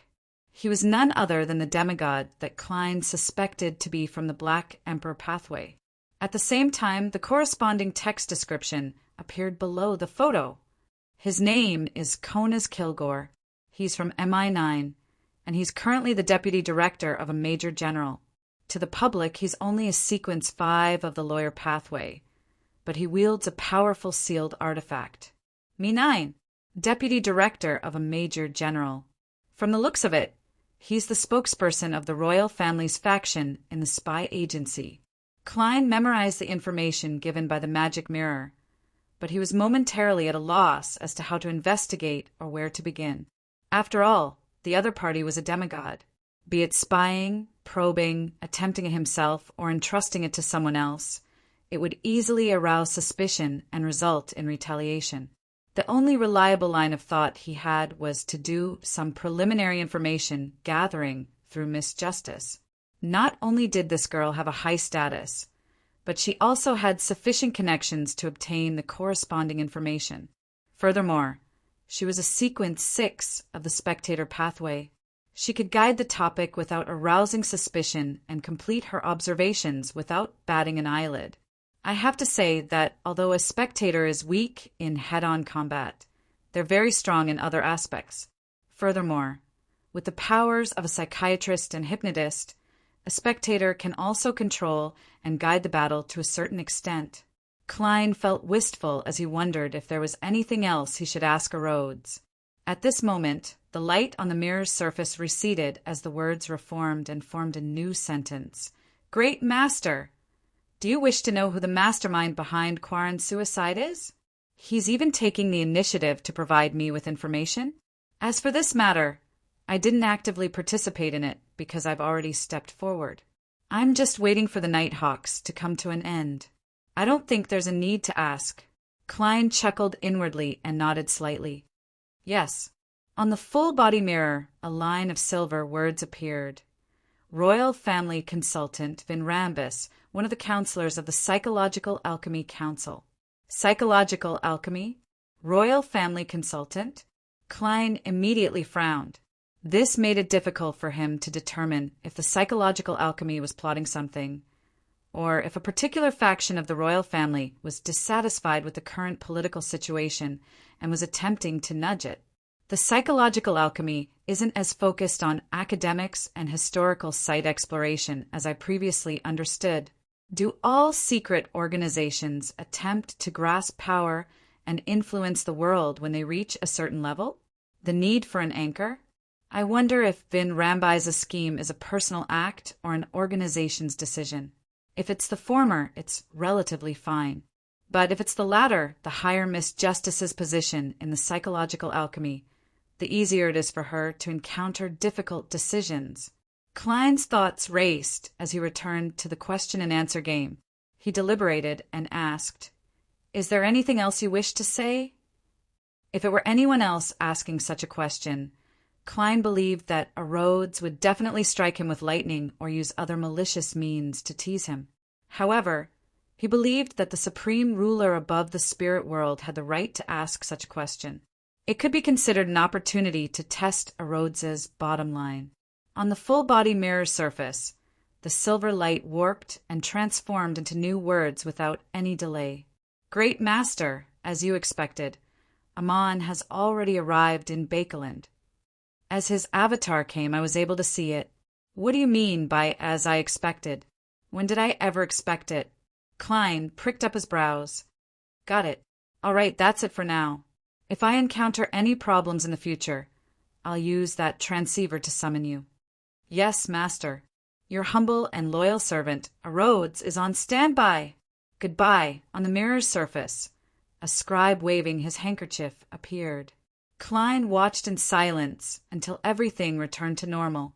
On the second day, which was Monday, he was already prepared to head to the southern continent. Apart from a suitcase that he had shown to others, which contained 2 sets of clothes, 500 pounds in cash, and some miscellaneous clothes, the remaining 12,125 pounds in cash and 87 gold coins were thrown above the gray fog. The reason why he was so careful was that Klein had a deep impression of his previous resurrection. If it wasn't for the hundreds of pounds Miss Justice had given him in his anonymous account, he didn't know how many days he would have spent on the streets. Perhaps he could only find a circus to be a clown or borrow some money from a particular gang leader. Seeing that it was almost 3 a.m, Klein entered the gray fog once again to prepare for this week's tarot. He had previously done a divination here and received the conclusion that unless they were in the same building, Blasphemer Amon wouldn't be able to discover the commotion caused by the members of the tarot being pulled into the mysterious space above the gray fog. Before long, dark red beams of light shot up from the interior of the ancient and majestic palace, forming blurry figures. It was confirmed that she would be restarting her psychology classes this week, which also meant that she would be resuming her contact with psychological alchemy. In a good mood, Audrey looked at the end of the long bronze table and stood up. She lifted her skirt and bowed. Good afternoon, Mr. Fool. Opposite her, the hanging man also stood up and bowed, but he had another problem on his mind. He had originally promised the world, German Sparrow, that he would give him the mystical item made from the ocean songster's Beyonder characteristic last week. But to his surprise, something had happened to the artisan, preventing him from delivering it in time. For this, Alger planned on explaining the reason to the world on the tarot before personally helping the artisan resolve the problem. After bowing and exchanging greetings, the hermit Catlia was just about to speak when she saw Mr. Fool tap the edge of the long mottled table twice. The dull sound made the members of the tarot tense up. They didn't know what Mr. Fool was going to say or what he would say, but it's definitely something major. Something that's worthy of Mr. Fool emphasizing at the beginning must be something major. Justice, Audrey judged in her heart. The Fool Klein surveyed the area and smiled. Amon has recently arrived in Bakeland. Avatar. Amon? Blasphemer Amon? Son. Derek suddenly had a not-so-pleasant memory come back to him. Be it Amon, who had parasitized the former exploration team captain and asked him if he was looking for him, or Amon, who was wearing a pointed hat and wrapped around his spirit body like a snake. They were all nightmares that he couldn't get rid of. After all, as a resident of the City of Silver, Derek had seen quite a number of terrifying monsters. There were only a few that made him feel uneasy and afraid, just thinking about them. Amon has gone to the Bakeland where Miss Justice and Miss Magicians live? What does he want to do? What should I do? Sun suddenly felt nervous for his companions. Amon, this ancient king of angels has also returned to the real world. Indeed, a great revolution is about to come or is in the midst of it. The tides of the times are surging. The hanging man Alger's pupils constricted as he recalled what Rear Admiral Hurricane Zillings had once said to him. Catlia had similar thoughts as him. Due to the king of angels' reappearance in the northern continent, she smelled the uneasiness as a phrase surfaced in her mind. The changing of an epoch. Amon, angel of time Amon, an ancient king of angels. Audrey trembled and felt worried as she looked at the confused and terrified Furs and Mr. Moon. She couldn't help but look at the end of the long bronze table and ask, "What's the matter?" She couldn't help but look at the end of the long bronze table and ask, "Honorable Mr. Fool, can I think of a way to inform the church of this matter? P.S. Please have a guaranteed monthly ticket, PS2. Toad has released a new book, Cleaving Through the 9 Firmaments with a Sword. He has returned to immortal fiction. As everyone knows, I like Toad's immortal fiction very much. I'll recommend it here. That kind of immortal aura is still very strong. Introduction. Before the whale swallows the sea, the sword aura is already unstoppable. The hero is still strong, the little sword immortal under the moon. This is a proper immortal fiction. Chapter 913.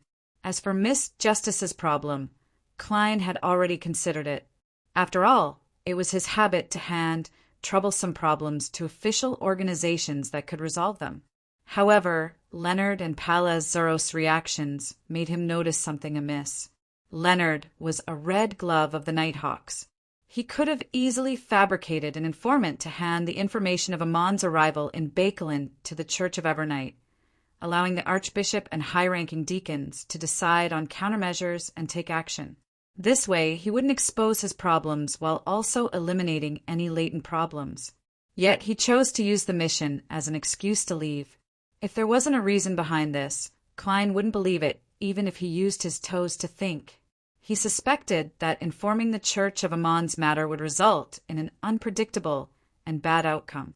Therefore, the Marauder Pathway Angel in Leonard's body rejected this plan.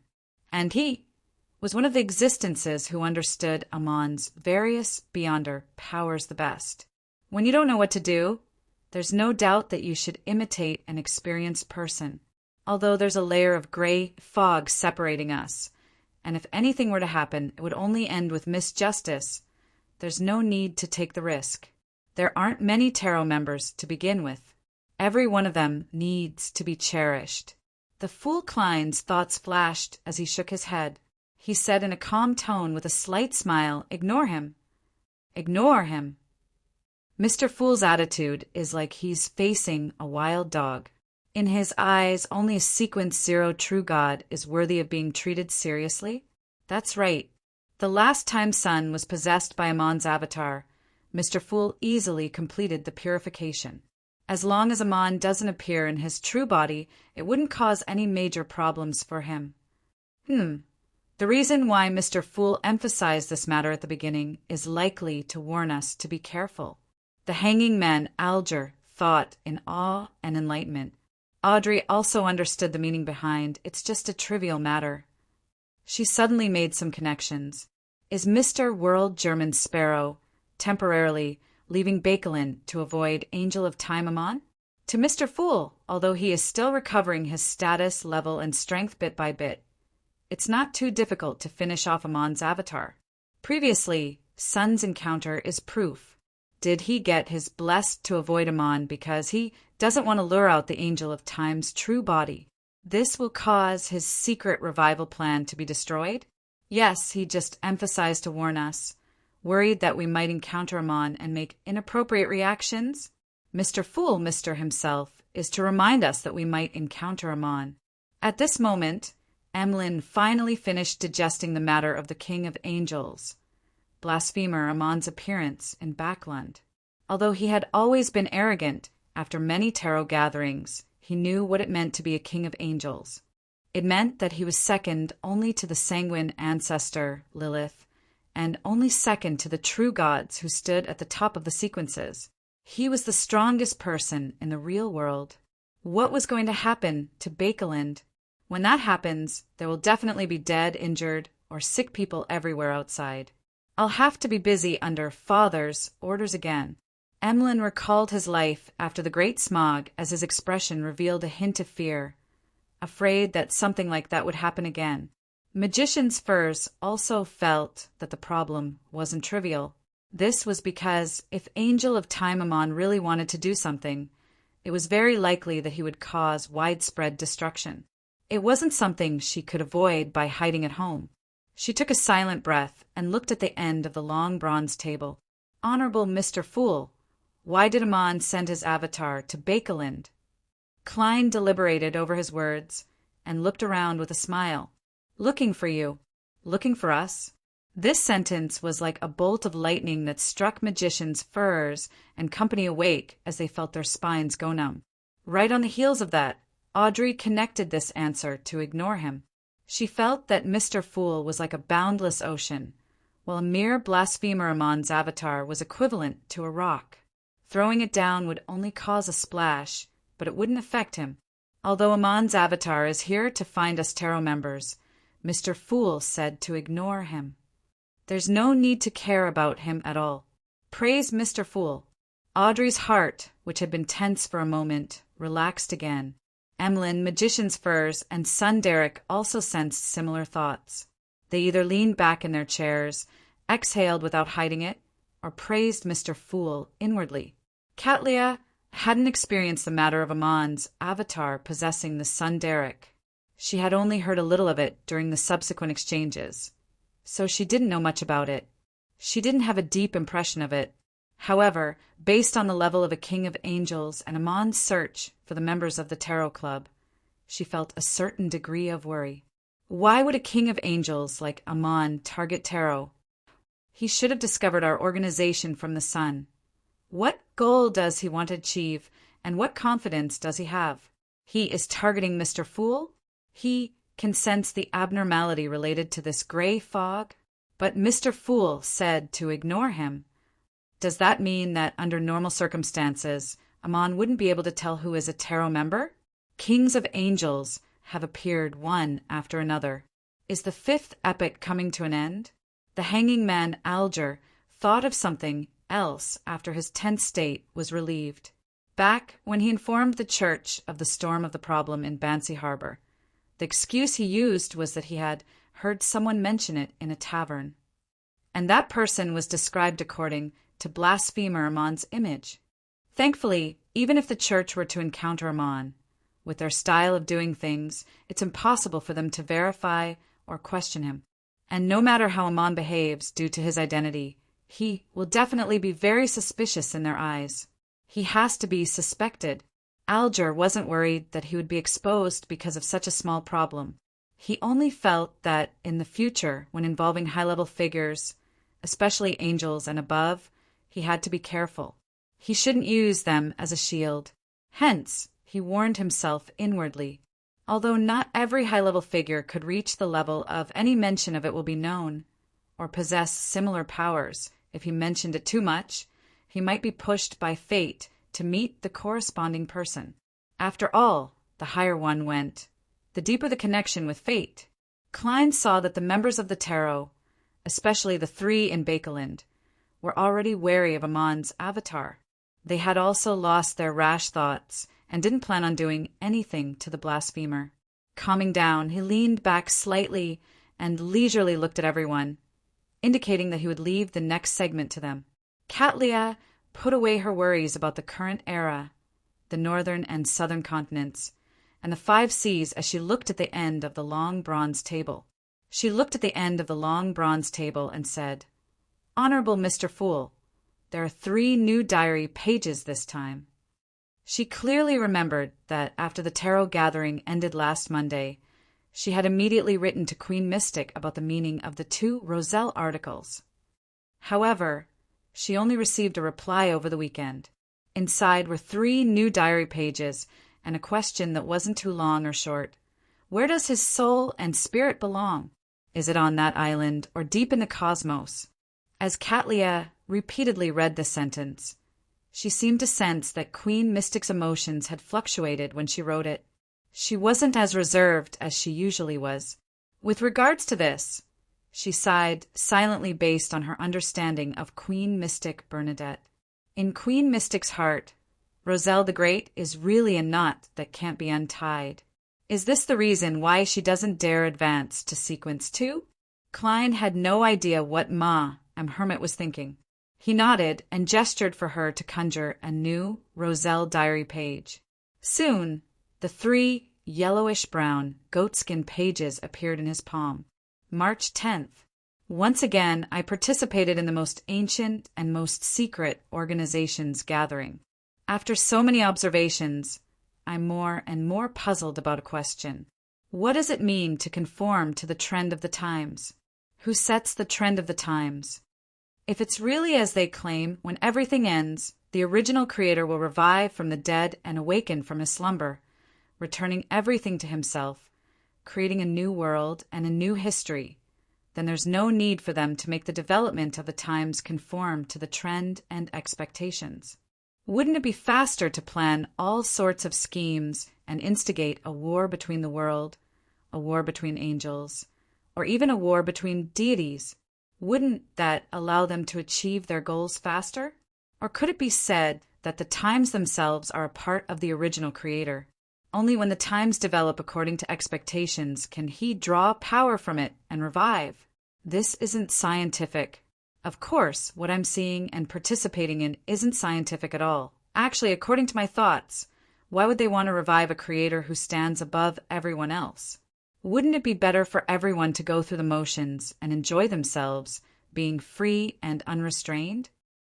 According to my observations, there are quite a number of members here who share similar views to mine. However, there are also some who are stubborn and inflexible, strictly adhering to their ideals. I'm not sure if they should be called idealists or fanatical cultists. What I can't see through the most is that mysterious leader. Old Mr. Hermes told me that this organization was first established by him, probably by him and others who share the same beliefs and goals. However, he seldom expresses his thoughts. He never stops many members from using the organization to do their own things. Sometimes I even forget about his existence. He seems to enjoy sitting there and silently watching everyone talk. But on one matter, I've witnessed his authority. A high-sequence beyonder who went against what they called the trend of the times was pushed by him to become a target of elimination in just 30 seconds. And I believe that the poor fellow won't live to see this summer. Who is he? Some remnant ancient god from the second epoch? Roselle used 2 question marks at the end to express his strong doubts. This was a method he rarely used. Klein suspected that this had become the standard for Queen Mystic Bernadette to choose her diary. Chapter 9:14. The mysterious leader of the Twilight Hermit Order likes to sit there and silently watch everyone converse. Once he wants to do something, he will quickly reach a consensus. This really matches the characteristics of the spectator pathway. I'm increasingly convinced that he is Amon's brother, another son of the Creator, Adam. In the later stages of the Emperor's life, he will likely be able to make a similar judgment after learning quite a number of secrets from Mr. Dorr. As Klein compared the diary's description with his own understanding of the situation and guesses, he moved his gaze down to read the rest of the page. March 11th. The more I think about what happened yesterday, the more terrifying I find it. A demigod's fate was decided in just a few words. He didn't even have the chance to express his objections. And the composition of that ancient secret organization makes me believe that apart from dealing with the churches of the 7 Orthodox deities, there's nothing they can't do. Even overthrowing a country isn't impossible. I'm really glad that I was pulled into this organization. Otherwise, I might one day encounter a baffling assassination attempt that I can't resist, dying with everlasting regrets. This kind of organization that hides behind the scenes and secretly judges others, deciding the life and death of its targets. Just the thought of it is unacceptable. Even though I'm one of them, I'm still a little apprehensive and horrified. This world is much more dangerous than Earth. Perhaps it's because one is born with higher spirituality. Perhaps it's because one has read an ancient manual. Perhaps it's because one is doing business on a normal ship. Perhaps it's because one has taken a fancy to a beautiful girl. Perhaps it's because one loves traveling and enters a particular castle. Perhaps it's because one is woken up by the sounds of fighting next door in the middle of the night. Perhaps it's because one has invented something meaningful. And this is one of the motivations for me to improve and work hard to advance so that I can control my own fate. I'll definitely succeed. I'm the protagonist of this era. Smile. March 12th. I feel that there's a need to take the initiative to seek out and gather information about the 4th epoch, 3rd epoch, and even the 2nd epoch. My experience of participating in that ancient secret organization tells me that there might be countless secrets hidden in it, the kind that will affect the direction of the current epoch. It's a pity that such information is so rare that it makes one's hair stand on end. It's either collected by the church or destroyed. I feel that it's very difficult to gain anything just by relying on my subordinates. The best way is to raise my sequence and obtain a higher position and greater authority within the church. From this diary page, it's obvious that the connection between the Emperor and Mr. Dorr was established a long time after he joined the Twilight Hermit Order. Perhaps he was already a high sequence beyonder. Otherwise, he wouldn't have been able to withstand Mr. Dorr's ravings. Compared to the Emperor, it's much easier for me to explore history. There's his diary in the 4th epoch, and there's the City of Silver in the 2nd epoch. From time to time, I'll encounter evil spirits formed from the remnant souls of kings of angels. From the middle stages, the Emperor's Chinibu seems to have improved a lot. Klein flipped to the 2nd diary page in a relaxed manner. May 18th. I've been having nightmares recently. I dream that I'm wearing silver-gray ancient armor and sitting on the edge of a cliff. In front of me is a surging black fog with no bottom to be seen. It's filled with depravity and evil. Just looking at it will affect me.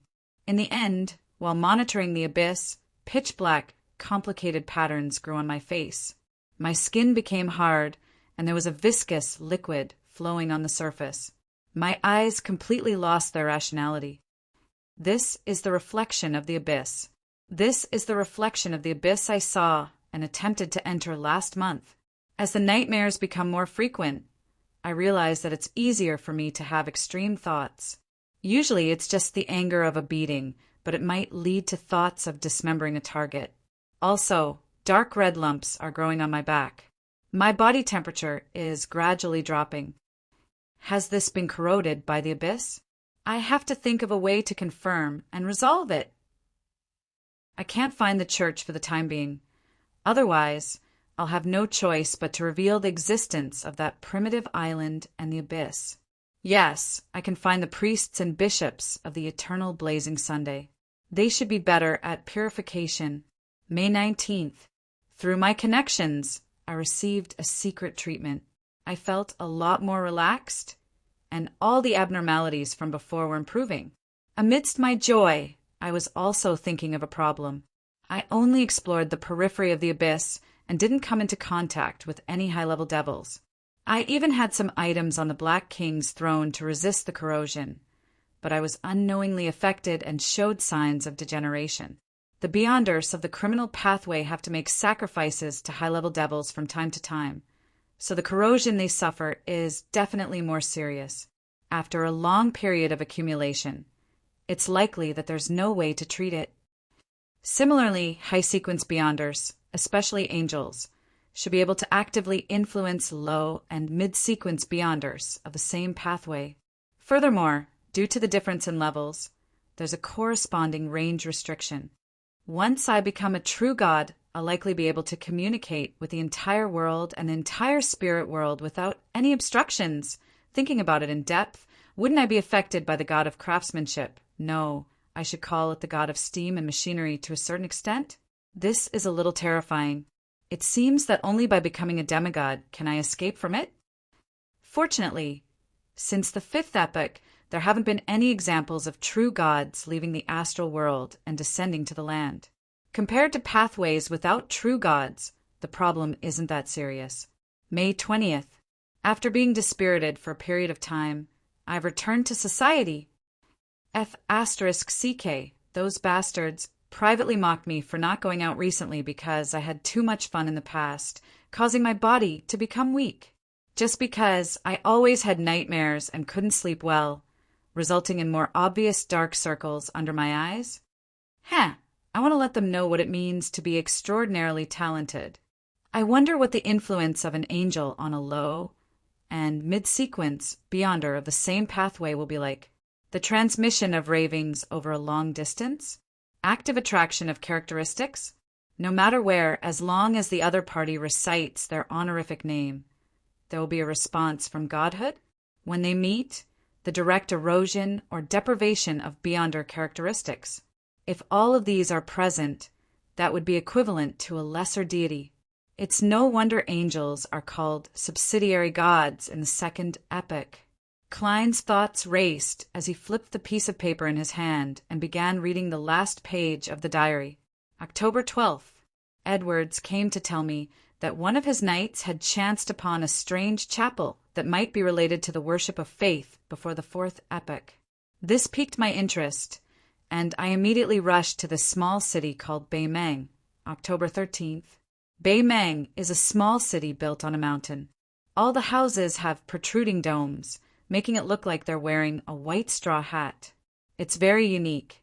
Walking up the street and walking up several flights of stairs, I finally found the strange chapel. From the outside, it looks like an ordinary residence. There's nothing special about it until I walk in. There's only one priest here. He's a genial and reserved, middle-aged man. He wears a simple white robe and has a pale golden beard that nearly covers the lower half of his face. He has a pair of light-colored eyes that are as clear as a child's. He claims that this is the Creator's temple. Any creature of any race, any believer of any deity can enter. When I heard him mention this, I recalled a question I had previously.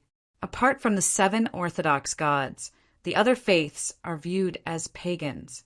It's impossible for them to build a chapel openly except for the original Creator. However, no corresponding churches have ever been born. Even cathedrals are extremely rare. In front of the chapel, there's a simple shrine. There's a man carrying a cross inside. This should be the so-called statue of the Creator. I sat in the front pew and chatted with the priest. He told me many different stories. He said that when humans were just born, the ones who ruled the sky, land, and sea were all kinds of crazy and bloodthirsty monsters. They were the source of the later races of dragons, giants, elves, and so on. These monsters flaunted their desires and wreaked havoc everywhere. It seemed like it wouldn't take long for them to destroy the entire world. At that moment, the Creator awoke and took back the specialness and strength he had bestowed upon them to humans. After that, he fell into a deep slumber again and left behind a prophecy. When madness, cruelty, greed, indulgence, coldness, and bloodthirst once again flood the land, he will awaken and take back everything. As he spoke, the priest gripped the pendant of the cross on his chest and silently prayed. Such a myth is completely different from the ones in the Church's canon. There are many things worth pondering over. Interesting. October 15th. It's been a day since I returned to Trier. Only then did I realize that I hadn't asked for the priest's name. Forget it.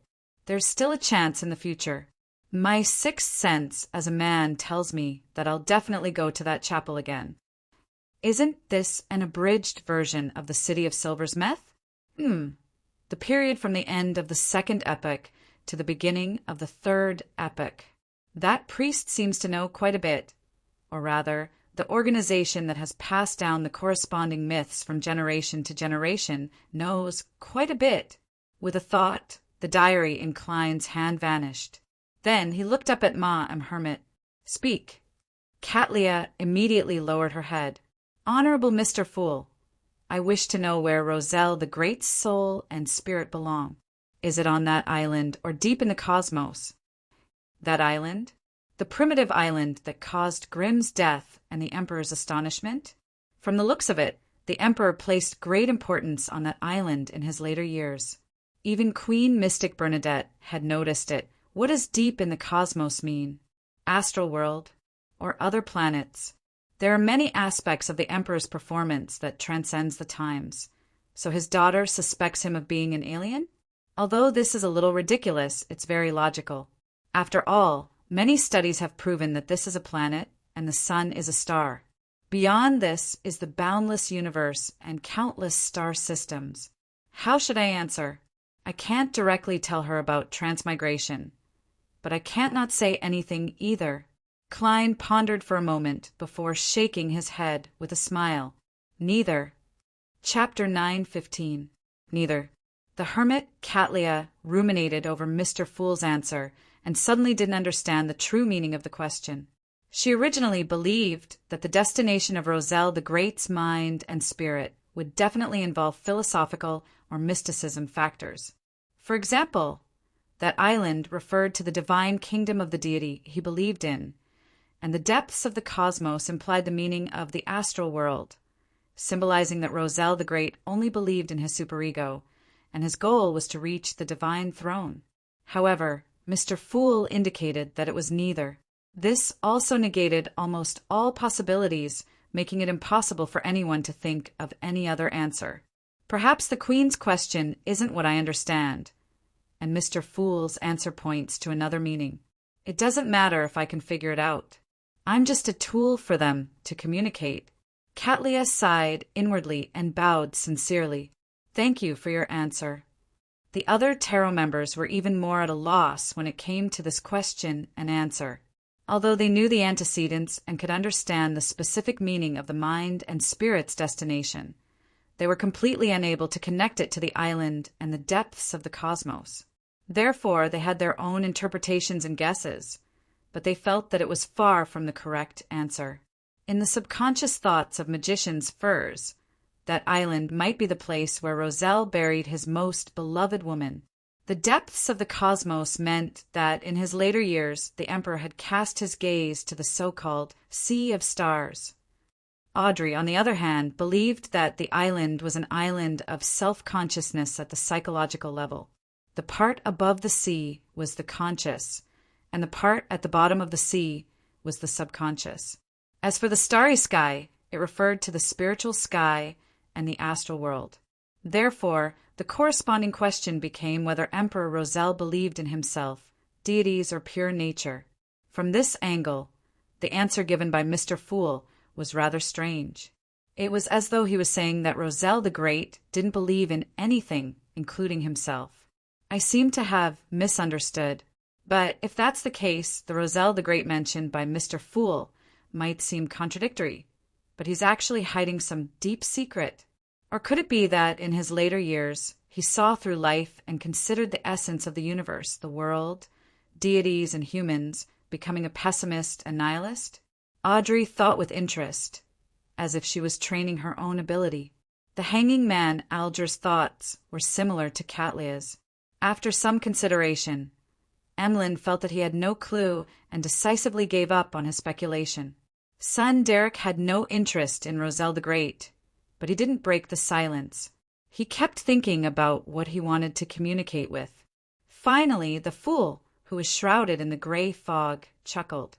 "You may begin." The hanging man Alger immediately looked at the world German sparrow at the end of the long bronze table.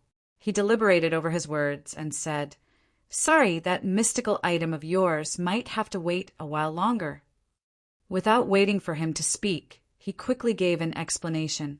"That artisan has strangely contracted an illness, and there are suspicious snoopers around, so there's a delay. I'll personally make a trip over to see if I can resolve his problem and allow him to recover as soon as possible. I'll strive to create the mystical item you need in 2 weeks."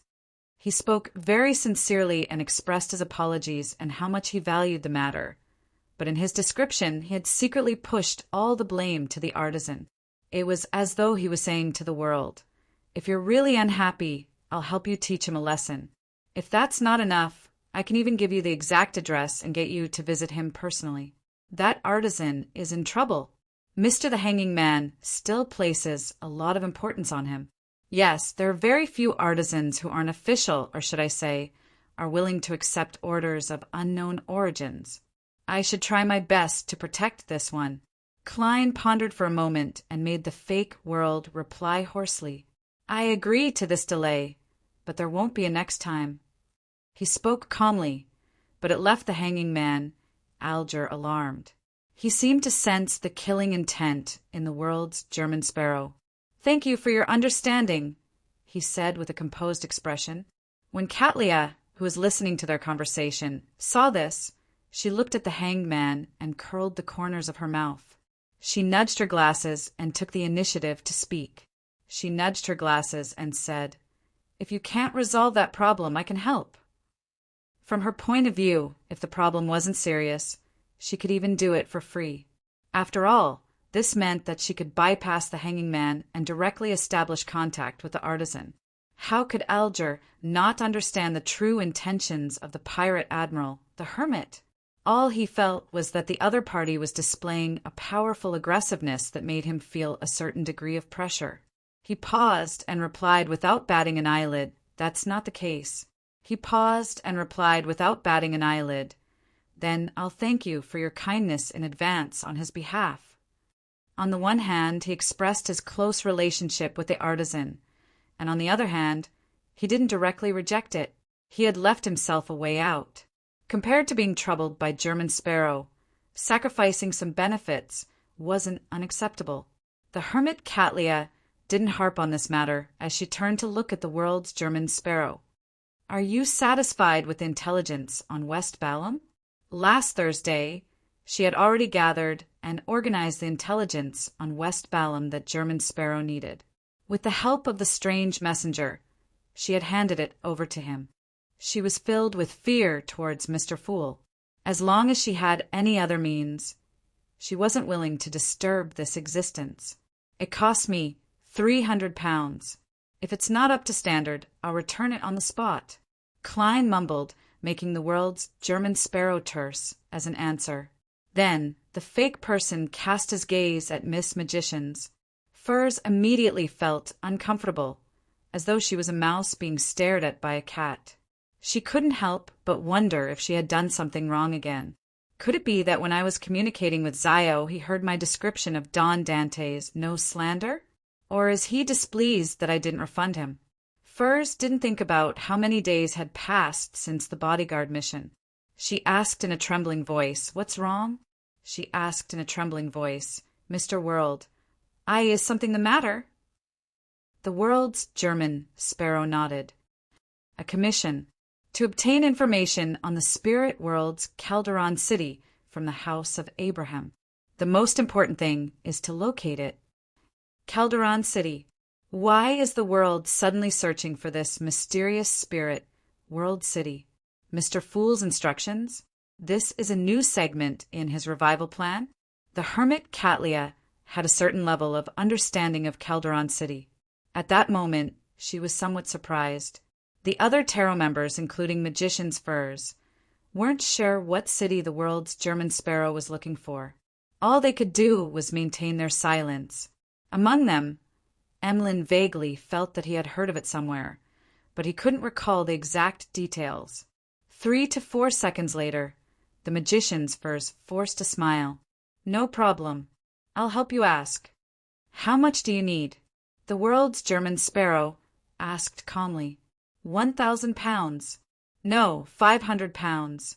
No, I still have to deduct the bodyguard fee. The Magician's Furs' mind raced as she finally quoted a price. 350 pounds. That's very cheap. Apart from the spirit world 7 lights, only the House of Abraham has detailed information on Calderon City. To Miss Magicians, it's just asking about teacher. It's indeed simple and convenient. It's no wonder the price isn't high. Klein was first surprised before coming to a realization. He made the world nod gently. Deal. Having witnessed this transaction, Audrey noticed something interesting. Miss Magicians seems to be very afraid of Mr. World. She's so afraid that it's a reflex. She had previously met Don Dantes, but she didn't know that he was German Sparrow. Furthermore, she had discovered something terrifying. I'll arrange for her and Zio to meet at Glaine's place this week. I'll see if I can get anything out of them. Audrey nodded indiscernibly in thought. At that moment, seeing that the world had nothing else to do, Emlyn anxiously turned his head to look at the sun. Do you have the sequence 5 artificial vampire beyond her characteristic? I haven't accumulated enough merit points. Derek didn't feel ashamed this time. Instead, he felt that Mr. Moon was being too anxious. How could it be so easy to earn enough merit points for a sequence 5 beyond her characteristic? Emlyn turned his head back unhappily and suddenly recalled something. He hurriedly said to Miss Magicians, there are clues to the ancient wraith's cursed item and remnant spirituality. There are clues about the ancient vengeful spirit's cursed object and remnant spirituality. I'm waiting for the details. This might not be to directly give you the item, but to provide you with information. It'll tell you where there are ancient wraiths around Bakeland. Having said that, Emlyn thought for a moment. 300 pounds. That also means that I need to hunt that ancient wraith myself? In all sorts of mysticism rumors, this is a rather powerful monster. After hearing Mr. Moon's words, Furz's first reaction was to be placed in a difficult position. Her second reaction was to entrust the hunting mission to Mr. World. He would definitely be able to complete it quickly and smoothly. However, when she thought of how the cost of hiring Mr. World would definitely exceed the ancient wraith's value, she felt that it was better to give it a try herself. Once Zio becomes an interrogator, the two of us will likely have a higher chance. Besides, I still have Lamino's Travels. In it, I have the demigod-level tornado and Angel's Embrace, as well as many strange Beyonder powers. Beneath high-sequence Beyonders, they're almost divine artifacts. I don't have much actual combat experience. Most of the time, I'm only escaping. This can be considered an opportunity. Magicians, Furs quickly made up her mind. She said to Emlyn Deal. After confirming other matters, the transaction segment came to an end. Klein made German Sparrow, the world, look around before Mr. the Hanging Man did. I've done a preliminary investigation of Quarren's suicide in Bakeland. P.S. Seeking monthly votes, Lord of the Mysteries. Chapter 9:16. The person who was most interested in Quarren's suicide was none other than Justice Audrey. However, she had long noticed that Magician's Furs was curious about this matter. Hence, she didn't ask anything and maintained her sitting posture, patiently waiting for the best-selling author to speak. In just a second or two, Furs looked at the edge of the table in front of the World Gairman Sparrow and said, after some deliberation, "That's not the case." She deliberated and said, "What's the truth?" Klein had already rehearsed how to describe it in his mind. Without any hesitation, he made the world say, "The mastermind behind this is very likely the royal family's consultant, Vin Rambus." The mastermind might very well be the royal family's consultant, Vin Rambus. He likely has another identity, a counselor of the psychology alchemists. When she heard the first half of the sentence, the image of a genial elder naturally surfaced in Audrey's mind.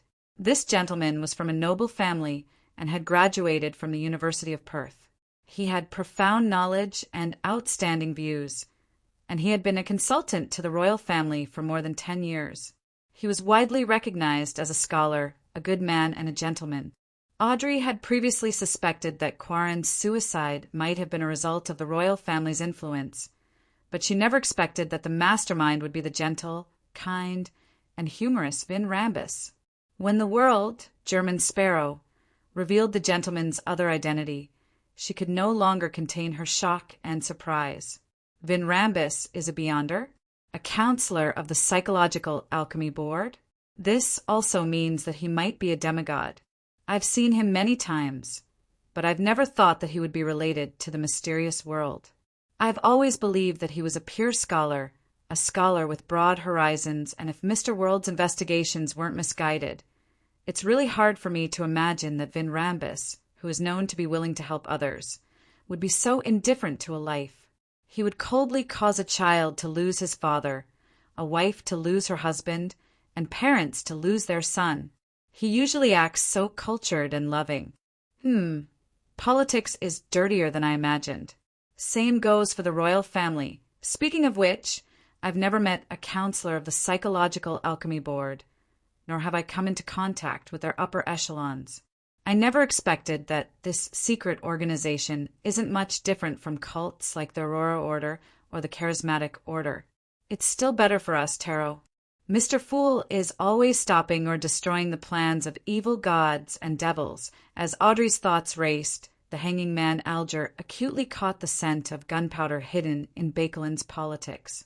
He felt that the various factions were entangled, and there were many secrets mixed together, forming a huge barrel of dynamite that could explode at any moment. The nobles, the royal family, the Church of the Storm, the Church of Evernight, the Church of Steam, the newly rich, the commoners on the edge of a cliff, the lowest class living miserable lives. The change of the times is so obvious that I actually didn't realize it clearly before. I simply believe from the Zillings' words and the evidence he provided that an era in which the old gods are gone and new gods are emerging. The tides of history are surging and irreversible. Amidst Alger's silent sigh, he seemed to see the towering Gothic bell tower and the bell of order hanging on it. And around this famous object, air currents formed and the light dimmed, as though a storm was brewing. In a daze, Alger suddenly had another thought. The ones emerging might not be new gods.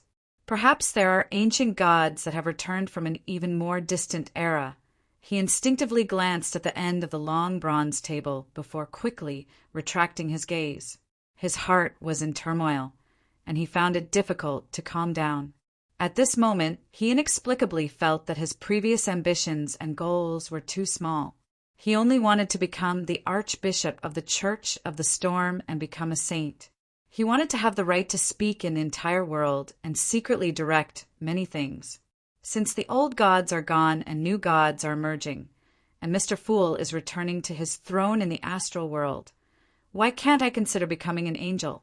Only at this level can I complete a qualitative change in my life form and live for a long time. Only then can I stand above all living beings and lead a large organization, controlling the power at the level of the world. As these thoughts flashed through his mind, the hanging man Alger trembled in a way that others couldn't detect. His heart spewed out excitement. Catlia made the connection to Queen Mystic's whereabouts in the past 2 months. She felt that she had spent most of her time in Bakeland. Is there really something that's going to happen in Bakeland? When I write this letter, I can try asking and see what the Queen will answer. Catlia nudged the thick glasses on her nose bridge and glanced at Miss Justice and the other members of Bakeland. Magicians, Furs, knew some of the details of Quarren's suicide. She knew that the victim had acted on his own the entire time and wasn't controlled. She also knew that the witnesses firmly believed that all of this was caused by Don Dantes. The comparison between this and the actual situation made her feel a strong fear towards the counselor of the psychology alchemists. She didn't want to one day discover that her thoughts and preferences were instilled into her by someone else. How is this different from a puppet? Mid- and high-sequence beyonders of the spectator pathway are truly terrifying. However, this is good writing material. In the field of psychology, there's hypnosis to begin with. In my next book, I want to write about a sick female lead who falls in love with a gentleman and uses hypnosis to make him fall in love with her. At the end, she realizes that the gentleman is a master hypnotist. Furs opened her mouth before closing it again. She didn't ask anything about Vinrambus because she didn't know this royal family consultant. The main reason why Klein shared the matter regarding Vinrambus was to remind Miss Justice to be careful and wary of this psychological alchemy counselor. At that moment, seeing that his goal had been accomplished, he said, "There's one more thing. Help me keep an eye on Konez Kilgore. He's the deputy director of MI9. On the surface, he's only a sequence 5, but in fact, he's a demigod of the Black Emperor pathway. He has rather strong spiritual perception and is very sensitive to the gazes of others." Konez Kilgore. Audrey repeated the name inwardly and realized that she didn't have any impression of this gentleman. Either I don't have much interaction with his social circle, and even if I happen to bump into him, I'll only nod and not ask who he is, or he keeps a very low profile and doesn't often attend such gatherings. If there's a chance, I'll ask Kantz. He's from MI9, so he definitely knows the superior. Audrey wasn't too surprised that Konez claimed to be a sequence 5, but in fact he was a demigod. From her point of view, it was common for intelligence agencies to have such situations. The hanging man Alger and Catlia had more or less heard of Konez Kilgore, a high-ranking member of MI9, but they lacked a deeper understanding of him. At that moment, all they could do was update the information in their minds, reminding themselves to be especially careful when encountering matters related to him in the future. Seeing that Mr. World had nothing to share, Sun didn't wait for Mr. the Hanging Man to ask. He took the initiative to say, "I've made a new friend." He paused for a moment before getting to the main point. The area he patrols includes the former chief's mausoleum. He told me that the 6-member council hasn't opened the door that leads underground. However, in the cracks in the outer layer of the mausoleum, there are dense and strange plants growing out. They look like human hair. The 6-member council has 3 demigods. Even if some of them are out exploring and aren't in the City of Silver, the other 3 are likely to wield a powerful sealed artifact or graze evil spirits. They have strength close to that of a demigod. They've worked together for so many days, but they haven't managed to open the former chief's mausoleum. This means that there's a huge problem. Also, what's the reason for the plants that look like human hair? Questions surfaced in Klein's mind as he waited for Mr. the Hanging Man to ask Little Sunday. He knew that the other party would definitely ask. After listening quietly, the Hanging Man Alger frowned slightly before relaxing his brows. He deliberated and said, "Apart from this, are there any other abnormalities?" He deliberated and said, "Is the person in charge of opening the mausoleum that shepherd Elder Lovia?" "It's not only her. The chief is there as well, as are the other 2 elders," Sun replied seriously. "There's nothing abnormal about the rest for the time being." Alger nodded and said, "Very good. Maintain this state and establish contact with more people. Pay close attention to the changes in the mausoleum." Having been praised, Derek hurriedly nodded. After exchanging some other matters, the gathering naturally turned into a learning session. Magicians first originally wanted to ask what the pharaoh mummy could be used for, but after glancing at the World German Sparrow, she shut her mouth. After the gathering ended, Klein, who had returned to the real world, turned on the tap, washed his face and palms, and patiently waited for night to fall.